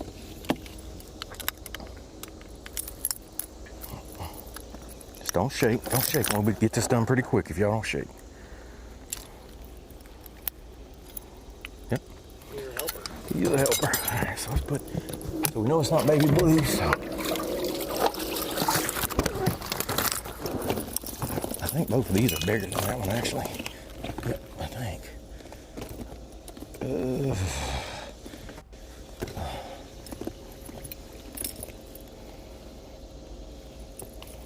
Dang it. I gotta beam them all. I hate to hold them out, but. That is. It's a fish and a stick. I don't think he's very big. Oh, it might keep. Get in the boat. Maybe. He ate it really far though. But it's pretty hard to catch a limit today, so I'm gonna get it out without hurting him. Oh, it didn't even hardly hook him, that back hook did. Nice. Might be a limit.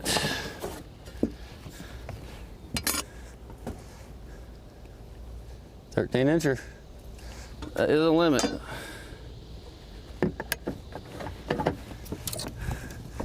Well, you said we'd get a limit. We got one.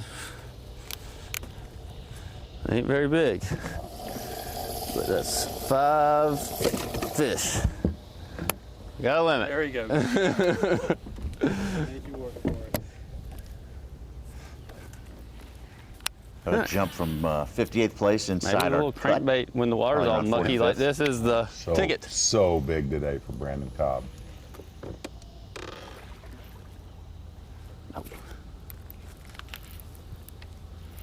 Boy, Clark Wendell had just knocked out Keith Pochet, the top 10.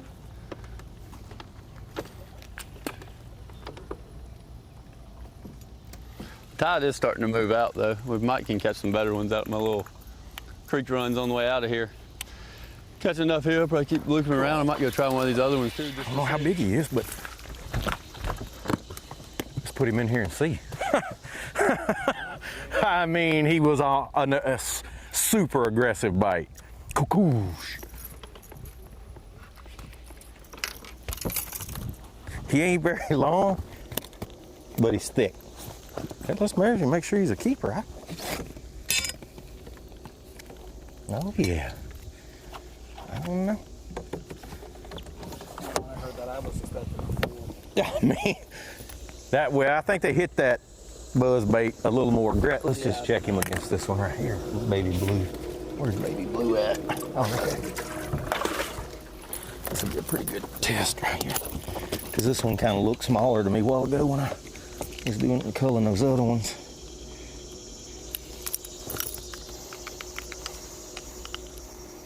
Boy, if you really do watch how they are not big ones. But Hackney made the comment coming into this tournament, man, I am around some that will absolutely unload on my buzzbait. We got to see that earlier today. Buzzbait has been a big player here on day one of the Sabine River.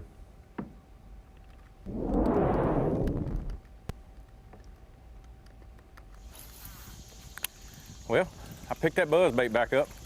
I'm generating bites again, but I mean, they still about the same fish that I've been catching, so.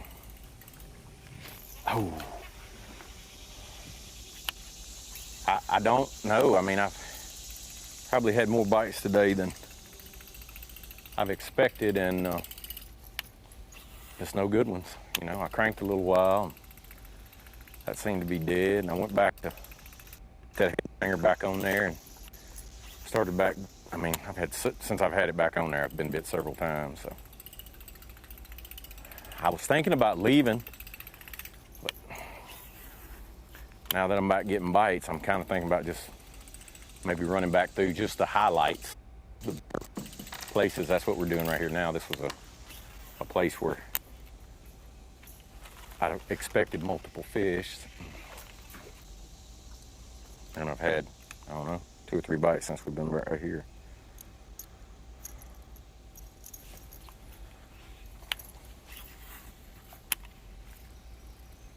But I've only culled, I think since I picked the buzzbait back up, I've only culled once.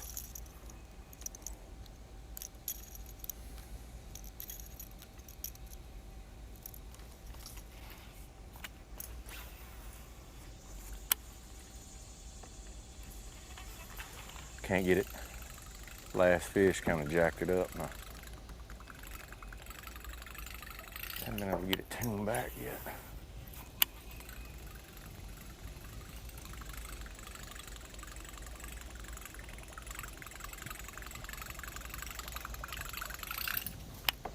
It seems like when you get around a place that's got fish, I caught one, the one I culled with, I caught right out next to the boat in about 6 feet of water.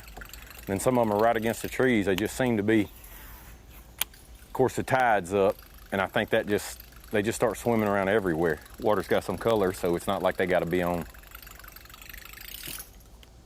the cover.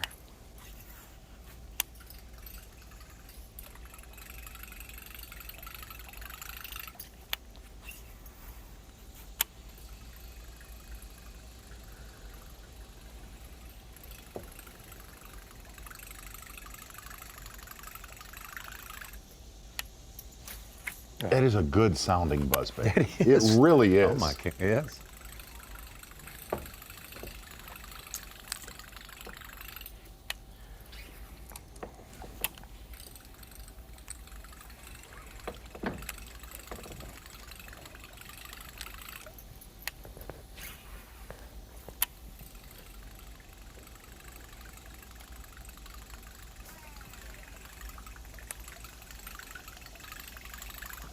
Sounds like a poisonous spider clattering across the floor. Right? Right. Are you talking about those ones in Jumanji or something? Like those are some. Jumanji? Yeah, the ones that big enough to make some noise. Yeah.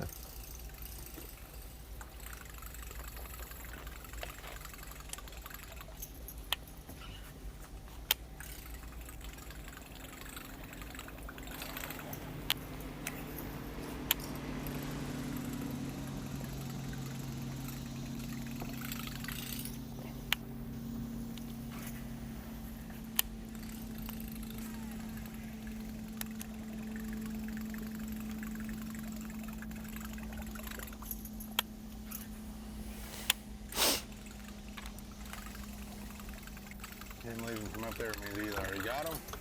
He's comfortable, or I ain't biting up there either.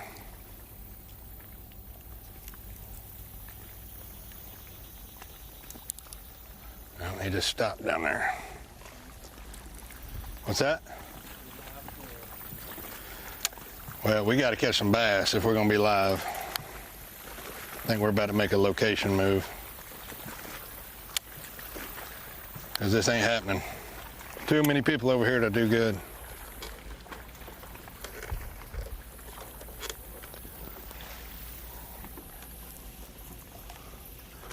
Somebody's gonna catch them over here, but it's a needle and haystack on what you're getting to fish.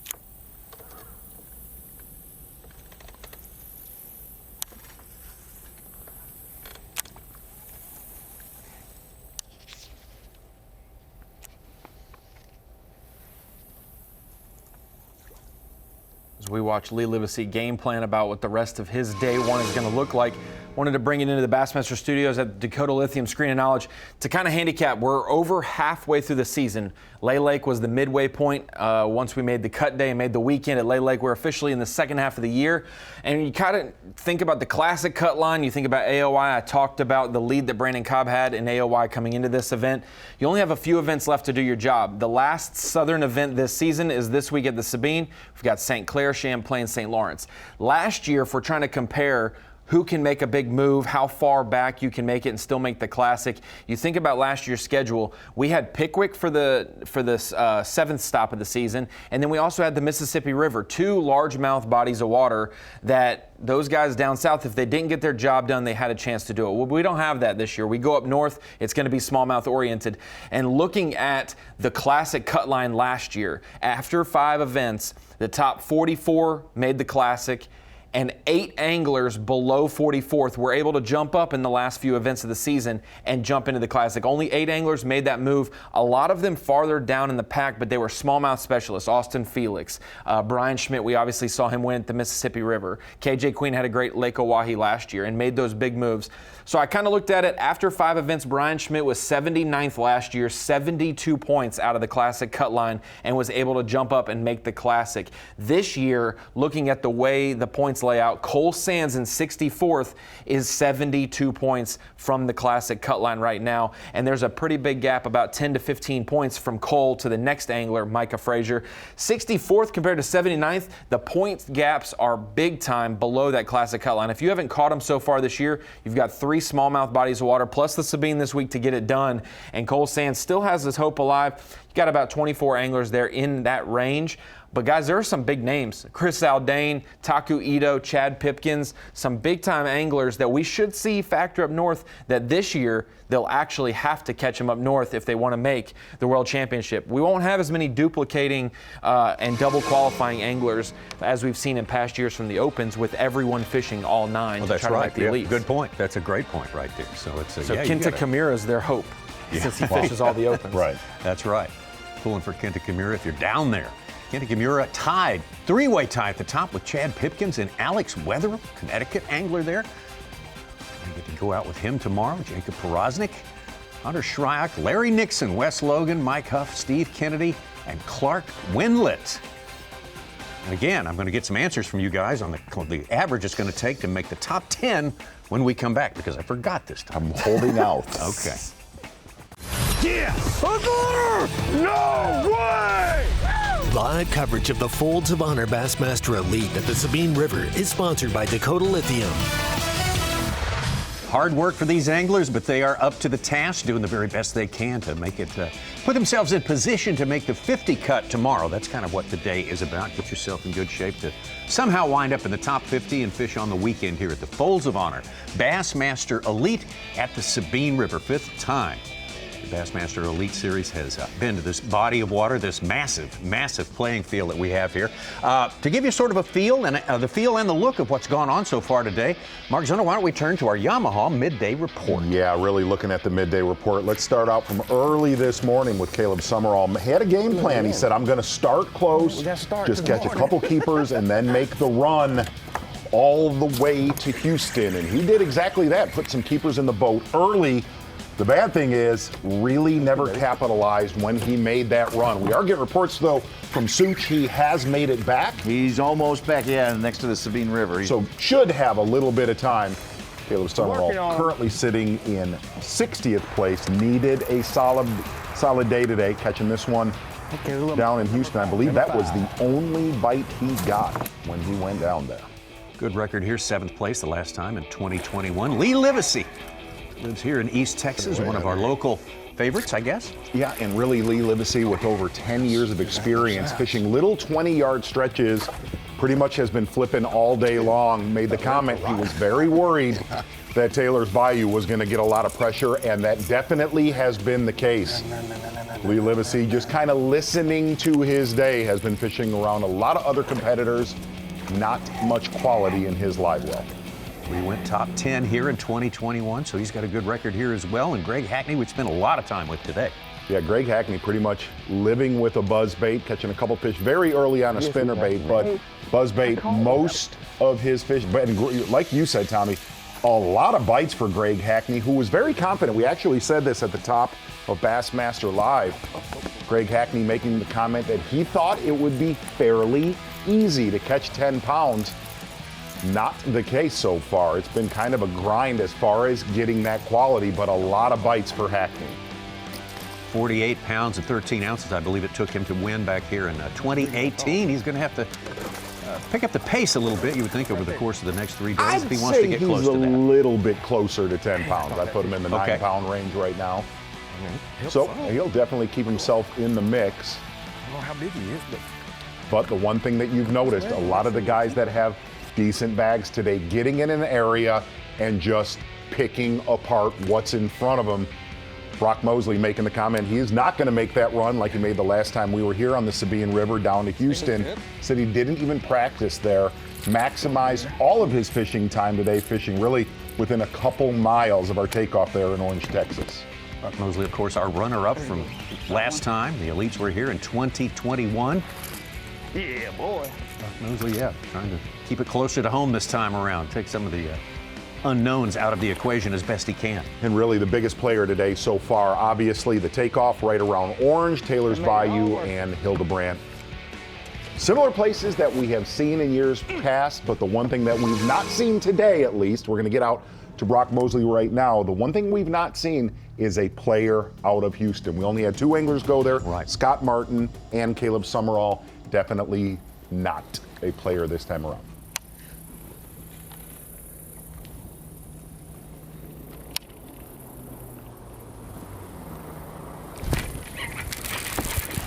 That's a good one. Get in here. Power pole replay of the day is right there. Tournament. Instant replay. Thank you, Lee. That's the biggest one I've caught all week. If you wouldn't have stopped and looked at me, you wouldn't have caught it. You'd have really... I know. What you got with it? I had 8 1/4 before this one.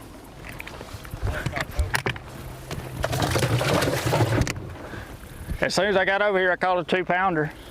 And then I caught another one that's like 160 on my scale. What you got?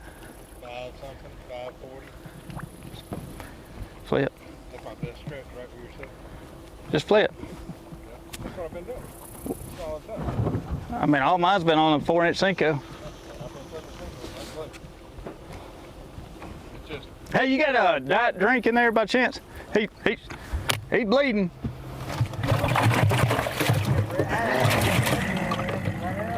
Huh? I don't know. I got a Monster. He ain't bleeding no more. Thank you. Well, we made the comment earlier to be ready for when that big one bites. Taking a look right here at Brock Mosley as Lee Livesey was coming to say, "What is up, Brock?" Well, by far and away, the Power Pole replay of the day, which pretty much, I think, surprised the crew. Lee Livesey, most of all, Brock Mosley. Definitely the best one we have seen on camera today. I think we're going to have a little bit better action being with some of the leaders tomorrow, but a massive, massive late day call for Brock Mosley making the comment. Going to stick around town, stay close to the ramp, maybe sneak into Taylor's a little bit, getting it done with a big one right there. You catch one better than 2 pounds, you have done something. Brock Mosley, you are the Power Pole replay of day 1. Perfect.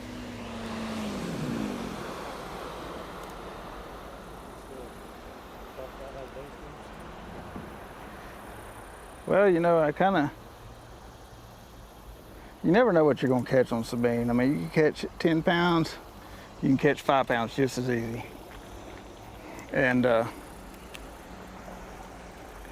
just, you know, came up here and after starting around the ramp, you know, I did what I thought I could do around the ramp. And I could have stayed all day and probably coiled up a little bit, but I knew if I was going to have a chance to win, I'd have to come over here. But you know, it's just one good bite helps. What you got? 4? You don't get in front of me. 3. Hey. I've been here about an hour and a half. I've caught a 2. One about a 160, another keeper or 2, and that 3. I've been on that side. I started at there's a cypress tree right up there. Started right there. I caught the 2-pounder off the cypress tree. And the next flip, I catch one that's about a pound that had somebody's bait in his mouth. Weight and tungsten and everything. Hey, I'm getting bit on the pads.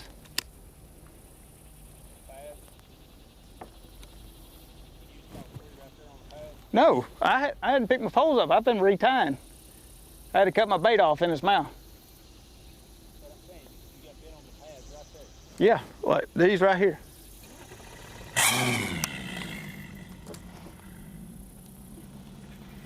Brock Mosley telling the Texans how to fish in Texas. There's a lot of love getting thrown. Yeah. And I will tell you, it's not Brian Schmidt, Brian New Final Day at the Classic, but it's close. It's not that. Go. Oh, wow. Livesey. Uh-oh. Hey now. Shows the love to Livesey, and Livesey's biggest fish by far today.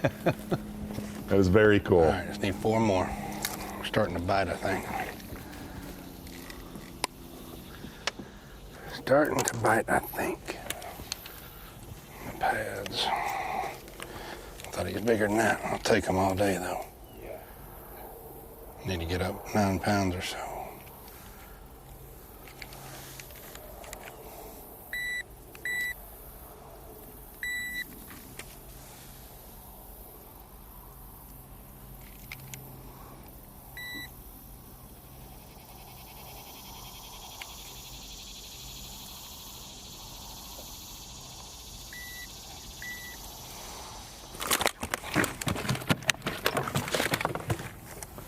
Two and a half.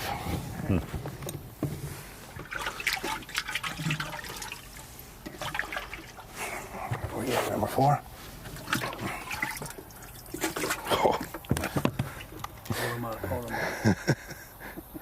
Yeah. Yep. That's a good little coal. Heck yeah. I just need 4 more of them. Had a weird color to it, didn't it? Yeah. Yellow. Oh, yellow dog. Both of those fish were very light yellow colored. And if you heard Brock Mosley just tell. Oh man, it didn't save on my scale. Brad Watley and Livesey concentrate on the pads. Boy, that's a big shift for Livesey right there. Close enough. I got 233 on there. I mean, they'll eat it right there with 2 foot of line out. All right. Need another worm. I am disappointed. There was no way I was going, I mean, if I'd have went up here and struggled for bites and water had got muddy or something, I could understand this, but right now. I don't know. I just don't understand me getting this many bites and not catching a handful of them better ones. Now, you know, I'll be honest with you, I've gotten to that point of the day where I'm just hoping for a big one. You know, a 4 or 5 pounder. I mean, 3 pounder, whatever, but I'm like, if I just one big bite would just, you know, something that helped me 3 or 4 pounds, you know. I want to be at 10 pounds at the minimum. New dad, Cody Huff, just caught a 3.5 pounder, jumped inside Well, the we've cup. made it back up this ditch. Those other boats are gone, and I have yet, I fished in here a little bit and caught one and had on another one. And I was like, they left, so now I can kind of get in here and fish it the way I want to, so.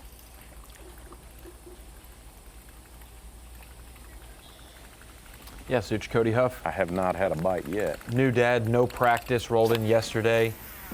Fishing give blind about 30 on the minutes fly. and then we're going to start rolling back. Get blessed with a 3.5 pounder on the Sabine River is not too bad. Hey, Tommy. it's the kind of people you always look out for.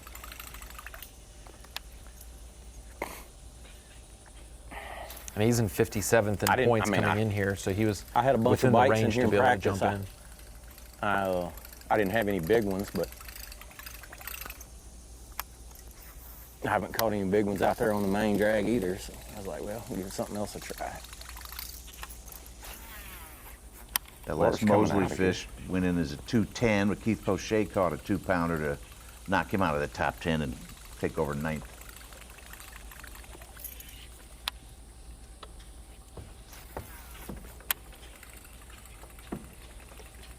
Keith Pochet's been in maximizing one small spot. It is a spot. It is. It is a spot I don't think another boat could get into. He's got the equipment to do it. It's one of those deals, if you do find 2, 3 small spots that maybe you have to yourself, do you try to burn one for a day and go to the next one and burn at that? You know, like try I to, don't you know how many. I mean, it Yeah, looks like a backwater pond. For sure. It's I not going to don't know how replenish. many he has. Yeah. You know. For all we know, he could be shaking fish off for tomorrow. I don't know. Yeah. You know.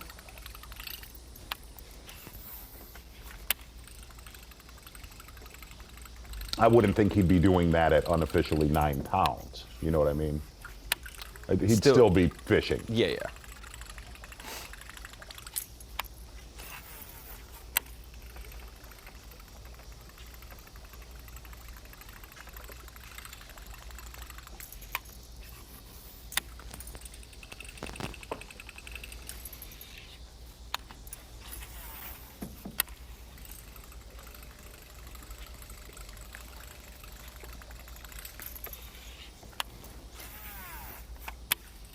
It's sort of amazing. The 2 biggest ones we've seen on camera today literally came within seconds of each other right there.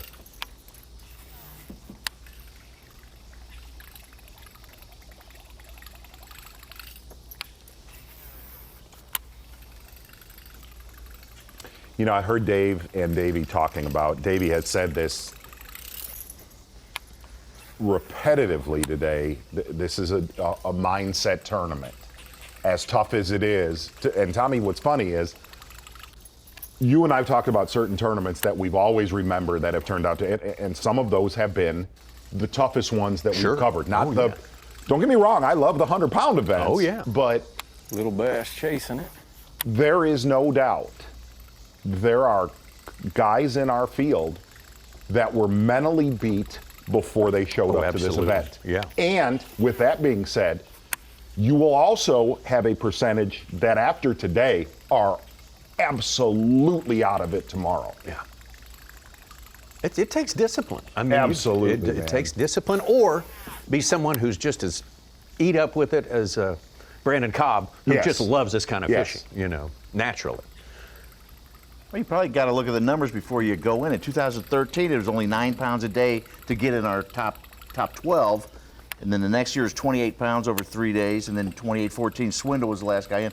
And last time here was 29 pounds to get in the top 10. It's hard to be positive and keep that mindset like on the up and up every day when it's hot and grueling, but knowing that you could be 90th and not on anything. I have no pattern and set the hook on a 3.5 pounder and you're like, yeah. Whoa, I'm in the game. game. You can't do that at Santee Cooper. No. Like you know I need 20 pounds before I set the hook on a 6 pounder in hopes of culling up. Hey, and there's going to be also some people that kind of have their head down with an 8-pound bag, and then you weigh in and you're in the. I 15th remember place or something, fishing yeah. a championship at Lake Martin.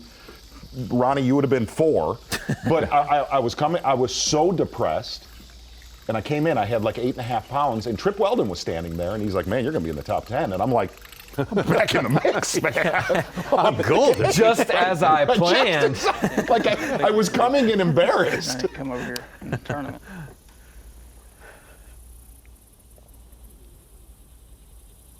Pleasantly surprised.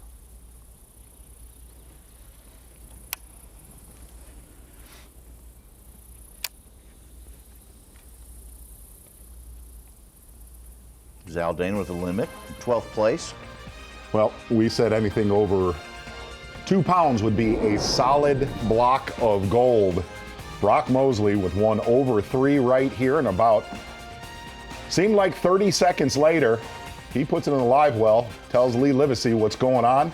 Lee Livesey with one over 2 pounds, but you cannot state enough. That right there is a huge swing in this tournament. All about, no doubt about it. We still got plenty of fishing time left on this day. A couple of hours before the first bunch has to check in, the first flight has to check in. So many things can happen during the course of that time, and the power of a single fish here cannot be overestimated. You can change your world quickly here at the Sabine River. We got more on the way when we come back.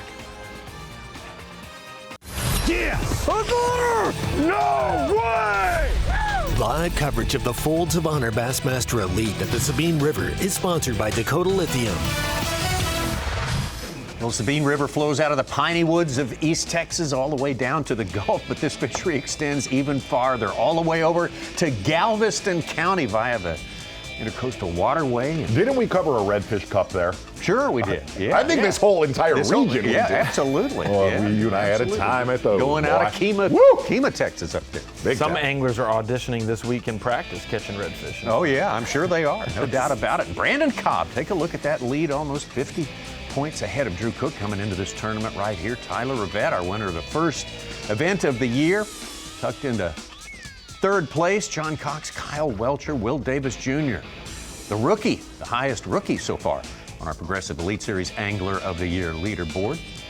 Carl Jochimson, Pat Schlopper, and Matt Airy rounding out our top 10. But what an incredible season, one of the best of all time in the Elite Series for this man right here, Brandon Cobb, starting down at Lake Okeechobee. Yeah, having a big tournament. Really, the one thing that he said, I've been able to fish comfortable all season long. I've been able to start shallow, stay shallow, and never, ever stray from that. Starting off the season at Okeechobee, and really talking to him yesterday about his run that he's making at this Angler of the Year. By far, That's the biggest one. his worst tournament being 20th place. What he said was his best tournament. He said, I was literally on nothing, salvaged that whole tournament during the event. Special season so far when things like that happen for you, which pretty much seems like every single event. If you look at his day-to-day, a little bit grimy, but a limit in the boat. It's been a special year for Brandon Cobb. Absolutely. 81 pounds at Okeechobee for a third place finish. We can put him in there. hit a 32-15 bag at Okeechobee. You go into your home state after having a 3rd and a 20th. Took 2 casts on that tree to get him. Lake Murray and Santee Cooper. You need to protect home field advantage in the Elite Series when you get the chance. He did that in South Carolina. Yeah, really kind of talking to Brandon Cobb before this season began, got to spend some time in the boat with him. If he said, if I could just correct my smallmouth fishing, should be a pretty awesome year. Well, we are definitely headed in that direction next. We've got swing up to Champlain, St. Lawrence River, and Lake St. Clair, but wow, that is as good of a season as we've covered in a long time. Your marathon peak performance so far in 2023, Brandon Cobb. Never seems to get upset or impatient or anything like that. Always even-keeled and enjoying his work. That's an attribute we'd all like to have. And that's huge because you're exactly right. I mean, not that we don't. I'm just saying something to be always shooting for. And that's key. I'm taking notes. Because today he's had about 4 opportunities to let the wheels come off when he had 0 and 1, and then all of a sudden you're like, oh wow, he's in the top. He's in the cut right now. Yeah.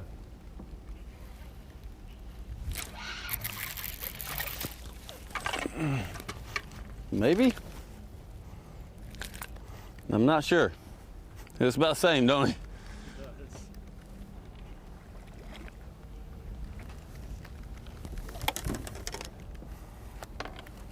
See his length first. He's about 13 inches. I'm gonna set him in this side while I look. It's hot out here. I don't want him to dry out. They'll kill him real fast.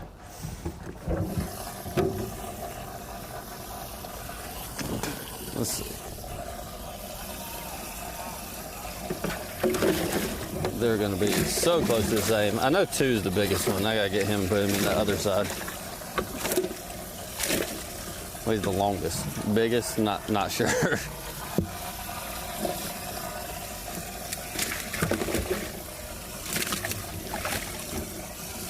Oh, they're all the same size. Please stop.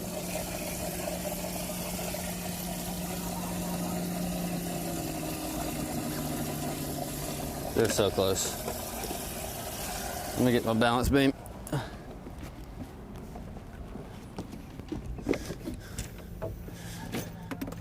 don't even think weighing them will do anything because they're all going to be like within an ounce. Put this on this one I just threw in here.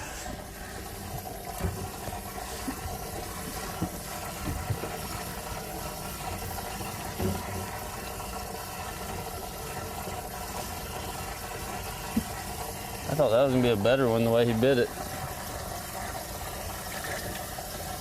All right. Now these 2, I know he's smaller. Yes. And he's bigger than all of them. Tell me I so rudely have not answered your question. Oh, well, I haven't re-asked it, but let's ask it now. The what's it going to take game. I'm going to go with 27 pounds. Okay. Less than 10 pounds a day. Yes. All right. Yes. Ron Moore? And I feel good about it. Okay. I like that. That confidence. I'll go. Since the last update. I'll go bold, and I'll go 30 pounds, 3 ounces. Wow. I'm gonna see the biggest. Yeah. Yeah, I would. Wow. 29 was last time. Make top 10. That's what I'm going for this time. I'm saying 29. 29. So 29. I'll go under that. 29. 29 was the highest. That was to make the top 10 place. Well, it was 12 before. The other events were all 12 here in the Elite Series. Oh, to make. And they probably had 14-inch. Oh, okay. Okay. I was about to say, yeah, I'm okay with being wrong with that. I'm just an optimist, but sure.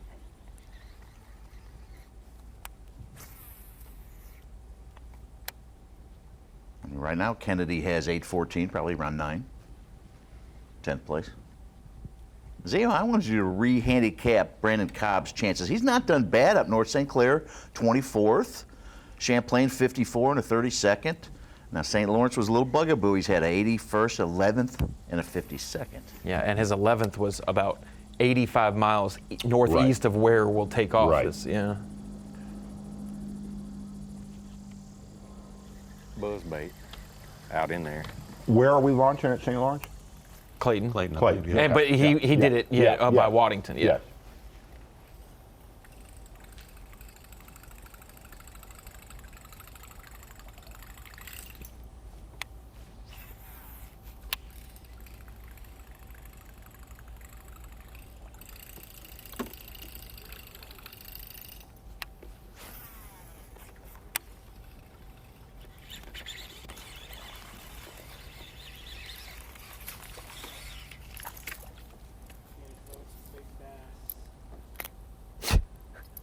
I would have had to wade those shoe pick today to have a big one. Boy, I'd like to have 2 bass about the size of those 2. I mean, those weren't even big ones. I mean, for them, they weren't very big. That's like, actually, maybe just a hair under average.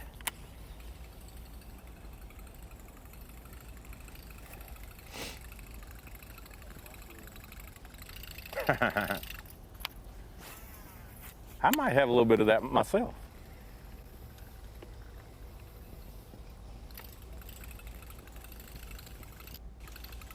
Grindle.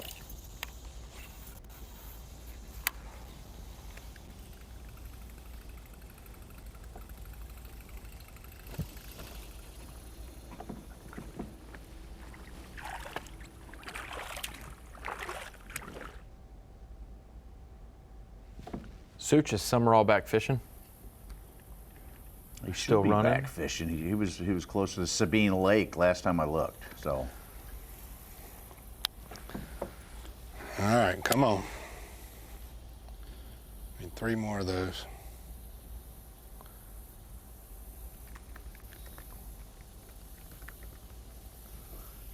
Get one little stretch, you'll catch 2 or 3 of them like that.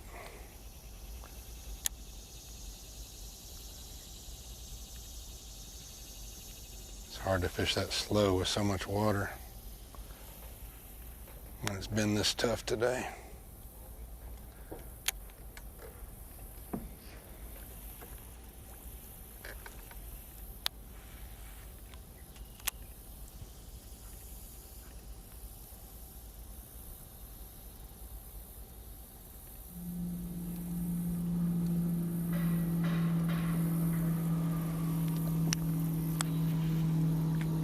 It's taking the big bites to compete here. Hackney had a 5.14 when he led in 2018 on day 1, about a third of his weight.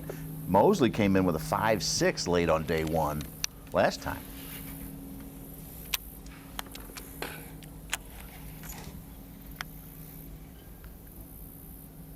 Come on, jokers.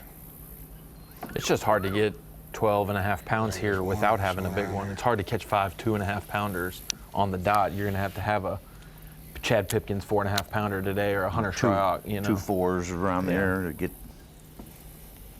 close to getting near the teens. Oh, he let go. Dang it, that was a real one.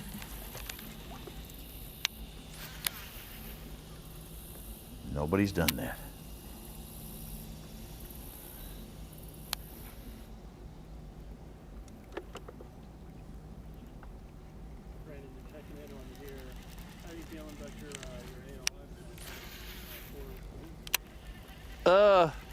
I mean, honestly, today's not going so great, but the thing is, you can't really fish because of that, or differently, because, I mean, it's just, if it's meant to be, it'll happen, but you just gotta try to do as good as you can at each one. The northern ones, though, as far as being consistent, are definitely my least consistent location in the country.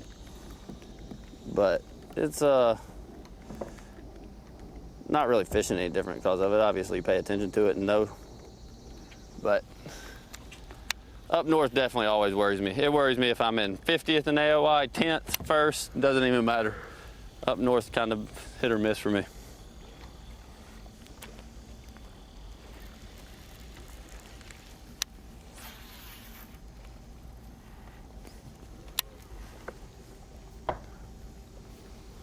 Today's much more of a struggle than I thought. I do have a limit, but it's tiny. One good bite.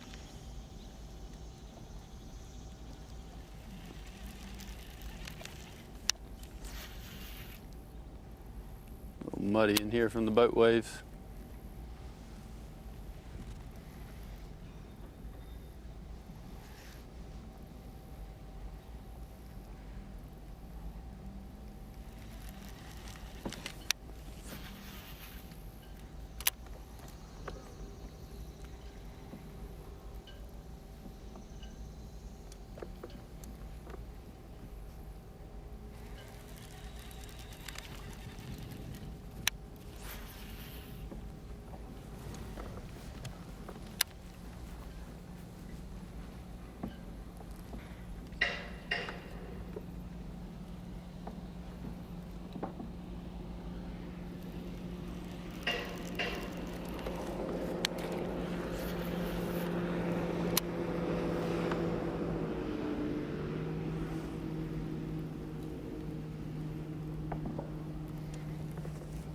spit it out. What was that? Weird. Like picked it up, ran with 100 miles per hour and spit it out. Probably a gar, if I had to guess. I'll get about an hour and a half away from weigh-in time, check-in time, I should say, for the first flight. Weigh-in proceeds soon after that. Steve Kennedy, he was a factor here on the first couple of days last time we were here. Found him very out of the way, odd place. Made it work for a couple of days. Keith Poche, Mike Huff up in there. Wes Logan, Larry Nixon, Hunter Shryock, Jacob Porosny, Alex Wetherell having a rough season as a rookie, not unusual, but really having a chance to make a good mark here, a good number here. Chap Pitkins and Kenta Kimura. We will take a quick break and be back.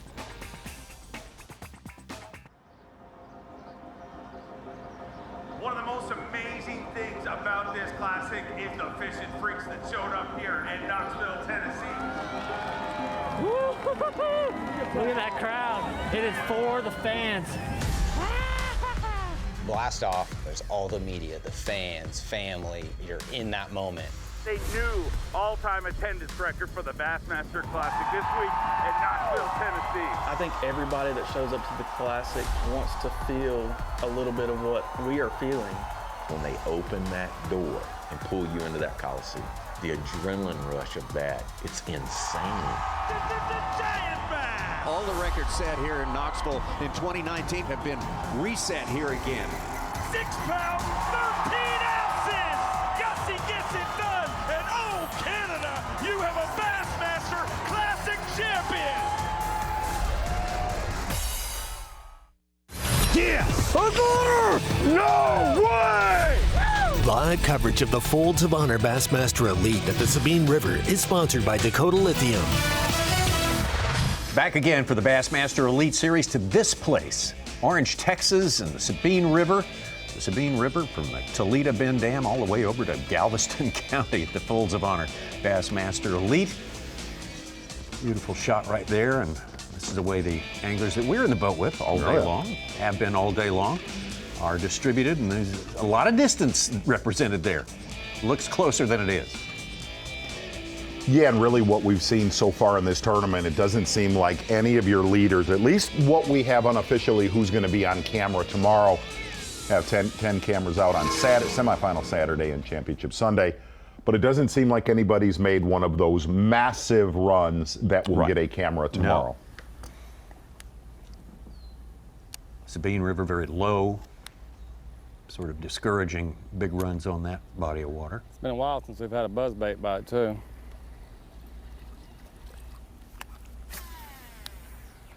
I think it's time to go. Really wanted to catch one more before we left.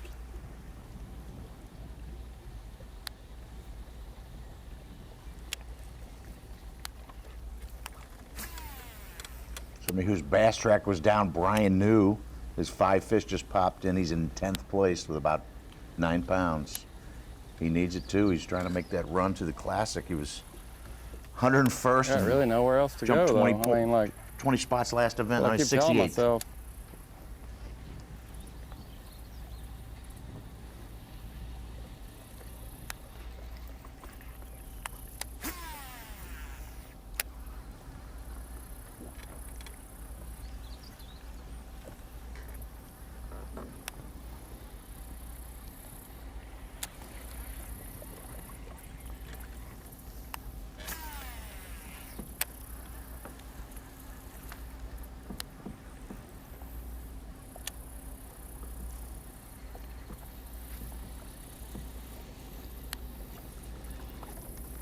Got our first flight angler is going to be fishing until 3 o'clock. That's check-in, local time, Central Time, 4 Eastern. Shortly after that, right here on Bassmaster.com, you can drop in on the way in.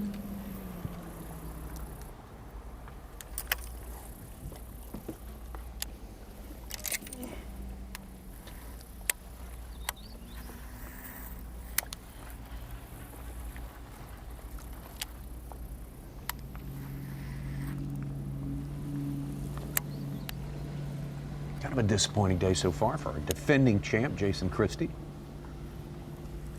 Kind of got the same exact vibe we had with Hackney after being defending champ in 18, even though it was a different time of the year. Day 1 of 2021 with quick limit, and then he loses a kicker and then misses the cut. But I think he was one of the first 2 or 3 out of the cut. You know, but you could tell yesterday, we talked about it early in our broadcast, that really listening to Jason, he went for it in practice. He tried to find that magic 200-yard stretch that he found last year, that he was left alone really the entire event. And he said, man, I just spent all of my time looking for that again. And knowing I didn't find it, I have to get in the mix with a lot of other competitors. Which is a second choice for him for sure. And my ears are ringing.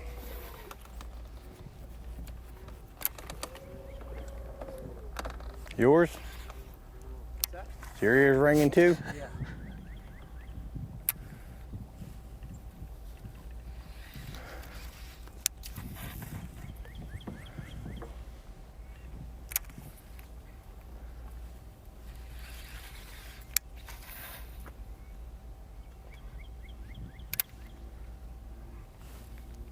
That's also what's wild about this place is he could leave Orange, Texas, and he was in the 60s, you know, or around, you know, 50, 55, 60.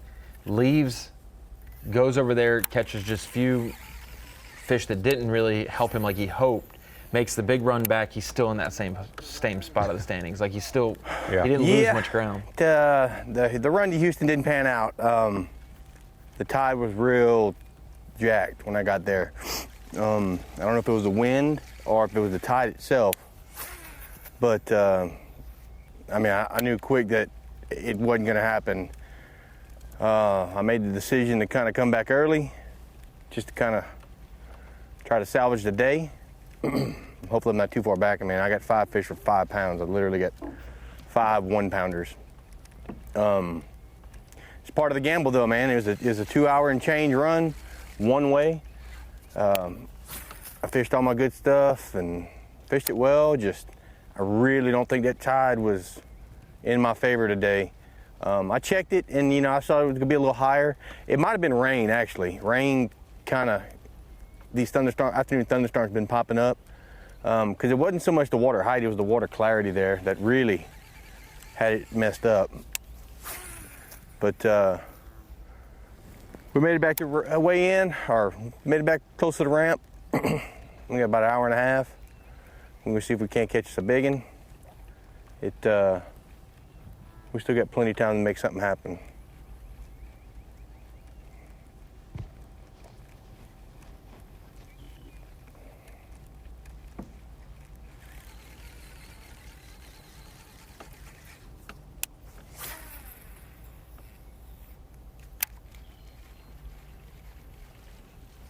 One 3 to 4 pound bite in this tournament can go a long way. You know, you obviously fishing for more, but in the situation we're in right now, take what we can get.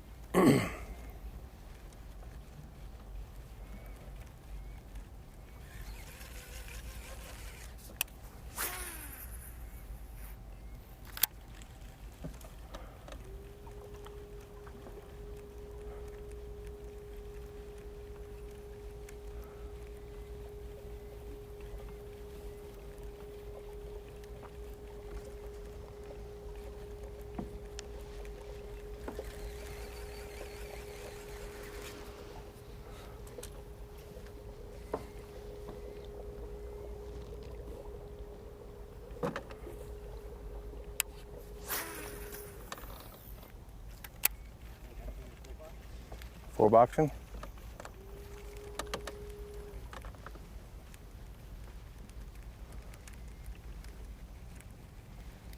Boy, tough day for Drew Cook. He is gonna lose some Angler of the Year points today. And he's one who made a top 10 last time we were here.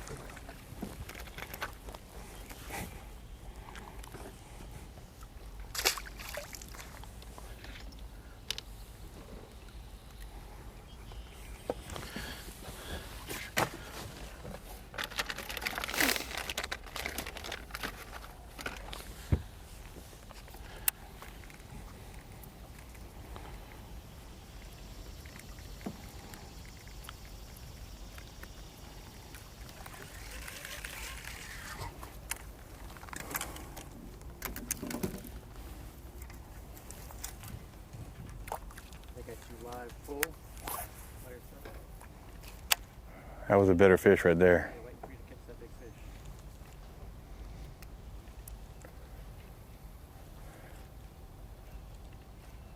I think he felt the wrath. I think he had the tails.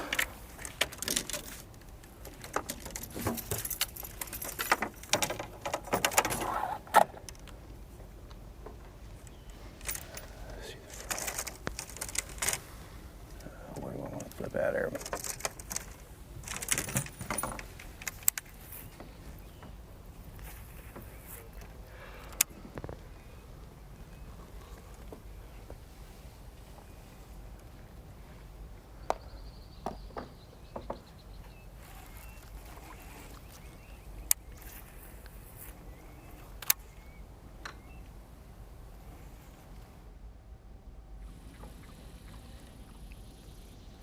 Something hit it when I was reeling it in.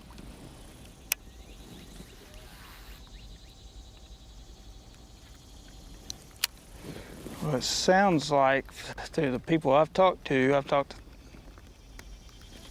there went one right there. Talked to 3 people. Only one of them's got a limit, and he said it's only for 5 pounds.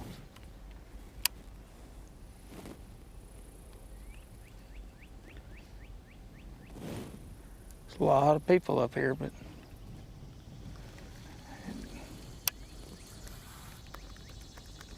of course, you know, I'm not stressing. I'm just slow going, slow fishing. I'm able to work my bait slower, and I think I've been concentrating on stuff everybody's looking past.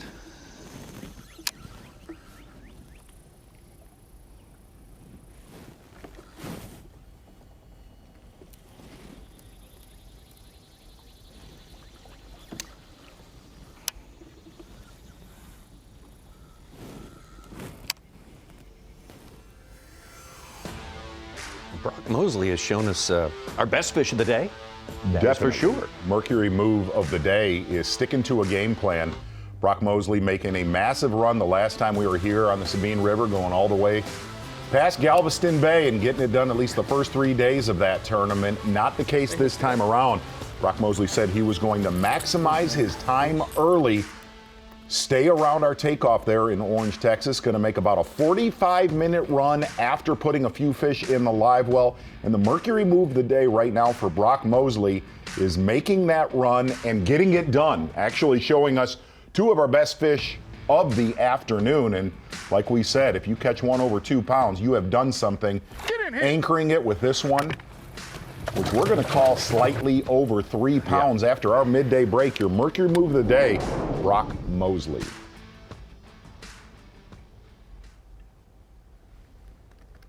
Mike Iaconelli's trying to make a move. He's got 7 pounds, 2 ounces in 24th place. Trying to gain on Brandon Cobb, who's like 53rd, only 1 pound, 1 ounce behind his weight. 30 spots for about 1 pound and a couple ounces.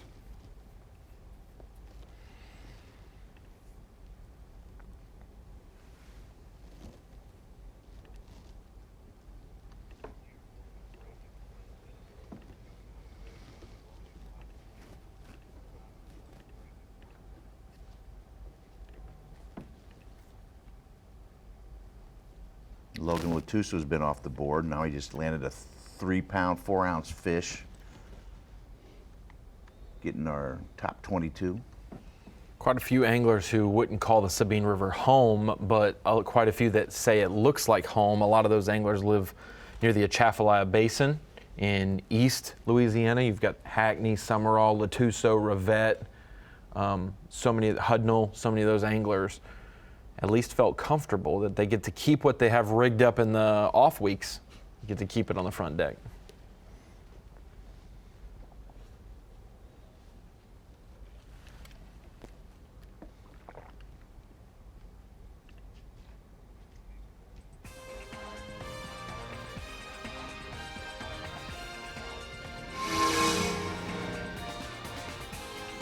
I'll take another break here in a moment. Let's take a quick look at their unofficial leaderboard now for Bass Track now.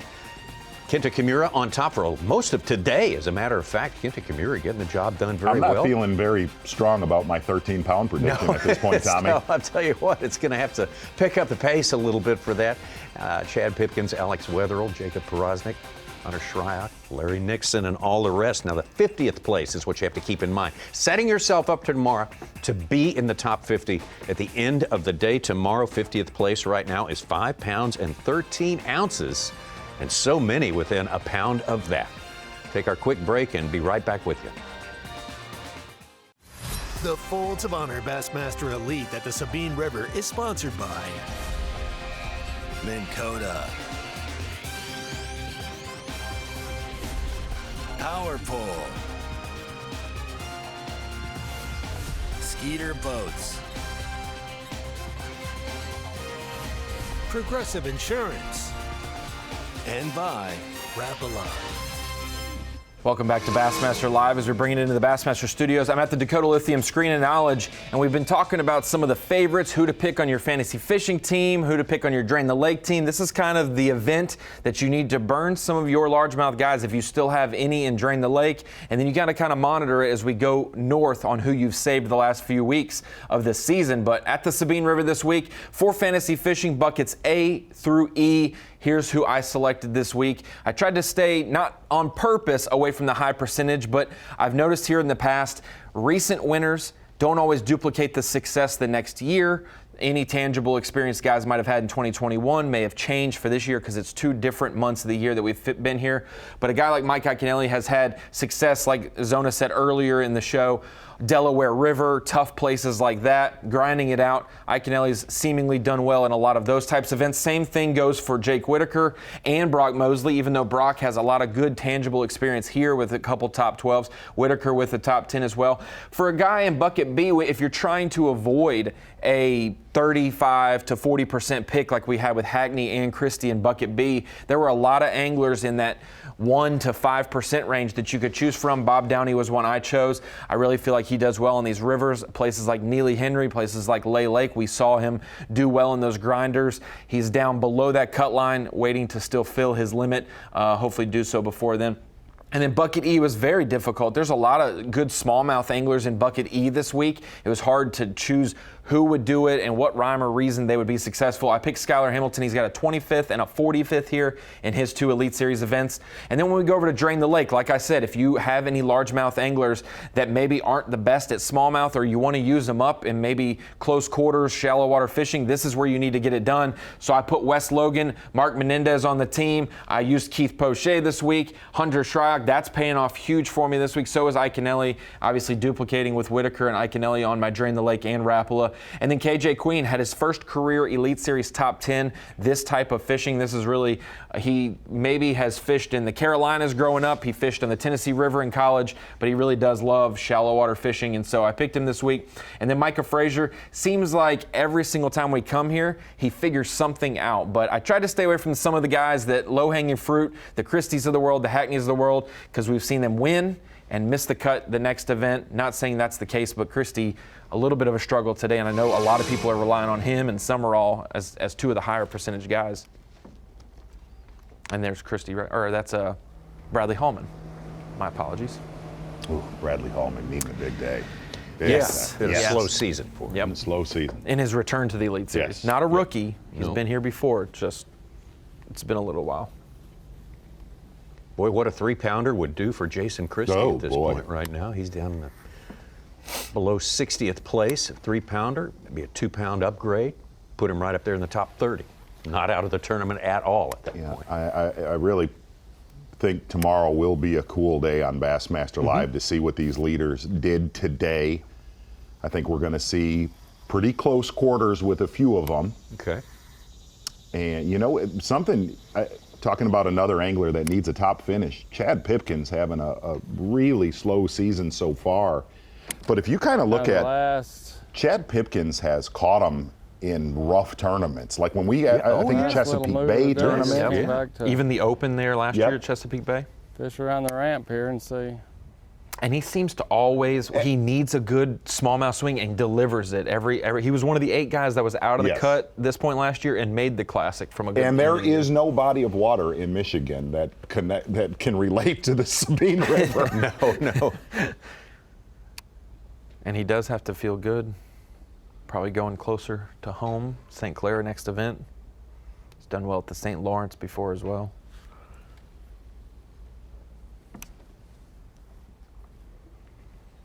Taku Ito, 21st place this week. He needs a good one as well. He's down in the 80s in points. That's a shocker. Zaldane as well, 13th this week. I know we talked about a month ago. The St. Clair event's should be a really good tournament. It has been one of the weirdest Mays I've ever seen. Mike McInnes and I got to fish when we talked about this. It snowed the beginning of May, and it basically has been 80 to 90 degrees and sunny every single day since then. So those fish will be really into their summertime mode and probably grouped up real well. Set up and ready to go, huh? Should be a good one. Yeah, it went from pre-spawn to spawn in about 3.5 hours. I do feel like if I do get a bite in here, chances of it being a good one is pretty high. Last time we were at St. Clair, it was just U.S. waters. I think the last 2 times we've been at St. Clair, just U.S. waters, and I don't think we had Huron and Erie available. I think those are in play this year, and Canada will be in play. So do you feel like it used to be you ran away from St. Clair and could win the event, and then it seems like the last few years you needed, if you left St. Clair, you lost, guaranteed, like you won it there. Could we see some top 10s from other places? Generally, when the St. Clair River starts firing really well. You're talking about late July? Is that what you're saying? Yeah. Yeah. And that's generally when the North Shore and Pelee Island and that whole region start to, where they're grouped up as well. So. The only thing about fishing that main run is all these boats are fishing to start heading back.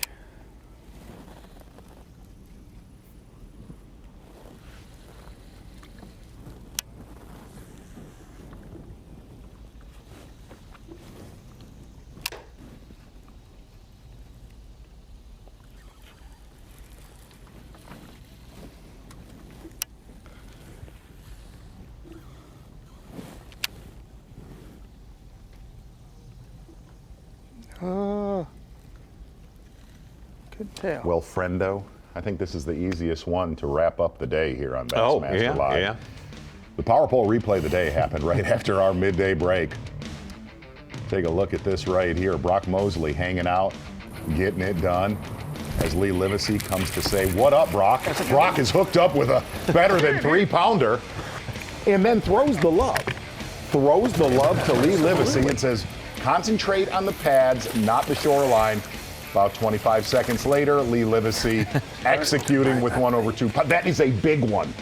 A big call. Huge call. That was an amazing 30 seconds of Bassmaster Live today. We had a couple of incidents like that at Lay Lake, too. Some guys giving stuff up that maybe they should have hung on to themselves. We've seen a lot of that this year, Tommy. Yeah. It's almost like it's turning into a team concept. Sort of a love fest. Yeah. Power Pole friend of the You day. notice our friend Greg Hackney is not lending much information to any human on Earth. Sort of going against the grain. He is not into a team concept. I think that if you're roommates with Greg Hackney or travel partners, you probably get less info than a random Joe from him. You would not get what a good restaurant is from Greg Hackney.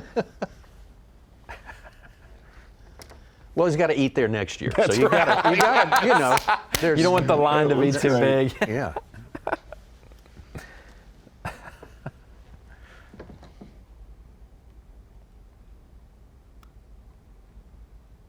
That might be the line of the day.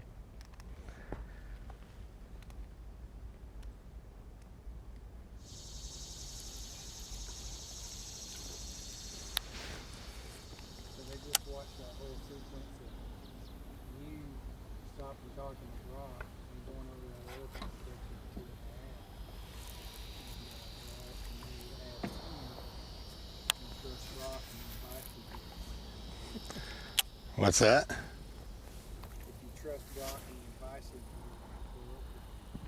Oh, yeah.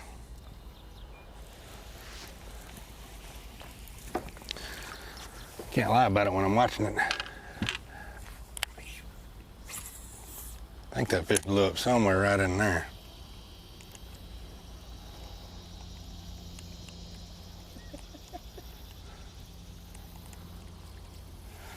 What? Yeah.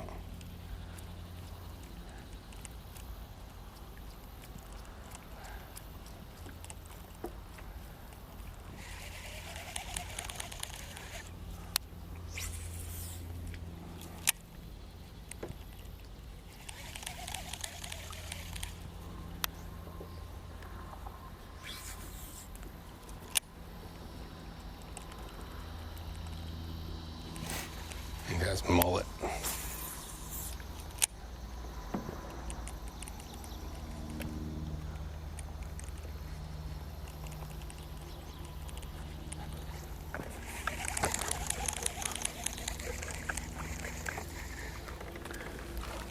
Such, I know you're man, I don't like these killer clouds. trivia. I would love to know, I really would, where this tournament stacks up on Bassmaster Live for day 1 this season as far as fish catches go compared to other bodies of water we've been to. Numbers of fish? Numbers of fish. Oh. See, and that's hard because we picked some really good lineups the last couple we of have. events. We haven't missed many. But as far as numbers of fish, I'd love to know that. I know. You like that, don't you? Such? Here, so give me a break.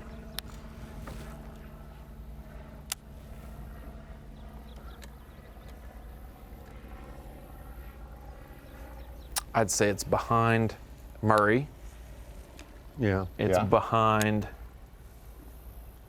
I don't know. Is it behind Okeechobee? I don't think it is. It's top 3.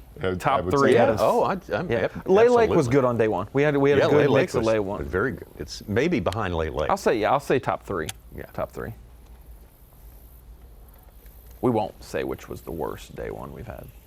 We'll save that for the later. You can say anything you want. I don't think we'll have any. I don't think we have the numbers anywhere. I don't want to get the tweets on my Snapchat. You can't cross-index for what was on Bassmaster Live. There's no way to do that. So you can get some AI to make up a number for you. Yeah. Chat GP. Yeah. Easy that way, Such. It's like most of Such's trivia. It's actually subjective. It's not objective. So we can. That's right. It's how it feels.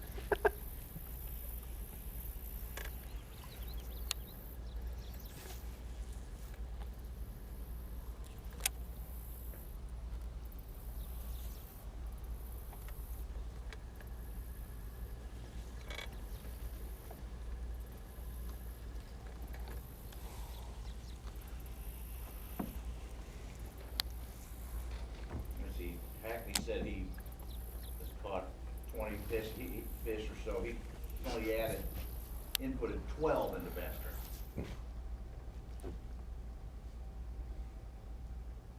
I think we got a battery issue over there, Such. We'll get you taken care of.